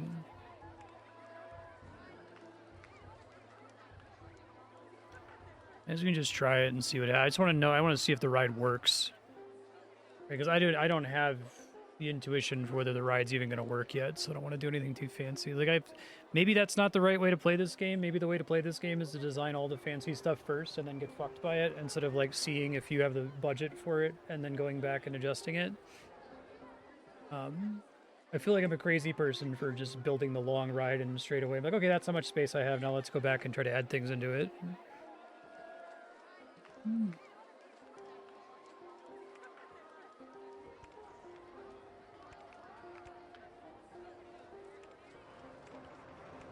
Does that connect?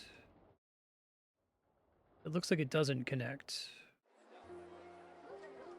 It does? Okay.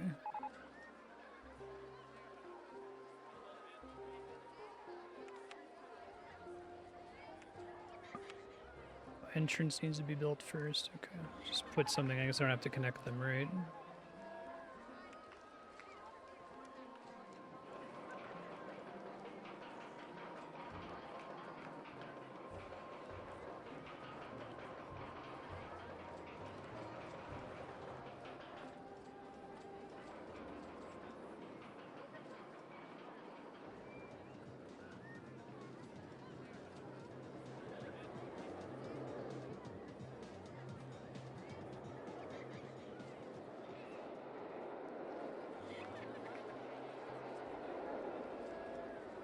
Put some brakes there, maybe, if there's a problem.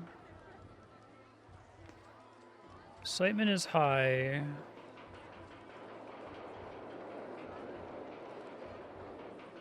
So, like...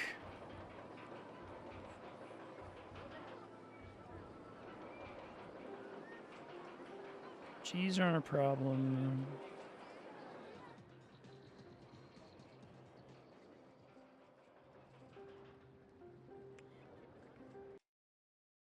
Probably want it to be more exciting since it takes up so much space, right? I guess I could just make a copy of it and build another one too. Or just whatever the next ride type is, just build the exact same thing, but staggered outward slightly. Don't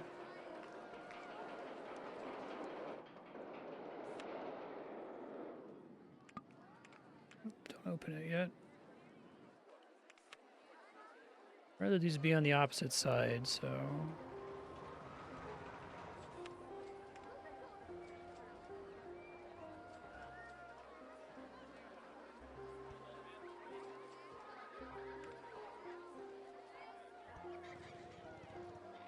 Look at how we wanted to do this. It was like, entrance should go further out. This should be as close to the base as possible.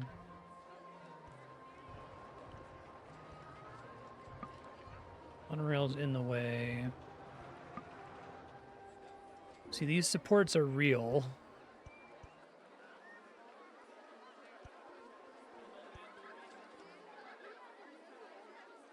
This can do like this. Do it a little bit less stupidly, I guess.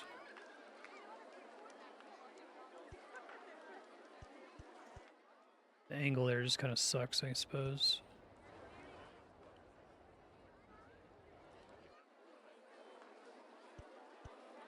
Oops.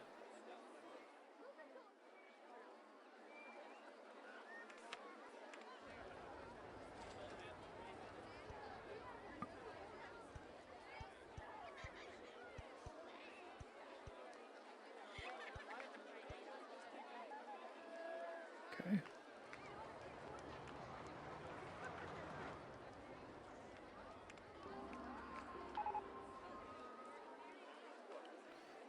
Mini roller coaster now available. Okay. I can't charge for any of my rides, so it's just the excitement and cost of the ride hopefully is enough.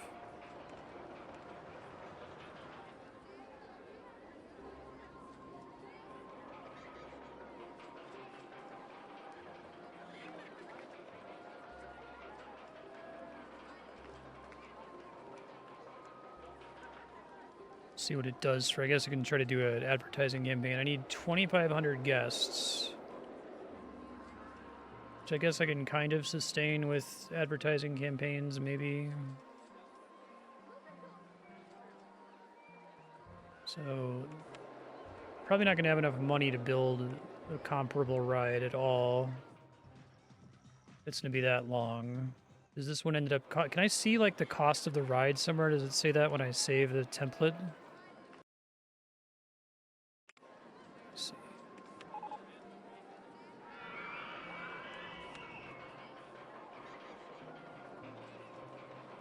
$11,000. It doesn't seem worth it. This is one of my problems with custom coasters, is it's like... I have no ability to evaluate, like...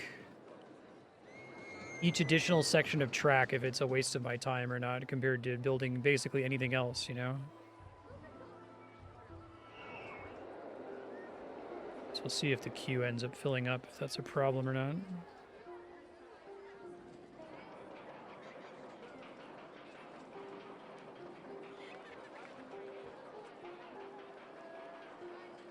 So is this one where, like, the station ought to be longer? Does it matter?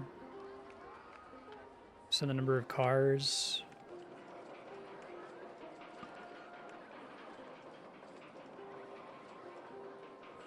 Or can I reduce the number of cars per train, I guess?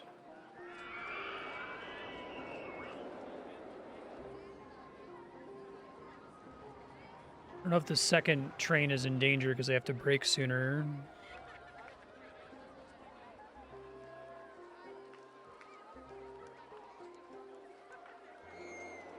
How many tiles is this? One.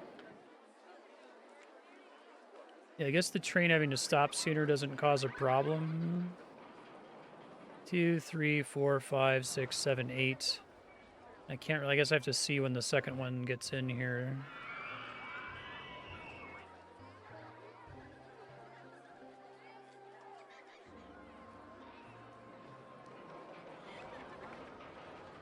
Oh, maybe if they're, like,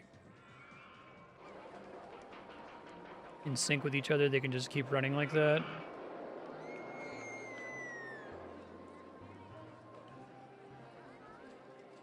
It must have been because I didn't have enough people in line previously, right? As long as the queue is full, I don't have to worry about one crashing into the back of the other one.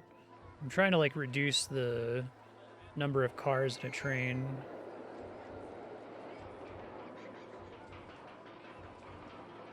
But now I can't count how many it should be. I guess I could just close the ride and, like, reduce it by one and see if that's enough. Let me do an advertising campaign for this thing.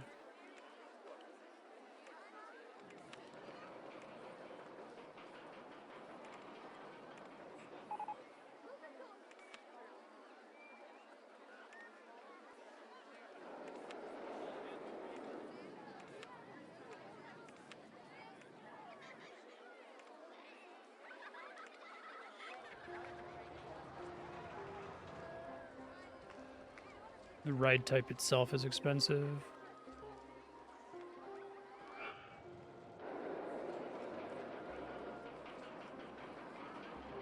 I guess the problem I'm trying to solve isn't a problem as long as the queue is full, so...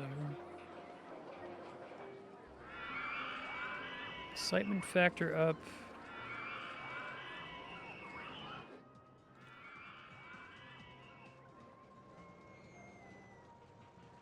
Guests are kind of going up, but not a lot.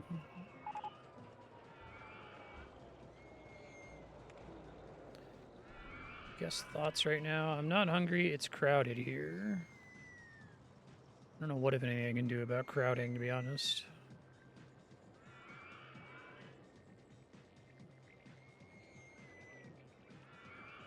Are there any reason to not just do that for fun?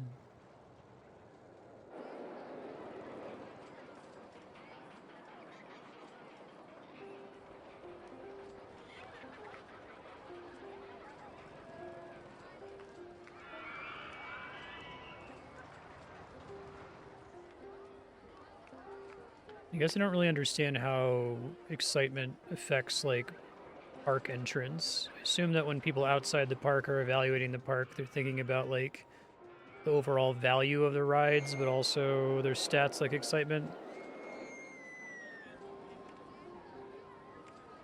Close it really quick. Try going down to 6 per train and then reopen.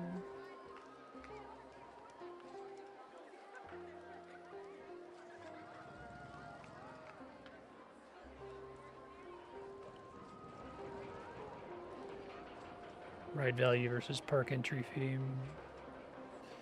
I guess, do I have control over the park entry fee in this level? I guess I could also do that to try to get a lot of people in here. I'm curious what happens if I just make it free for a little bit, you know?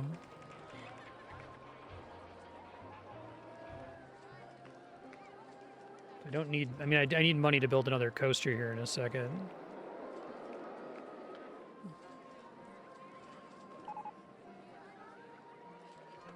Junior coaster. Well, the objective for the map is to just get guest total up, right? Like, I don't know what my guest potential is at the moment. Okay, now they all fit in the station at 6.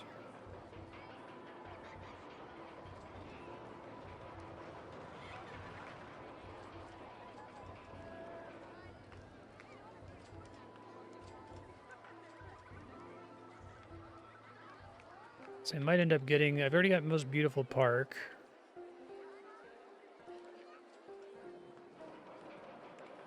Generally, what all can I do about crowding?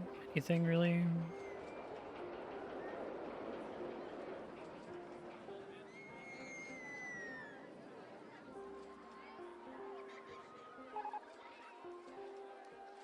More rides.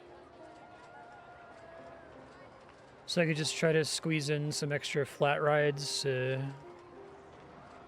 get people to leave. I wonder how long it takes to get the best deal award.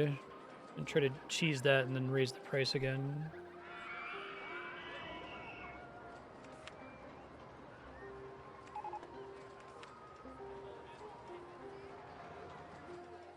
I didn't get quite as many guests from that advertising campaign as I was hoping for. I wish I could sort this by ride type, or I wish that when building a ride, it told me if I'd already built one. I feel like that's an open RCT2 thing that they could do that wouldn't like be broken by any stretch. So I already have a merry-go-round. Already have an observation tower. We have car ride. Already have flying saucers. Already have fighting kite. We have go-karts. Already have motion sim. Don't have a roto drop yet, although it can't go very high. So I wonder if roto drop cares about the, like... Maybe I could build an indoor roto drop, right? I could, like, raise a dirt pillar for it to exist in. I guess I need to know what the... It's like a 3x3. Pretty silly. And I guess raising land is kind of expensive, but I could save and try it just for shits and giggles.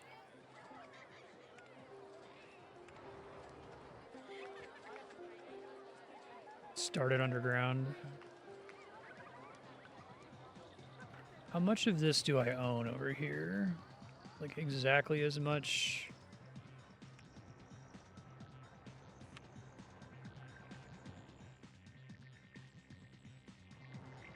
Are they cheating park ownership for this ride? Because it looks like I don't own what's in there.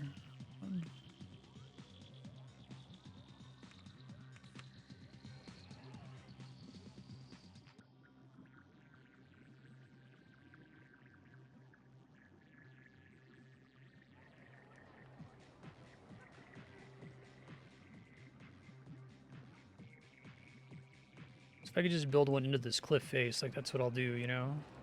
I guess I can maybe build one into the cliff face over here instead.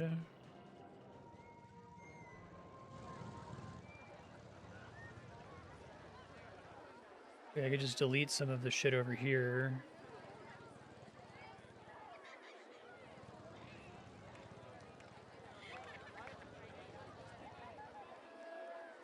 Construction rights are different. Above and below land outside the park. I see. This feels like this is set up. Okay, I was able to buy that. Maybe I can exactly build a thing there. And it seems like all the guests are getting stuck up there for no fucking reason anyways, so maybe it's for the best to restrict them from going up there. Let's put a sign.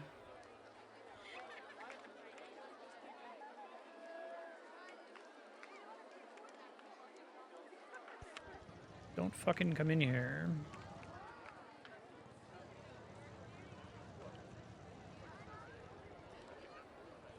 It's gonna take a while for them to all get out of this, like, trap that's over here, right? Trying to think if there's a way for me to try to force them out. I could maybe delete some of the path there, because they try to be on paths whenever possible, right?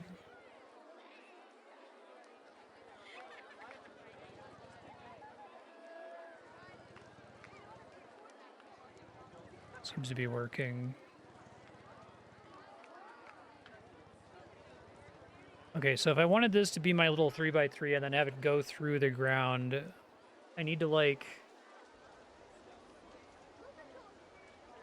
maybe even have them approach the ride from this thing. Oh, I can't fucking see. Okay, here we go.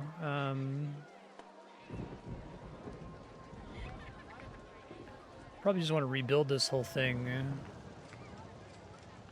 Just have it dig straight into the wall regardless, right? That's what I'm trying to do, yeah.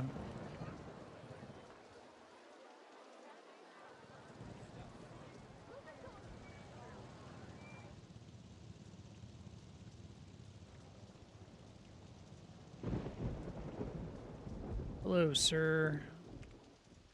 Get out of here. Go down back here or something. Alright, so we can start our footpath ahead of where the old one was. Let's lower the ground a little bit. So we go footpath, not queue.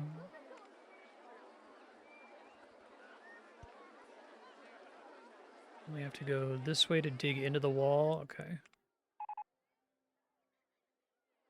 Oh, there's some humans stuck in there. But I need it to go to here, so I need it to be one tile to the right. I really struggle to see that shit, unfortunately. It's a big problem for me being able to visualize where this is relative to down here, you know?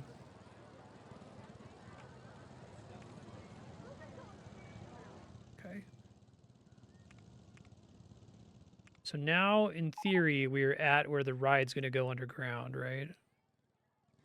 Let me get these people out of here really quick.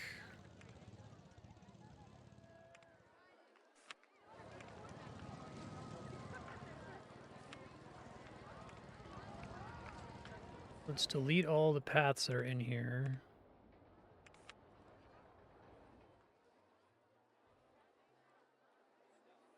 Okay.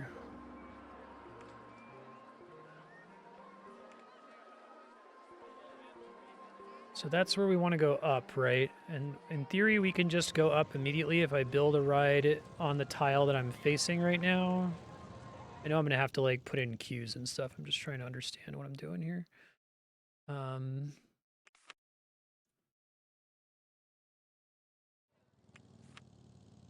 Custom design. Shift control, right? I guess it doesn't know where the thing is on the surface. Fuck, hold on. I want it to go as far down as it'll let me, basically. So I guess I could descend all the way to hell, right? And then try to just, like, snake the path around to actually get to where it is at negative 30 feet. Now I have to destroy the land in the area, right? So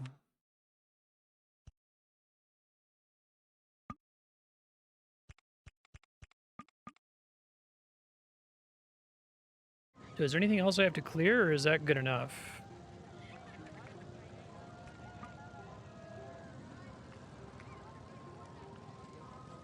Okay.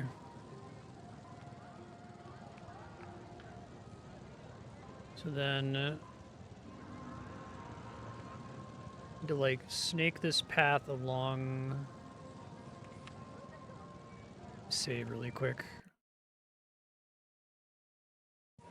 God damn it.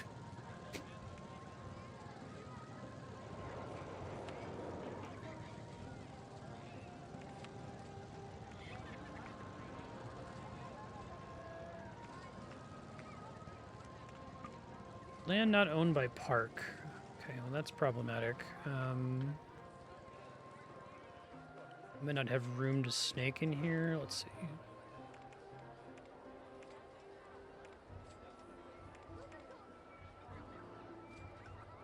I haven't had to do a snaking path like this before to try to, like, manage height, so... If it was for sale, I could buy it.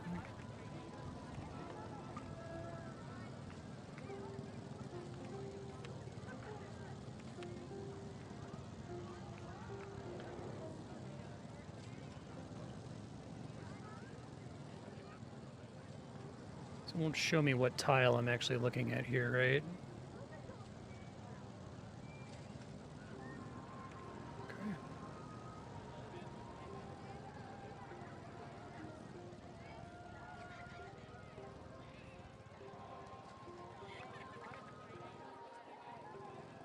Let's see what the hell I'm doing here.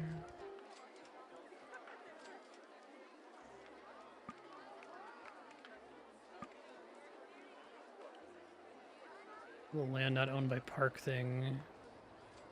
Wish you would highlight the surface tile that I'm trying to build on. Okay.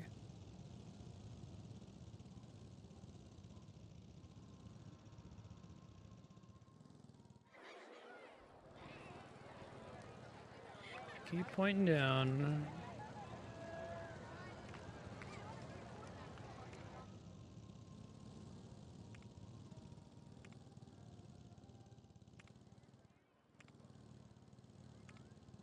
Something like this, right? Will eventually work, in theory.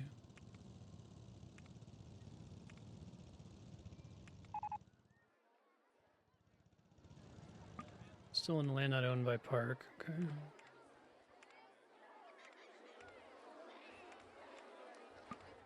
Too low. Lower. Can't see where I am here. Okay, so now I'm at the base, right? So now I have to get the entrance set up on this ride.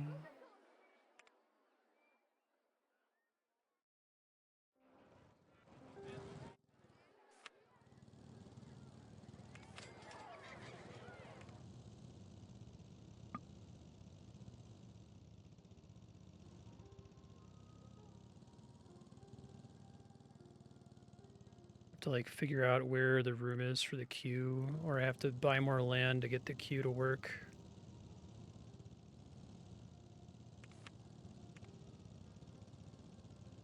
Yes, it didn't say that this was a space problem.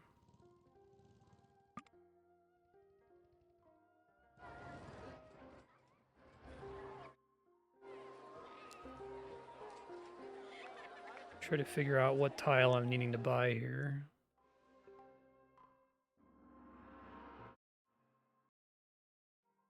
It's like right in front of me here, I guess.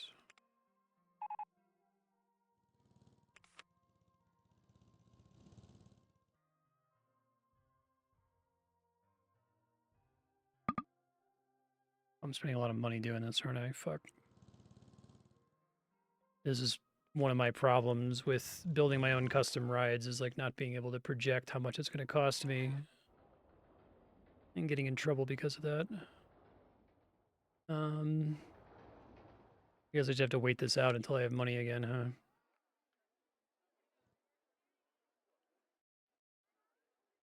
Just till I get something from it. Okay.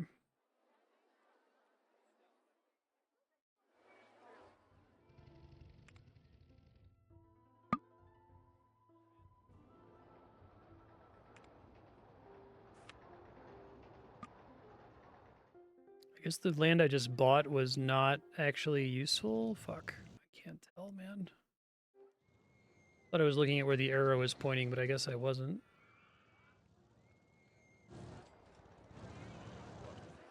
I could try moving these to the other side, maybe. I don't know if they're more likely to connect or not, though, to be honest. Footpath in the way.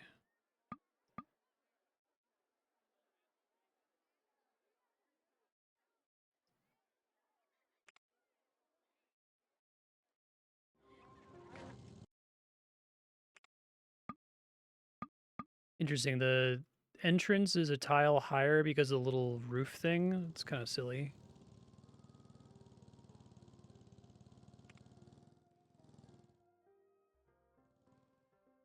Oh, right. No, I didn't. I never got the reward for best value park. I don't know why not.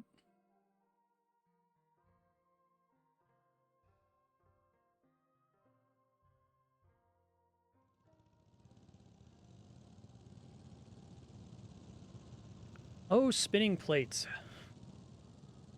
Kind of spinning plate that if you get to spin it really says you should just load your save.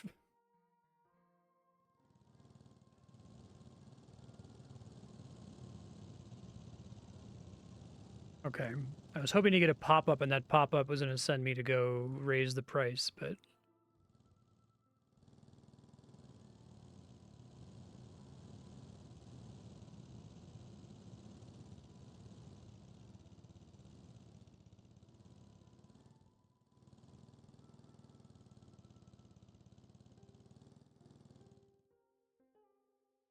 Need to be able to, like, mark this tile. I don't think I have any way of knowing where it actually is.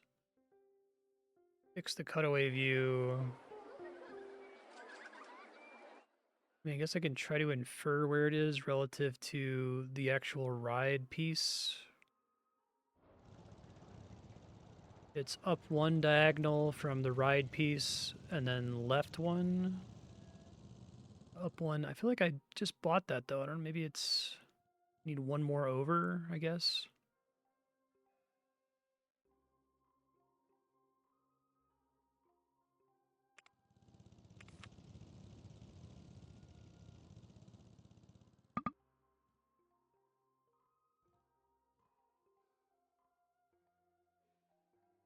Wait, it's highlighted? You're not talking about the arrow, right? Because I tried using the arrow before, and that wasn't pointing at the right tile last time.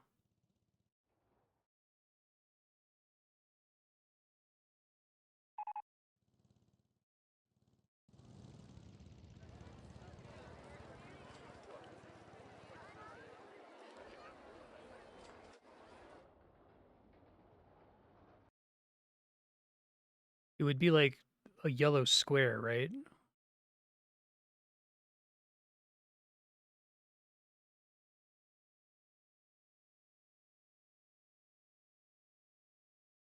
Maybe it was my cursor.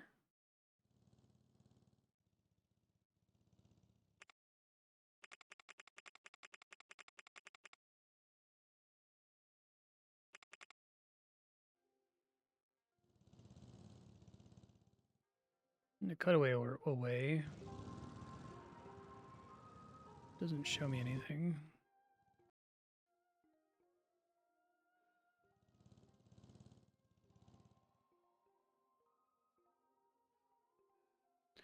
Or is it up and left, left, and then left one more?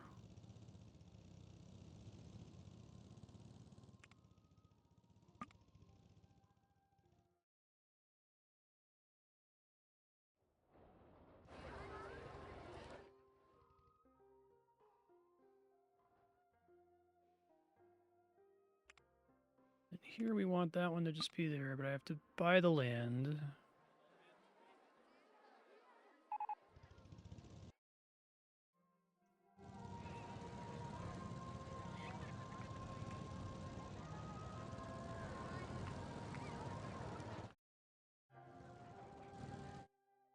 Just bought this one, so I need to get this one now, closer to the entrance, once I have money again.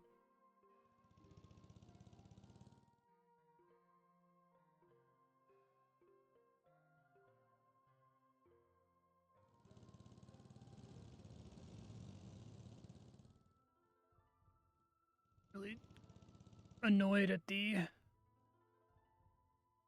It seems like having a $50 admission price is exactly the same for guest counts as a free admission price. I don't understand that at all. I was hoping it was just going to pump my guests really high.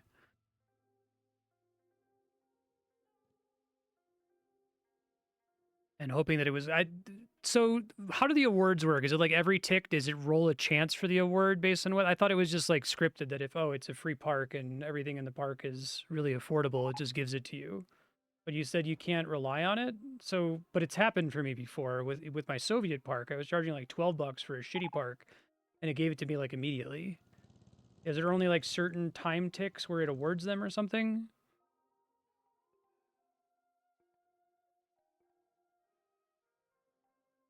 Which one did I just get? It's this one, I think.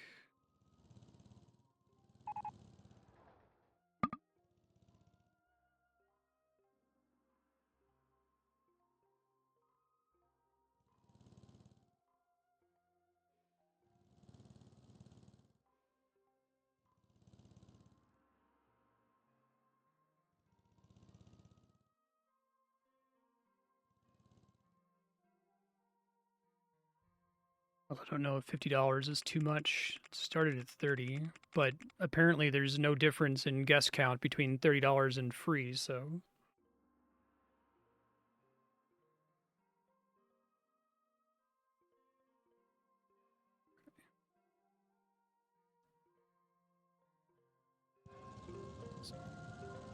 unknowable and arbitrary.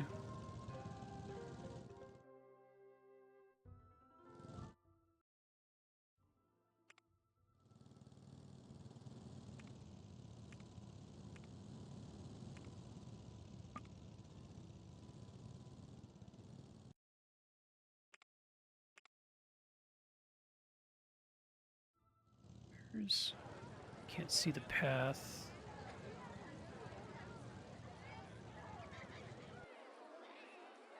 I don't know why my footpath is further to hell than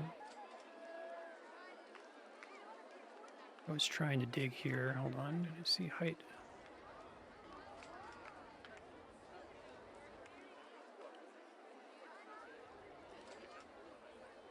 It just looks like this one. It must be like some kind of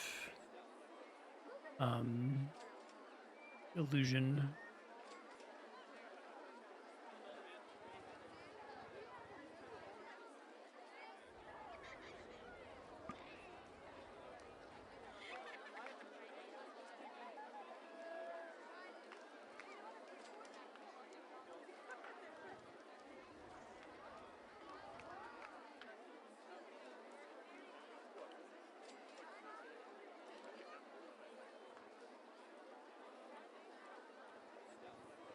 Clock's ticking.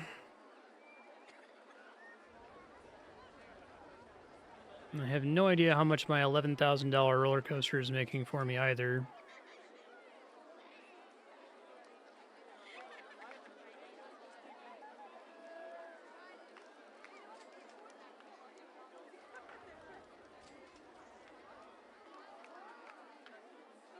I'll try increasing the loan really quick here if it lets me.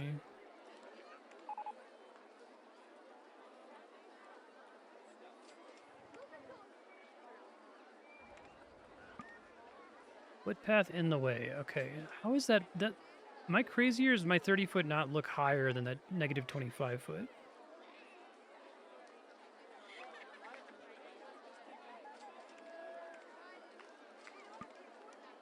Footpath in the way.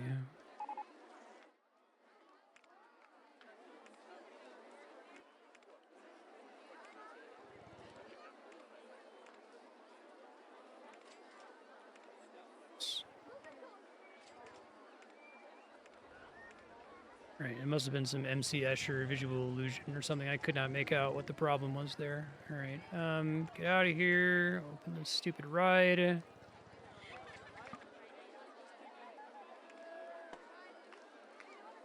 So we can test it first.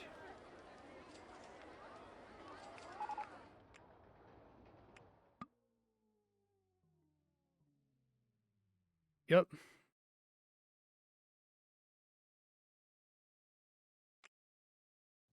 Very much agree about that. Excitement, medium, intensity, high. Okay. And then connect our footpath into that.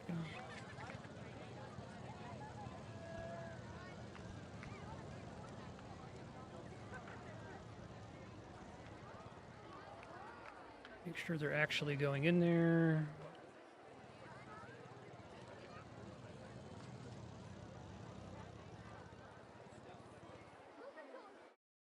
Try to increase the queue by buying more land, I guess.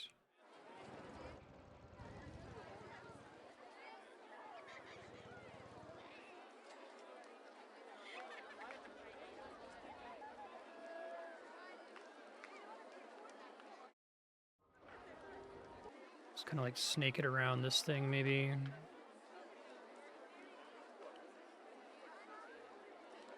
So we go up, left, left.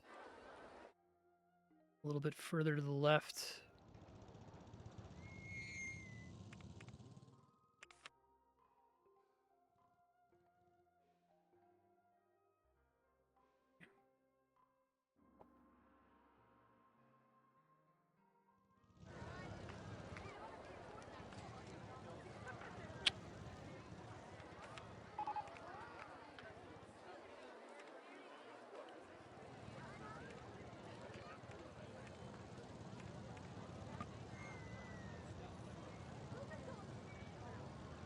Buy a bit more to connect it to those two tiles, I suppose.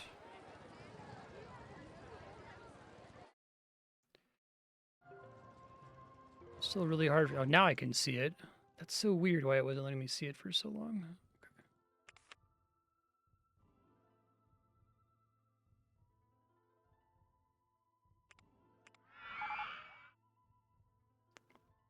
Jet skis.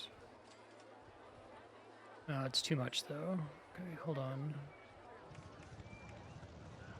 People just falling into hell now?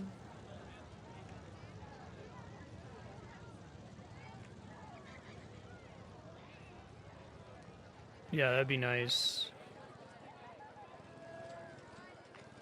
Especially given how important it is for building underground. Might be a long enough queue. I mean, I guess I could buy a little bit more just to try to get it as long as I can.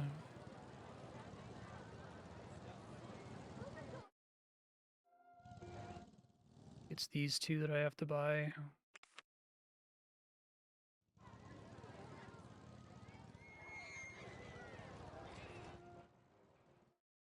Fuck is this? Go too... delve too greedily and too deep.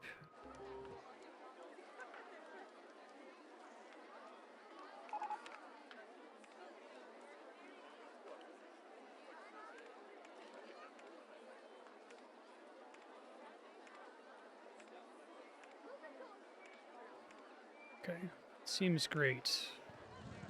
Probably plenty long, to be honest. I have no idea if that was worth all of the time I spent on it, if this ride even, because I don't really intuit also the relative excitement of that ride relative to basically any other ride. It could just be as interesting as a regular flat ride, you know?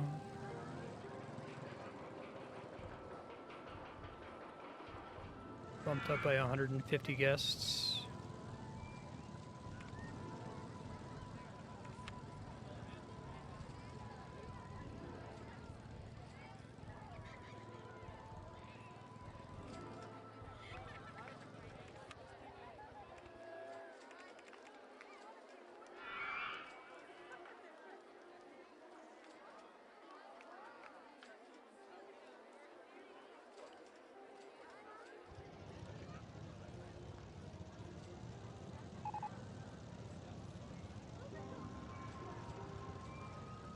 Queue length problem.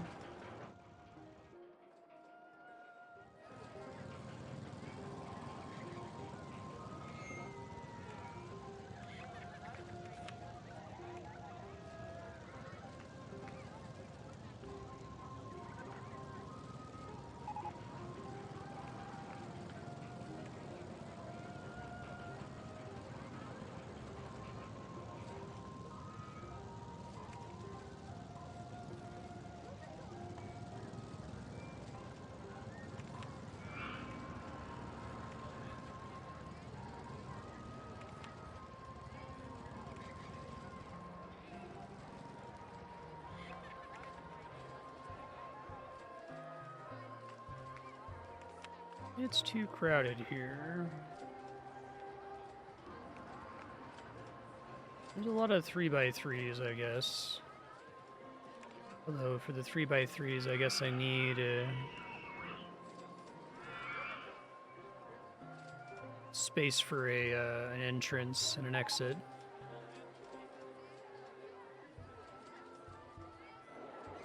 I think I have a spiral tower or whatever. You said that's a 2x2.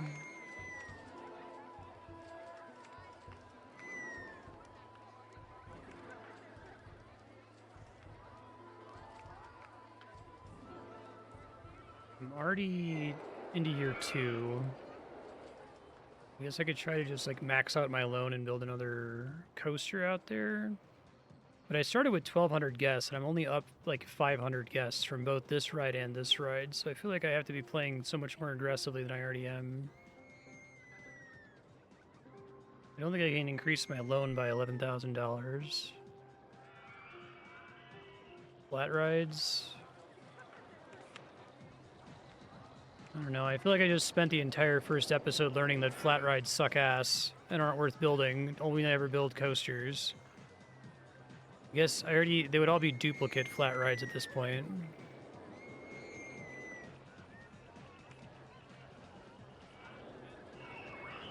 There's no real easy way for me to estimate what the coaster cost is going to be, right?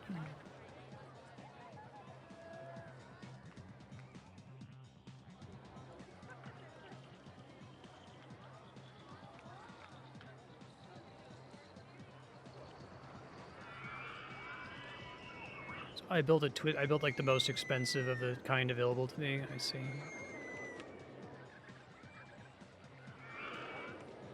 Let's keep doing advertising campaigns.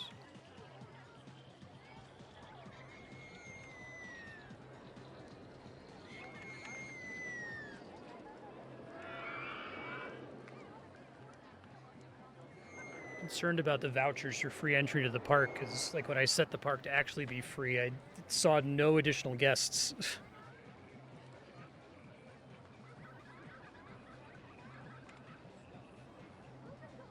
There's a baffling mechanic because I feel like it's like there's secretly under the hood there's an amount that I can set this to that would maximize my revenue, and going below that doesn't affect anything. It doesn't like increase guests at the expense of lower money. It's just like people who exist outside the park are modeled as being willing to pay X dollars. So if you can guess the X, that's great, then you'll get the most money possible. But any value that's less than X is just, you're just losing, right? It's not like you're trying to optimize, oh, what's the best ratio of additional guests to additional money. It's just like, no, I just need to guess what X is. And any number less than X is bad, and any number greater than X is bad. Right. And maybe I can charge more with my new... Guest count seems to be going up now.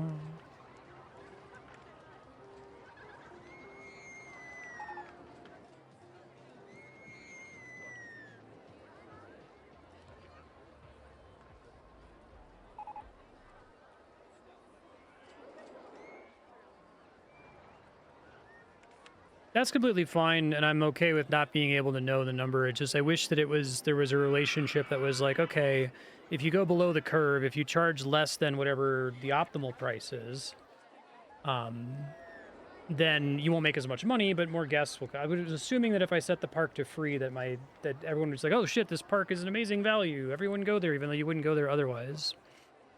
I'm probably imagining the behind-the-scenes calculation for what guests do to be more complicated than it actually is or something. Can I charge $50? I mean, maybe.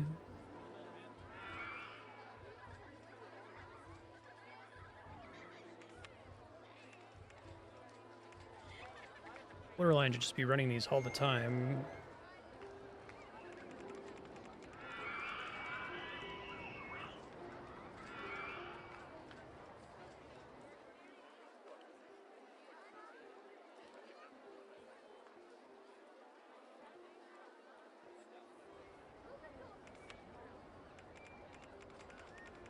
Not have to think about these would be nice.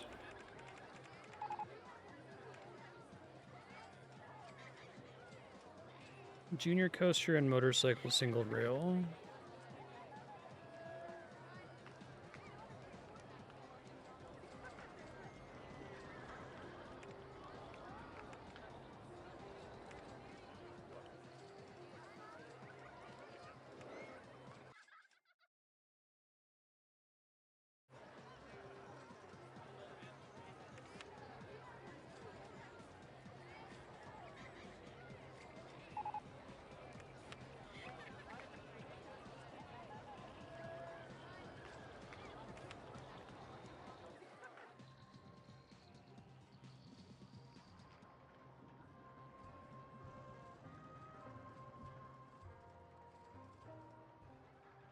I already own it even into the deep water. Okay, I didn't appreciate that. I thought it ended at the shallows, so I have more room than I thought. All right. We don't know which way is actually forward here. I guess it's the direction of the lights.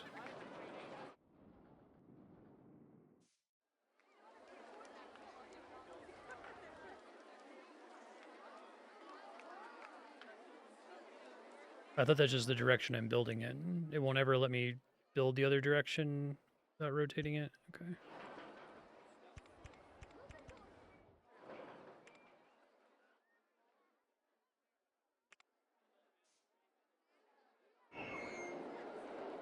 As I don't know where I'm going to put the entrance and exit if I build it that close. Hold on.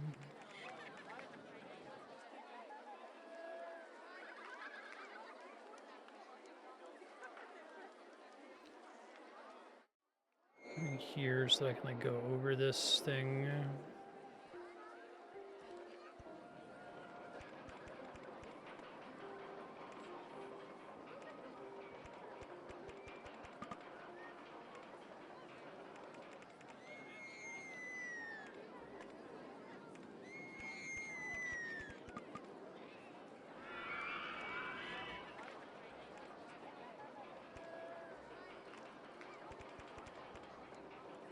So it auto drops the lift chain.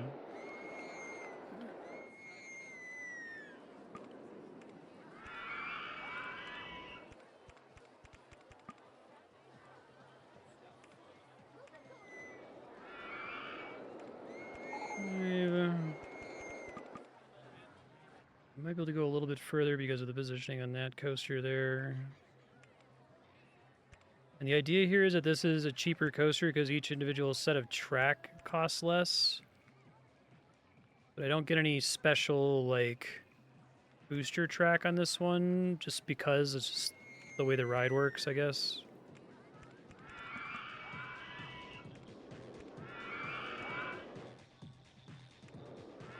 Well, this says it's a booster, so how does... Booster has to be...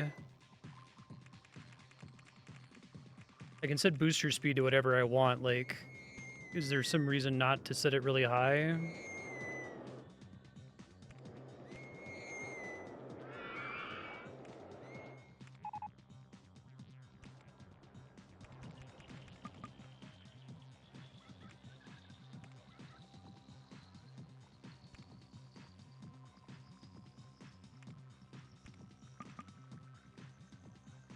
Seriously?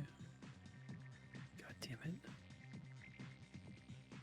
This is why I just build it in a straight line before trying to do anything fancy.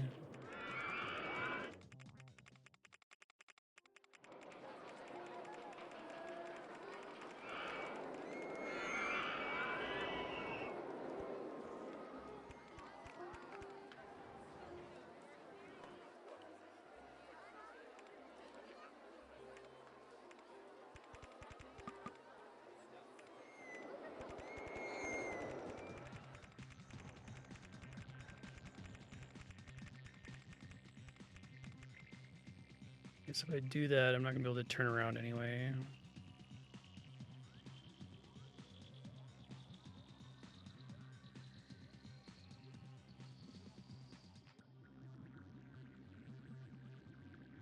I see. I'm wondering if I can get away with, like, buying a little bit of land over here to fund the return trip.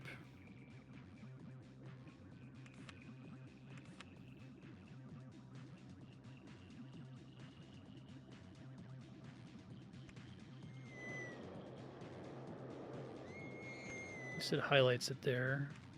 I know I'm gonna have to bank it. I'm just trying to see.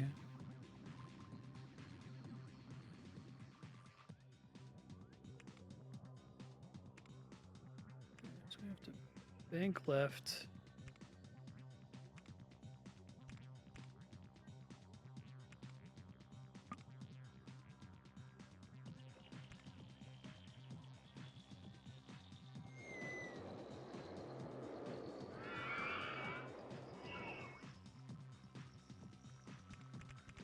Make sure I can afford to connect this. I think I'm actually going to run out of money before I get there. Okay, my nightmare.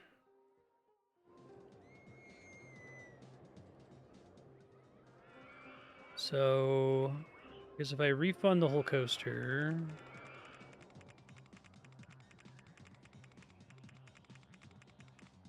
Isn't it worth more if it's longer, though? Doesn't that affect the excitement rating and, like, how much it does to the park value? Because, like, the actual cost of the track is higher. Don't I want to maximize that for a single coaster since, like, starting a new coaster is so expensive?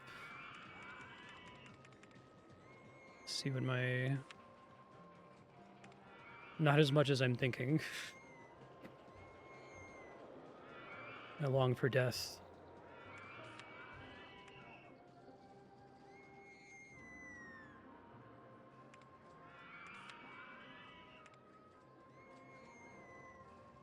Okay, well, I can start building the stupid things. Coaster's length is 15% to the value.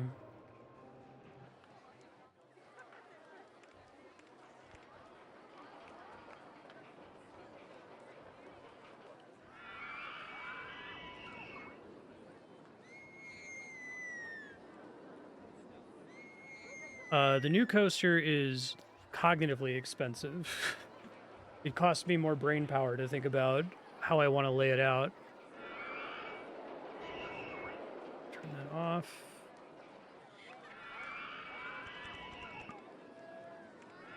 So, like, if track is track is track, you want to make a gigantic coaster that's going to bring in a lot of people, right?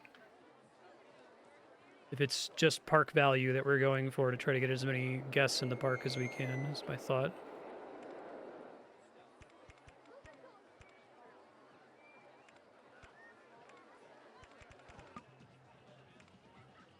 Hopefully the advertising campaign will have me making enough money by the time I'm done with this to be fine.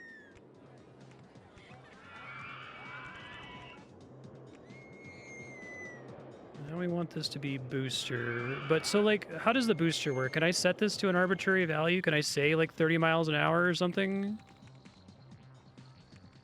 It's a speed limit, so that's based on how many of them there are, I guess.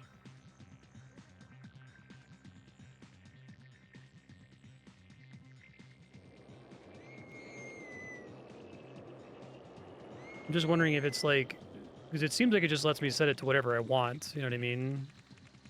I can't tell if it's magically, like, the instant it hits a 30 mile per hour track, it goes to 30 miles per hour, or if I have to, like, know something hidden behind the scenes.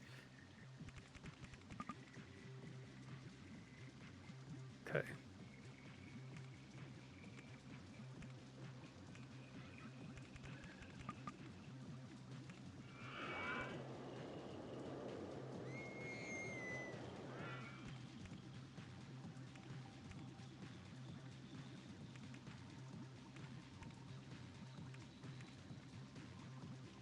It's different because it's closer to the ground. I feel like this is exactly what I did before. Hold on.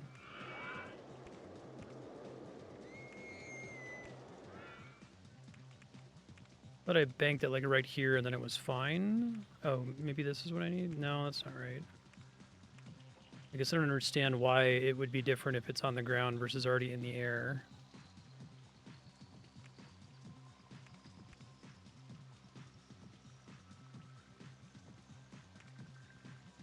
It's not different.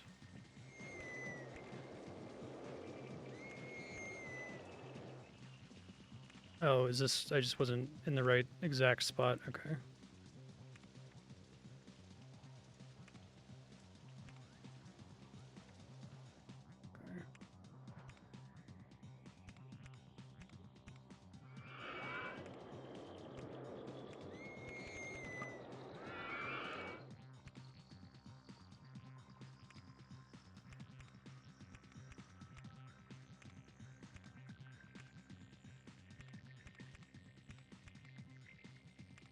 So we want booster again.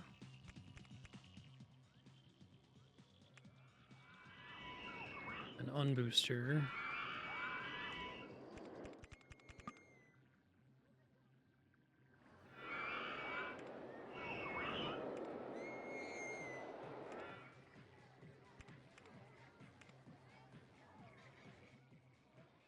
Yeah, I'm wondering if like building it is even already contributing to my park value because it's like invested money, right? Part of the problem with this game is I really don't have an intuition for what park value is doing to everything else. It seems like anything you do that's spending money on ride infrastructure is increasing your guest count, which is increasing your income. So it doesn't really matter whether it looks nice. The game doesn't give a shit about anything like that. It's literally just amount of track that you're laying, right? So I guess you might want to build a corkscrew since it's really efficient. It's a lot of track that takes up a very little amount of space.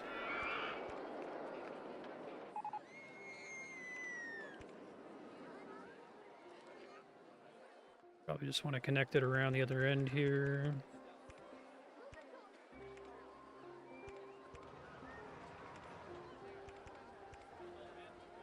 Let's test it.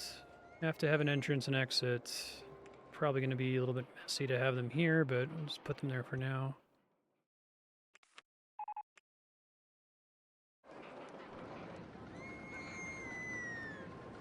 I've just kept it on. It's fine. I guess for this one, year 5 is a pretty long time to have to go, so maybe I'll shut it off. But for the levels I've had it on for, it hasn't really made a difference.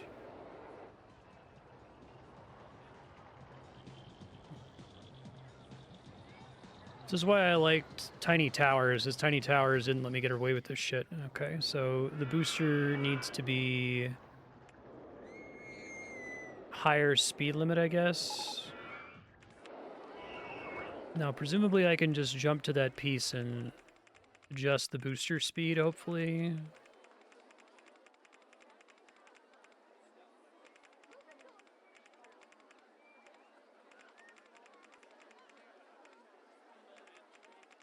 And that doesn't, like, launch them, right? Like, that's why I keep asking about the booster, because I feel like it wouldn't make sense for it to just immediately launch them from 1 mile an hour to 33 miles an hour. It would snap their necks, right?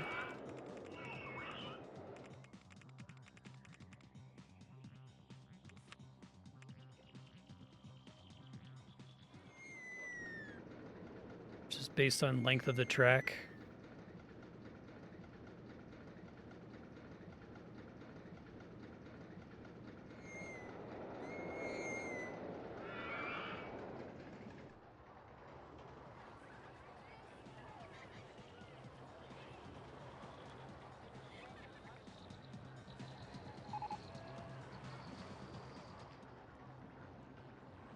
And I crested the hill that time.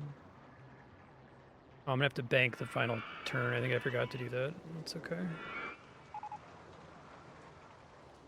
Shouldn't be super problematic, I don't think.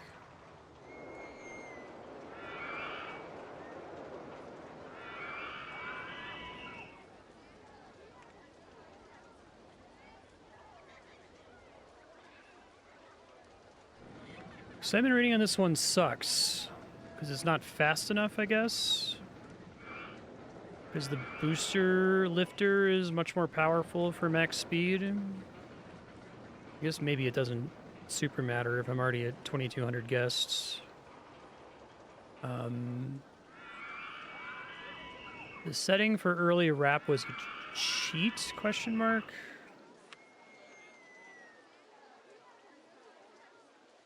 That's cool, you can make your own scenario there. Well, maybe it wasn't, actually. No, I think it was one of the things we were confused about. It was just like a regular option. Relate scenario completion. The coaster type itself has a lower excitement.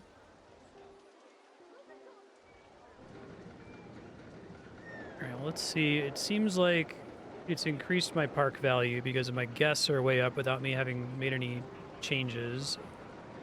Like, this seems to directly correlate with the number of pieces of track that I've built over the last few, well, my minutes of gameplay, so.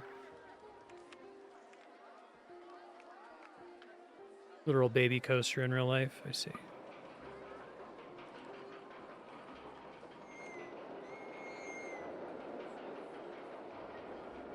So you probably want this to be reversed, right? Okay, hold on.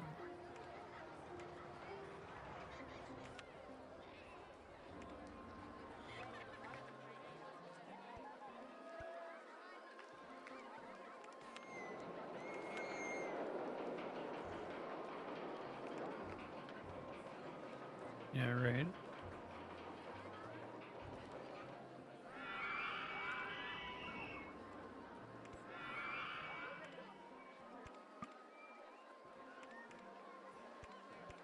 That's okay for an exit, right? If it's like going straight down like that, it's not a problem.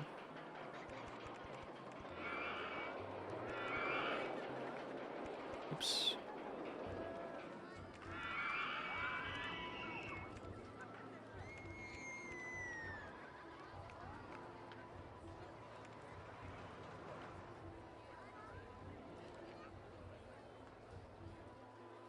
What I want here is from here.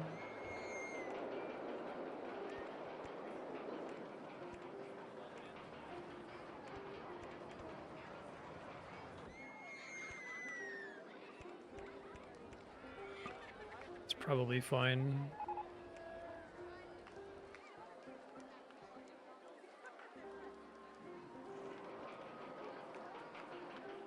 Could snake it in here a little bit if the queue really fills up, but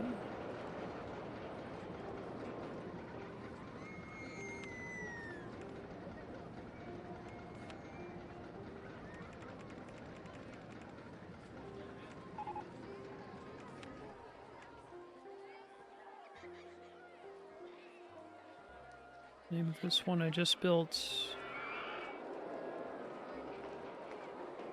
Junior roller coaster? Oh, there it is.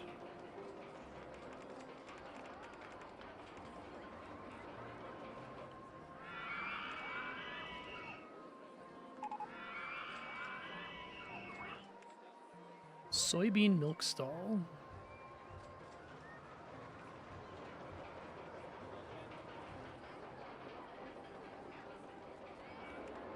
See how it goes once people are actually on it here.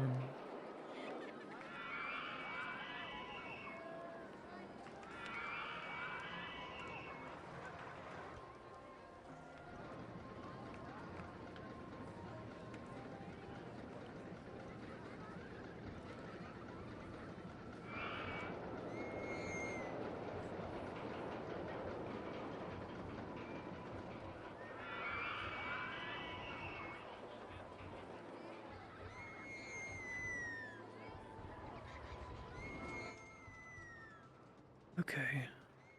Just do another long coaster out here. Maybe the track length is going to be enough to do it for me here. Maybe even can connect it into that same line there.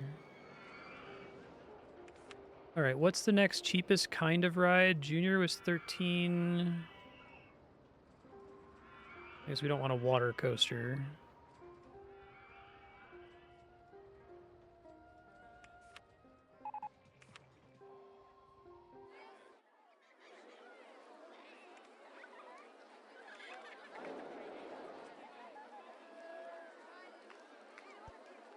Really, really glad I did Tiny Towers and didn't do... There was some other level I could have done that was finish coasters, because if I had space, this is literally just what I would have done, and I hate this. This isn't cool. Like, this isn't what the game is supposed to be about, right? But it works. It's working fine. It's a fucking death ball.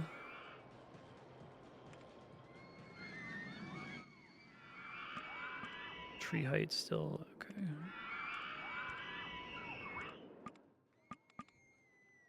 Oh, because of the deep water, I see.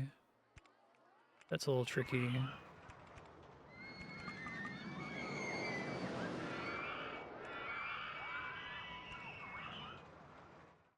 Oh, I forgot I need to have a lift chain. Is there any other fancy, like, climbing thing I can do with this one?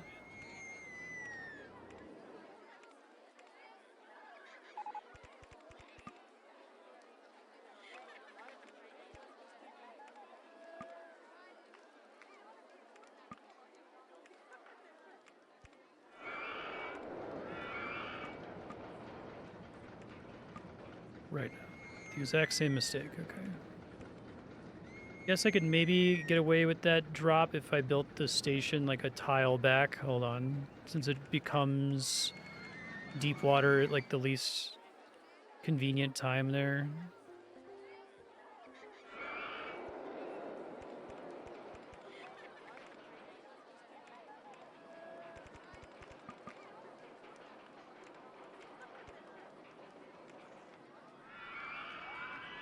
S-bend over the shallow part would do it as well.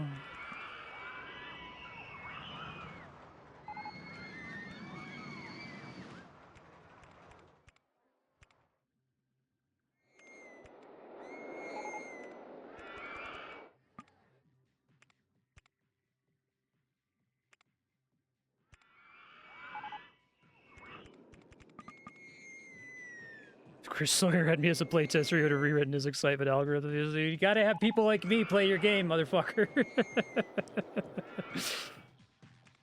This isn't what you want. This is what you've incentivized, motherfucker.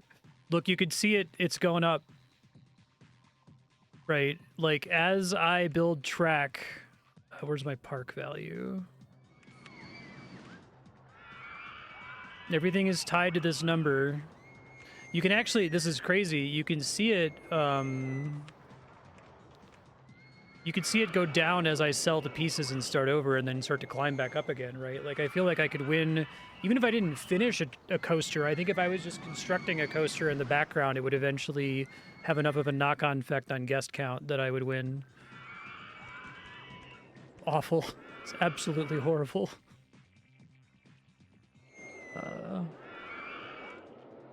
I deserve to be killed for making this. Okay.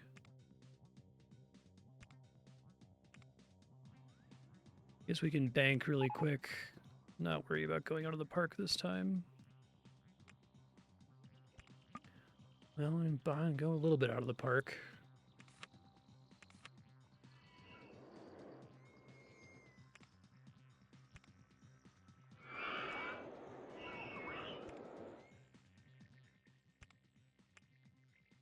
Okay, so I don't get boosters here, but do I get booster on climbing? No, so I'm fucked with this one, huh?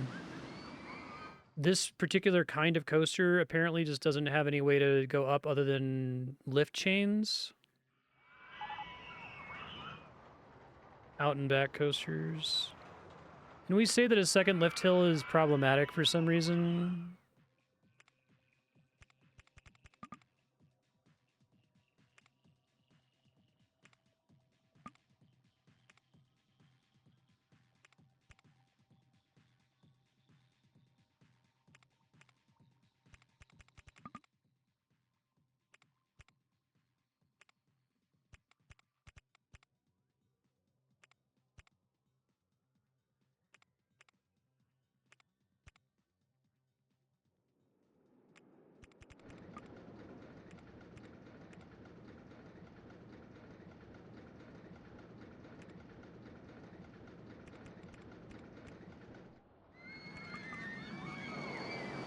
It's hypothetically problematic, though, right? For some future ride I might build.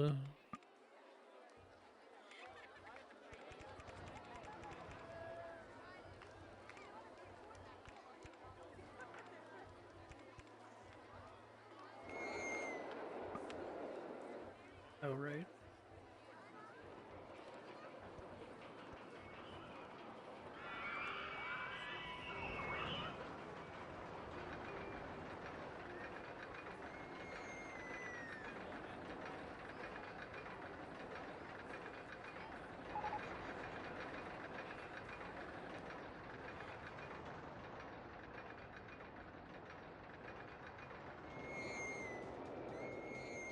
Well,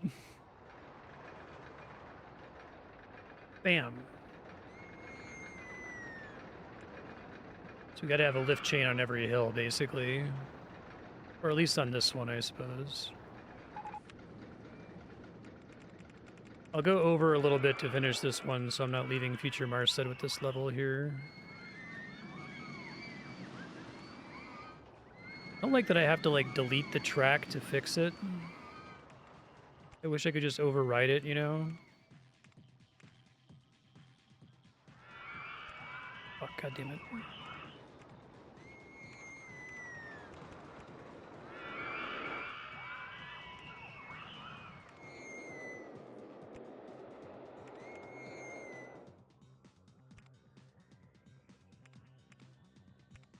What the fuck?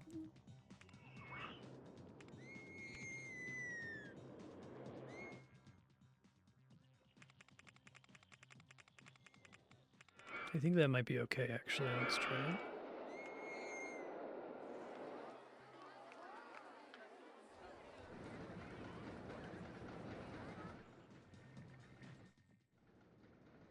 Oh shit, I've been closing this coaster. God damn it. That wasn't what I was trying to do.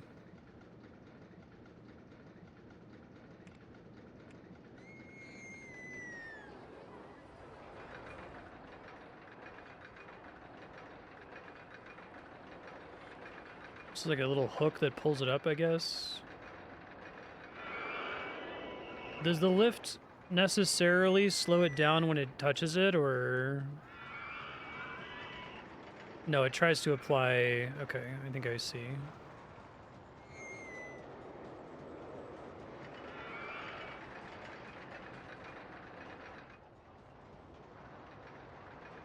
I thought it would, like, lose its momentum and get grabbed by the lift.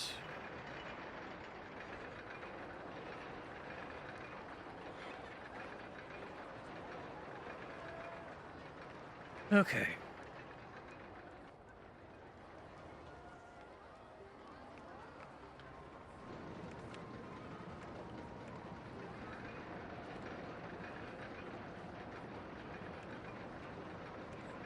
Nice and easy to figure out where I have to build all this shit, which is cool. Oh wait, wrong kind of queue thing.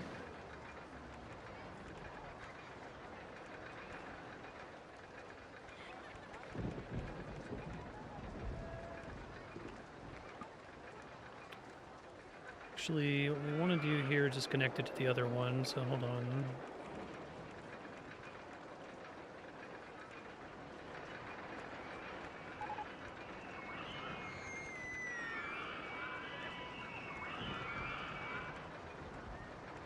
Okay. And we can make a queue over here.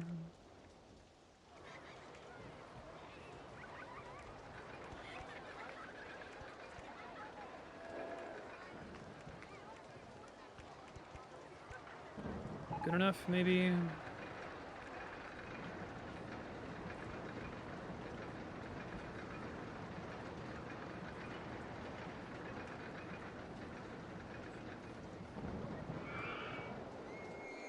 That is a lot of umbrellas. Holy fuck. I did set umbrella price to $20. Okay, good. Someone's got their umbrellas under control, apparently.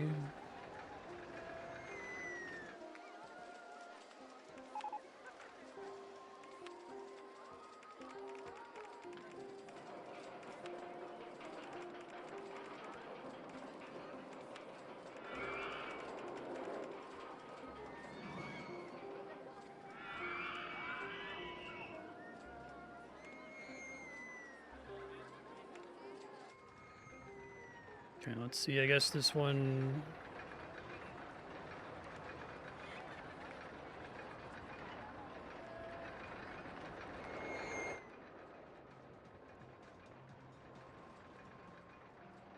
Like, choose your level of shitty coaster. A slightly less shitty coaster.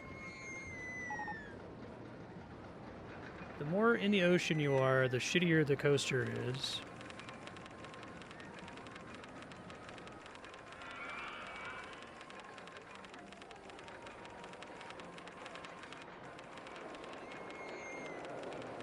Okay, and thank you for your service, everybody.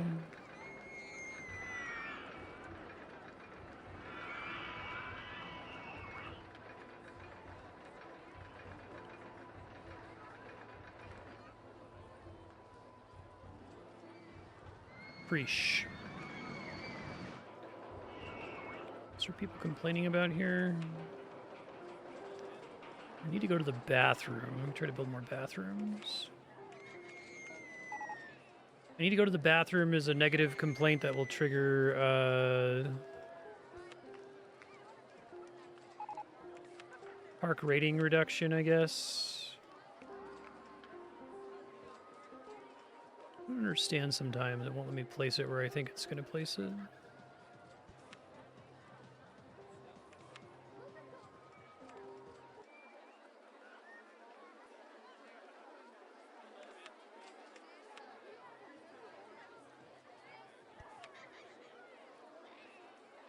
Monorail track was in the way, I see.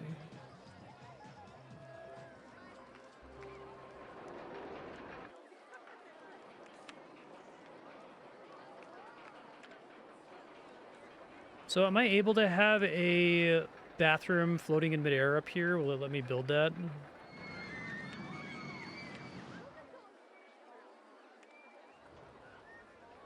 Or does it have to be on a... Okay, there it goes.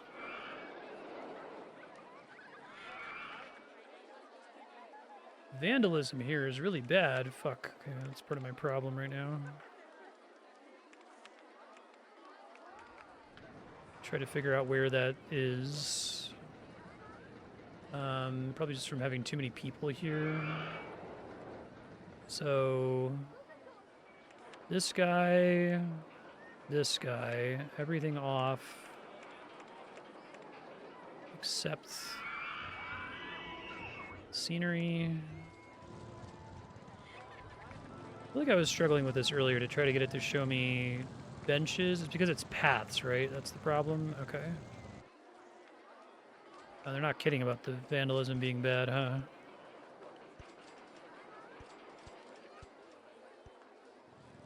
Oh, some of those are, like, specially styled benches, not broken benches. Okay. Really hard for me to tell the difference. Just replace all of them to be safe, I guess.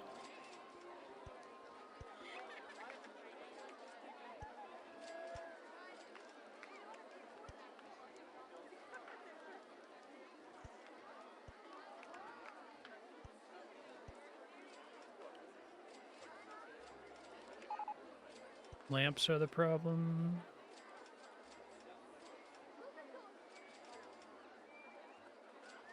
That those?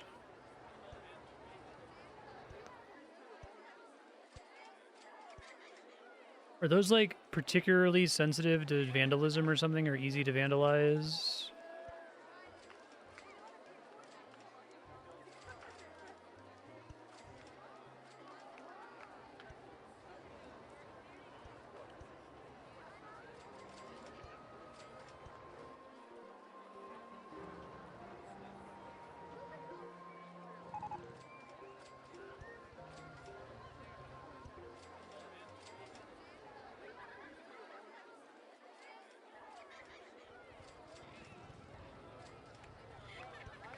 Probably gonna do another quick round of 100 randomly placed handymen. Now that I see how bad the litter situation is, pretty bad. I think it's mostly because my trash cans are all fucked up.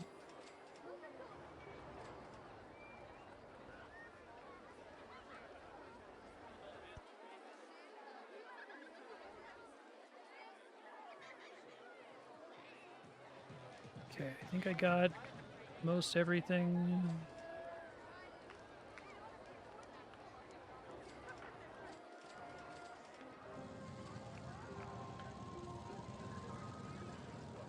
Sure didn't miss anything obvious here.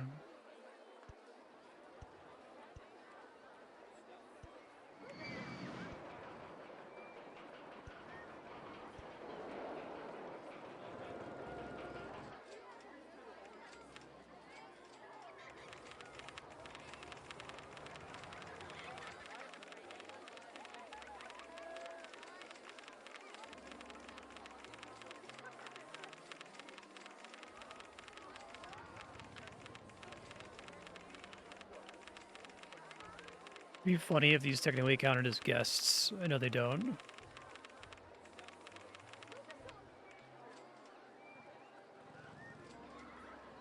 Alright, pure random chance, random distribution plus a few seconds of random walk. That should completely clear all the trash. And sure enough, none of them show that they're doing anything, which means that I think that was successful. One person was emptying a trash can. Probably hire like 5 handymen by default.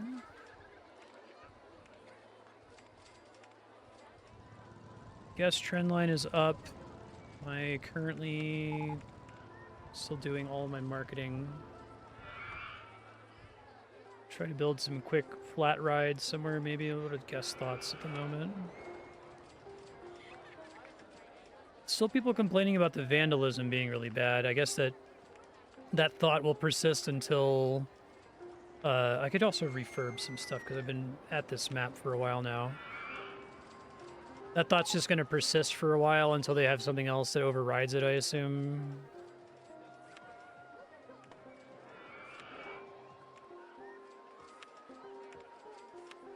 Should be able to afford to just refurb everything here.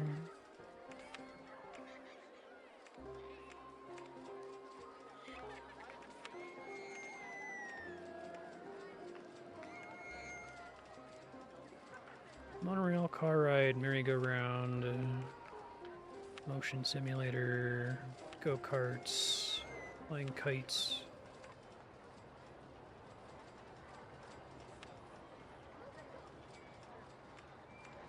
Been closed? Oh shit, has this been closed the whole time? That's really funny.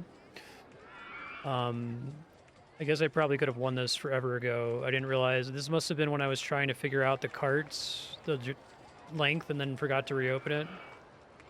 Oops.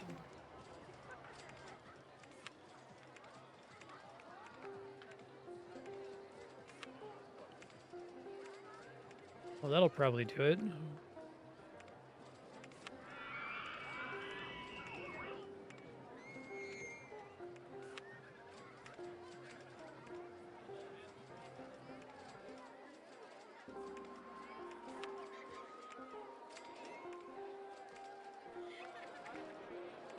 I wonder if that's part of why the park was showing is so overcrowded.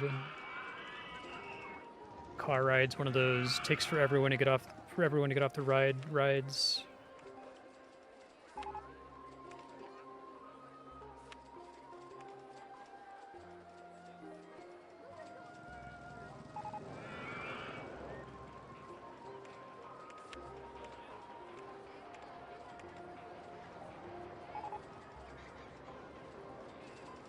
And I'll just fast forward it for a bit.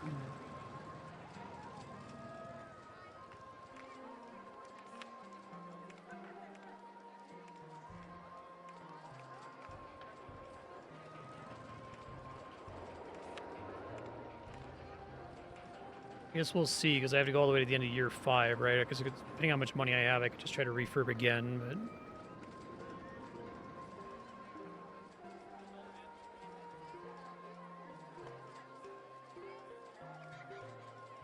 just have a whole bunch of handymen by default.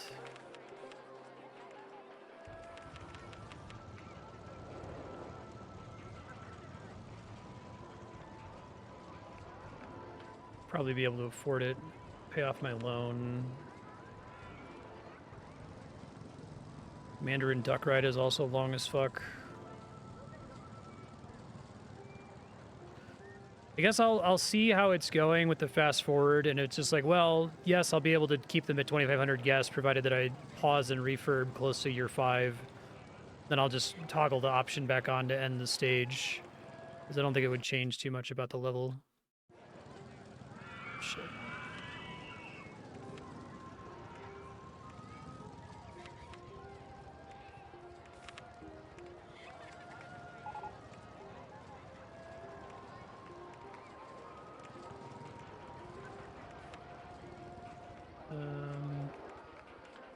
That's part.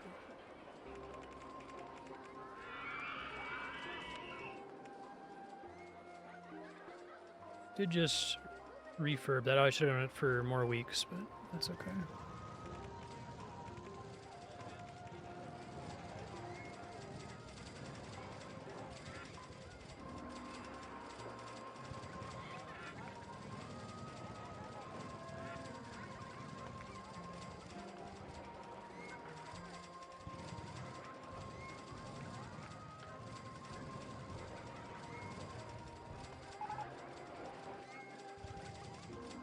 did that say?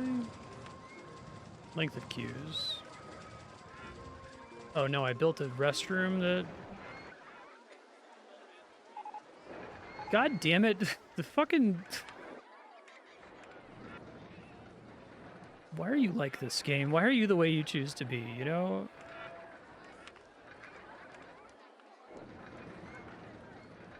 That looked like it connected. Oh my god. I long for death. I'm just gonna close it. I was being cute.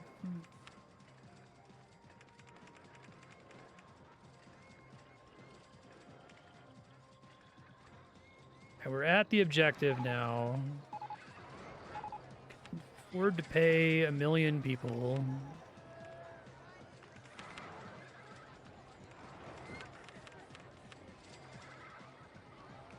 Keep everyone happy.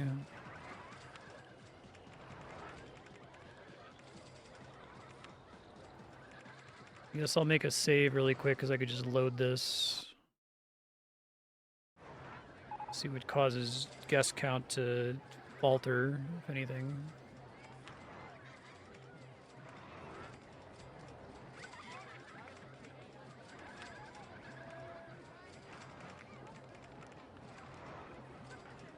Really let these all run out so I can trigger them all at the same time next time.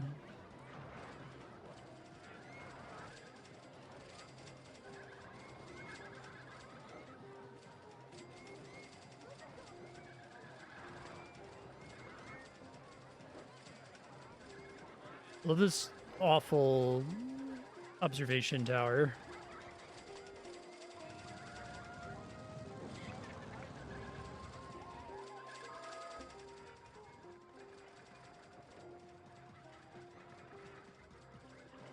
Guest count seems like it keeps climbing.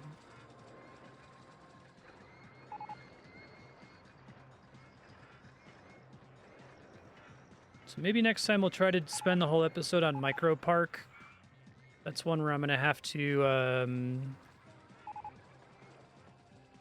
make a whole bunch of layers with small rides. Probably, well, maybe I can do a coaster. That one's looking for park value rather than guest count or anything like that.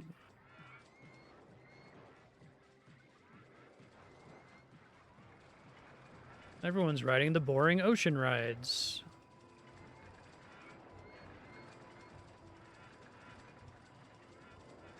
If I had more ocean, I would just build another one.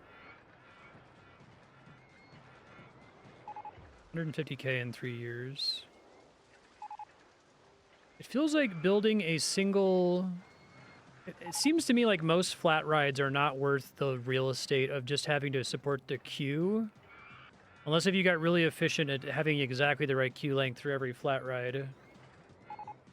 The impact to park value is pretty shit compared to, you know, if it's like 6 tiles, 2 tiles for the spiral slide, plus a tile for the entrance, plus a tile for the exit, I would rather have 6 tiles of coaster, I guess.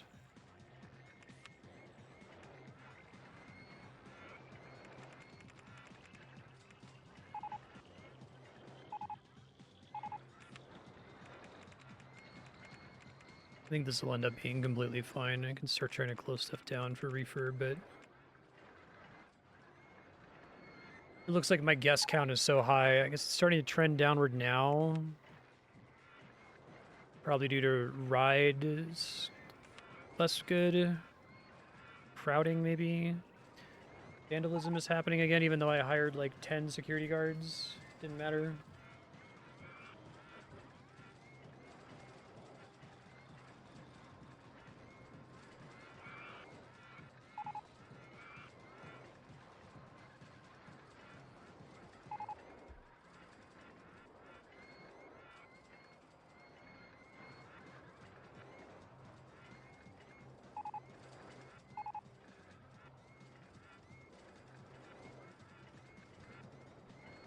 Barely went down.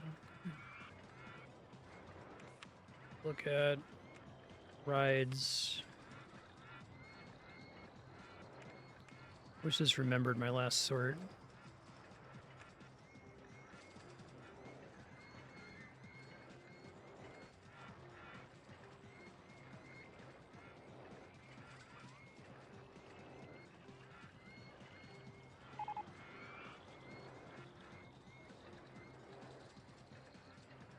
Yeah, now guests are going back up. So yeah, I think if I just waited out till year 5 on fast forward and just refurbed occasionally, slowed time down, refurbed everything, did my stupid handyman cheese, the level would just be over. So just to save 10 minutes of this, I'm just gonna go ahead and toggle the option.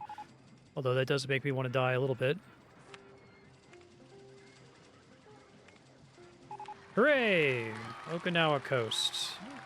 Video games.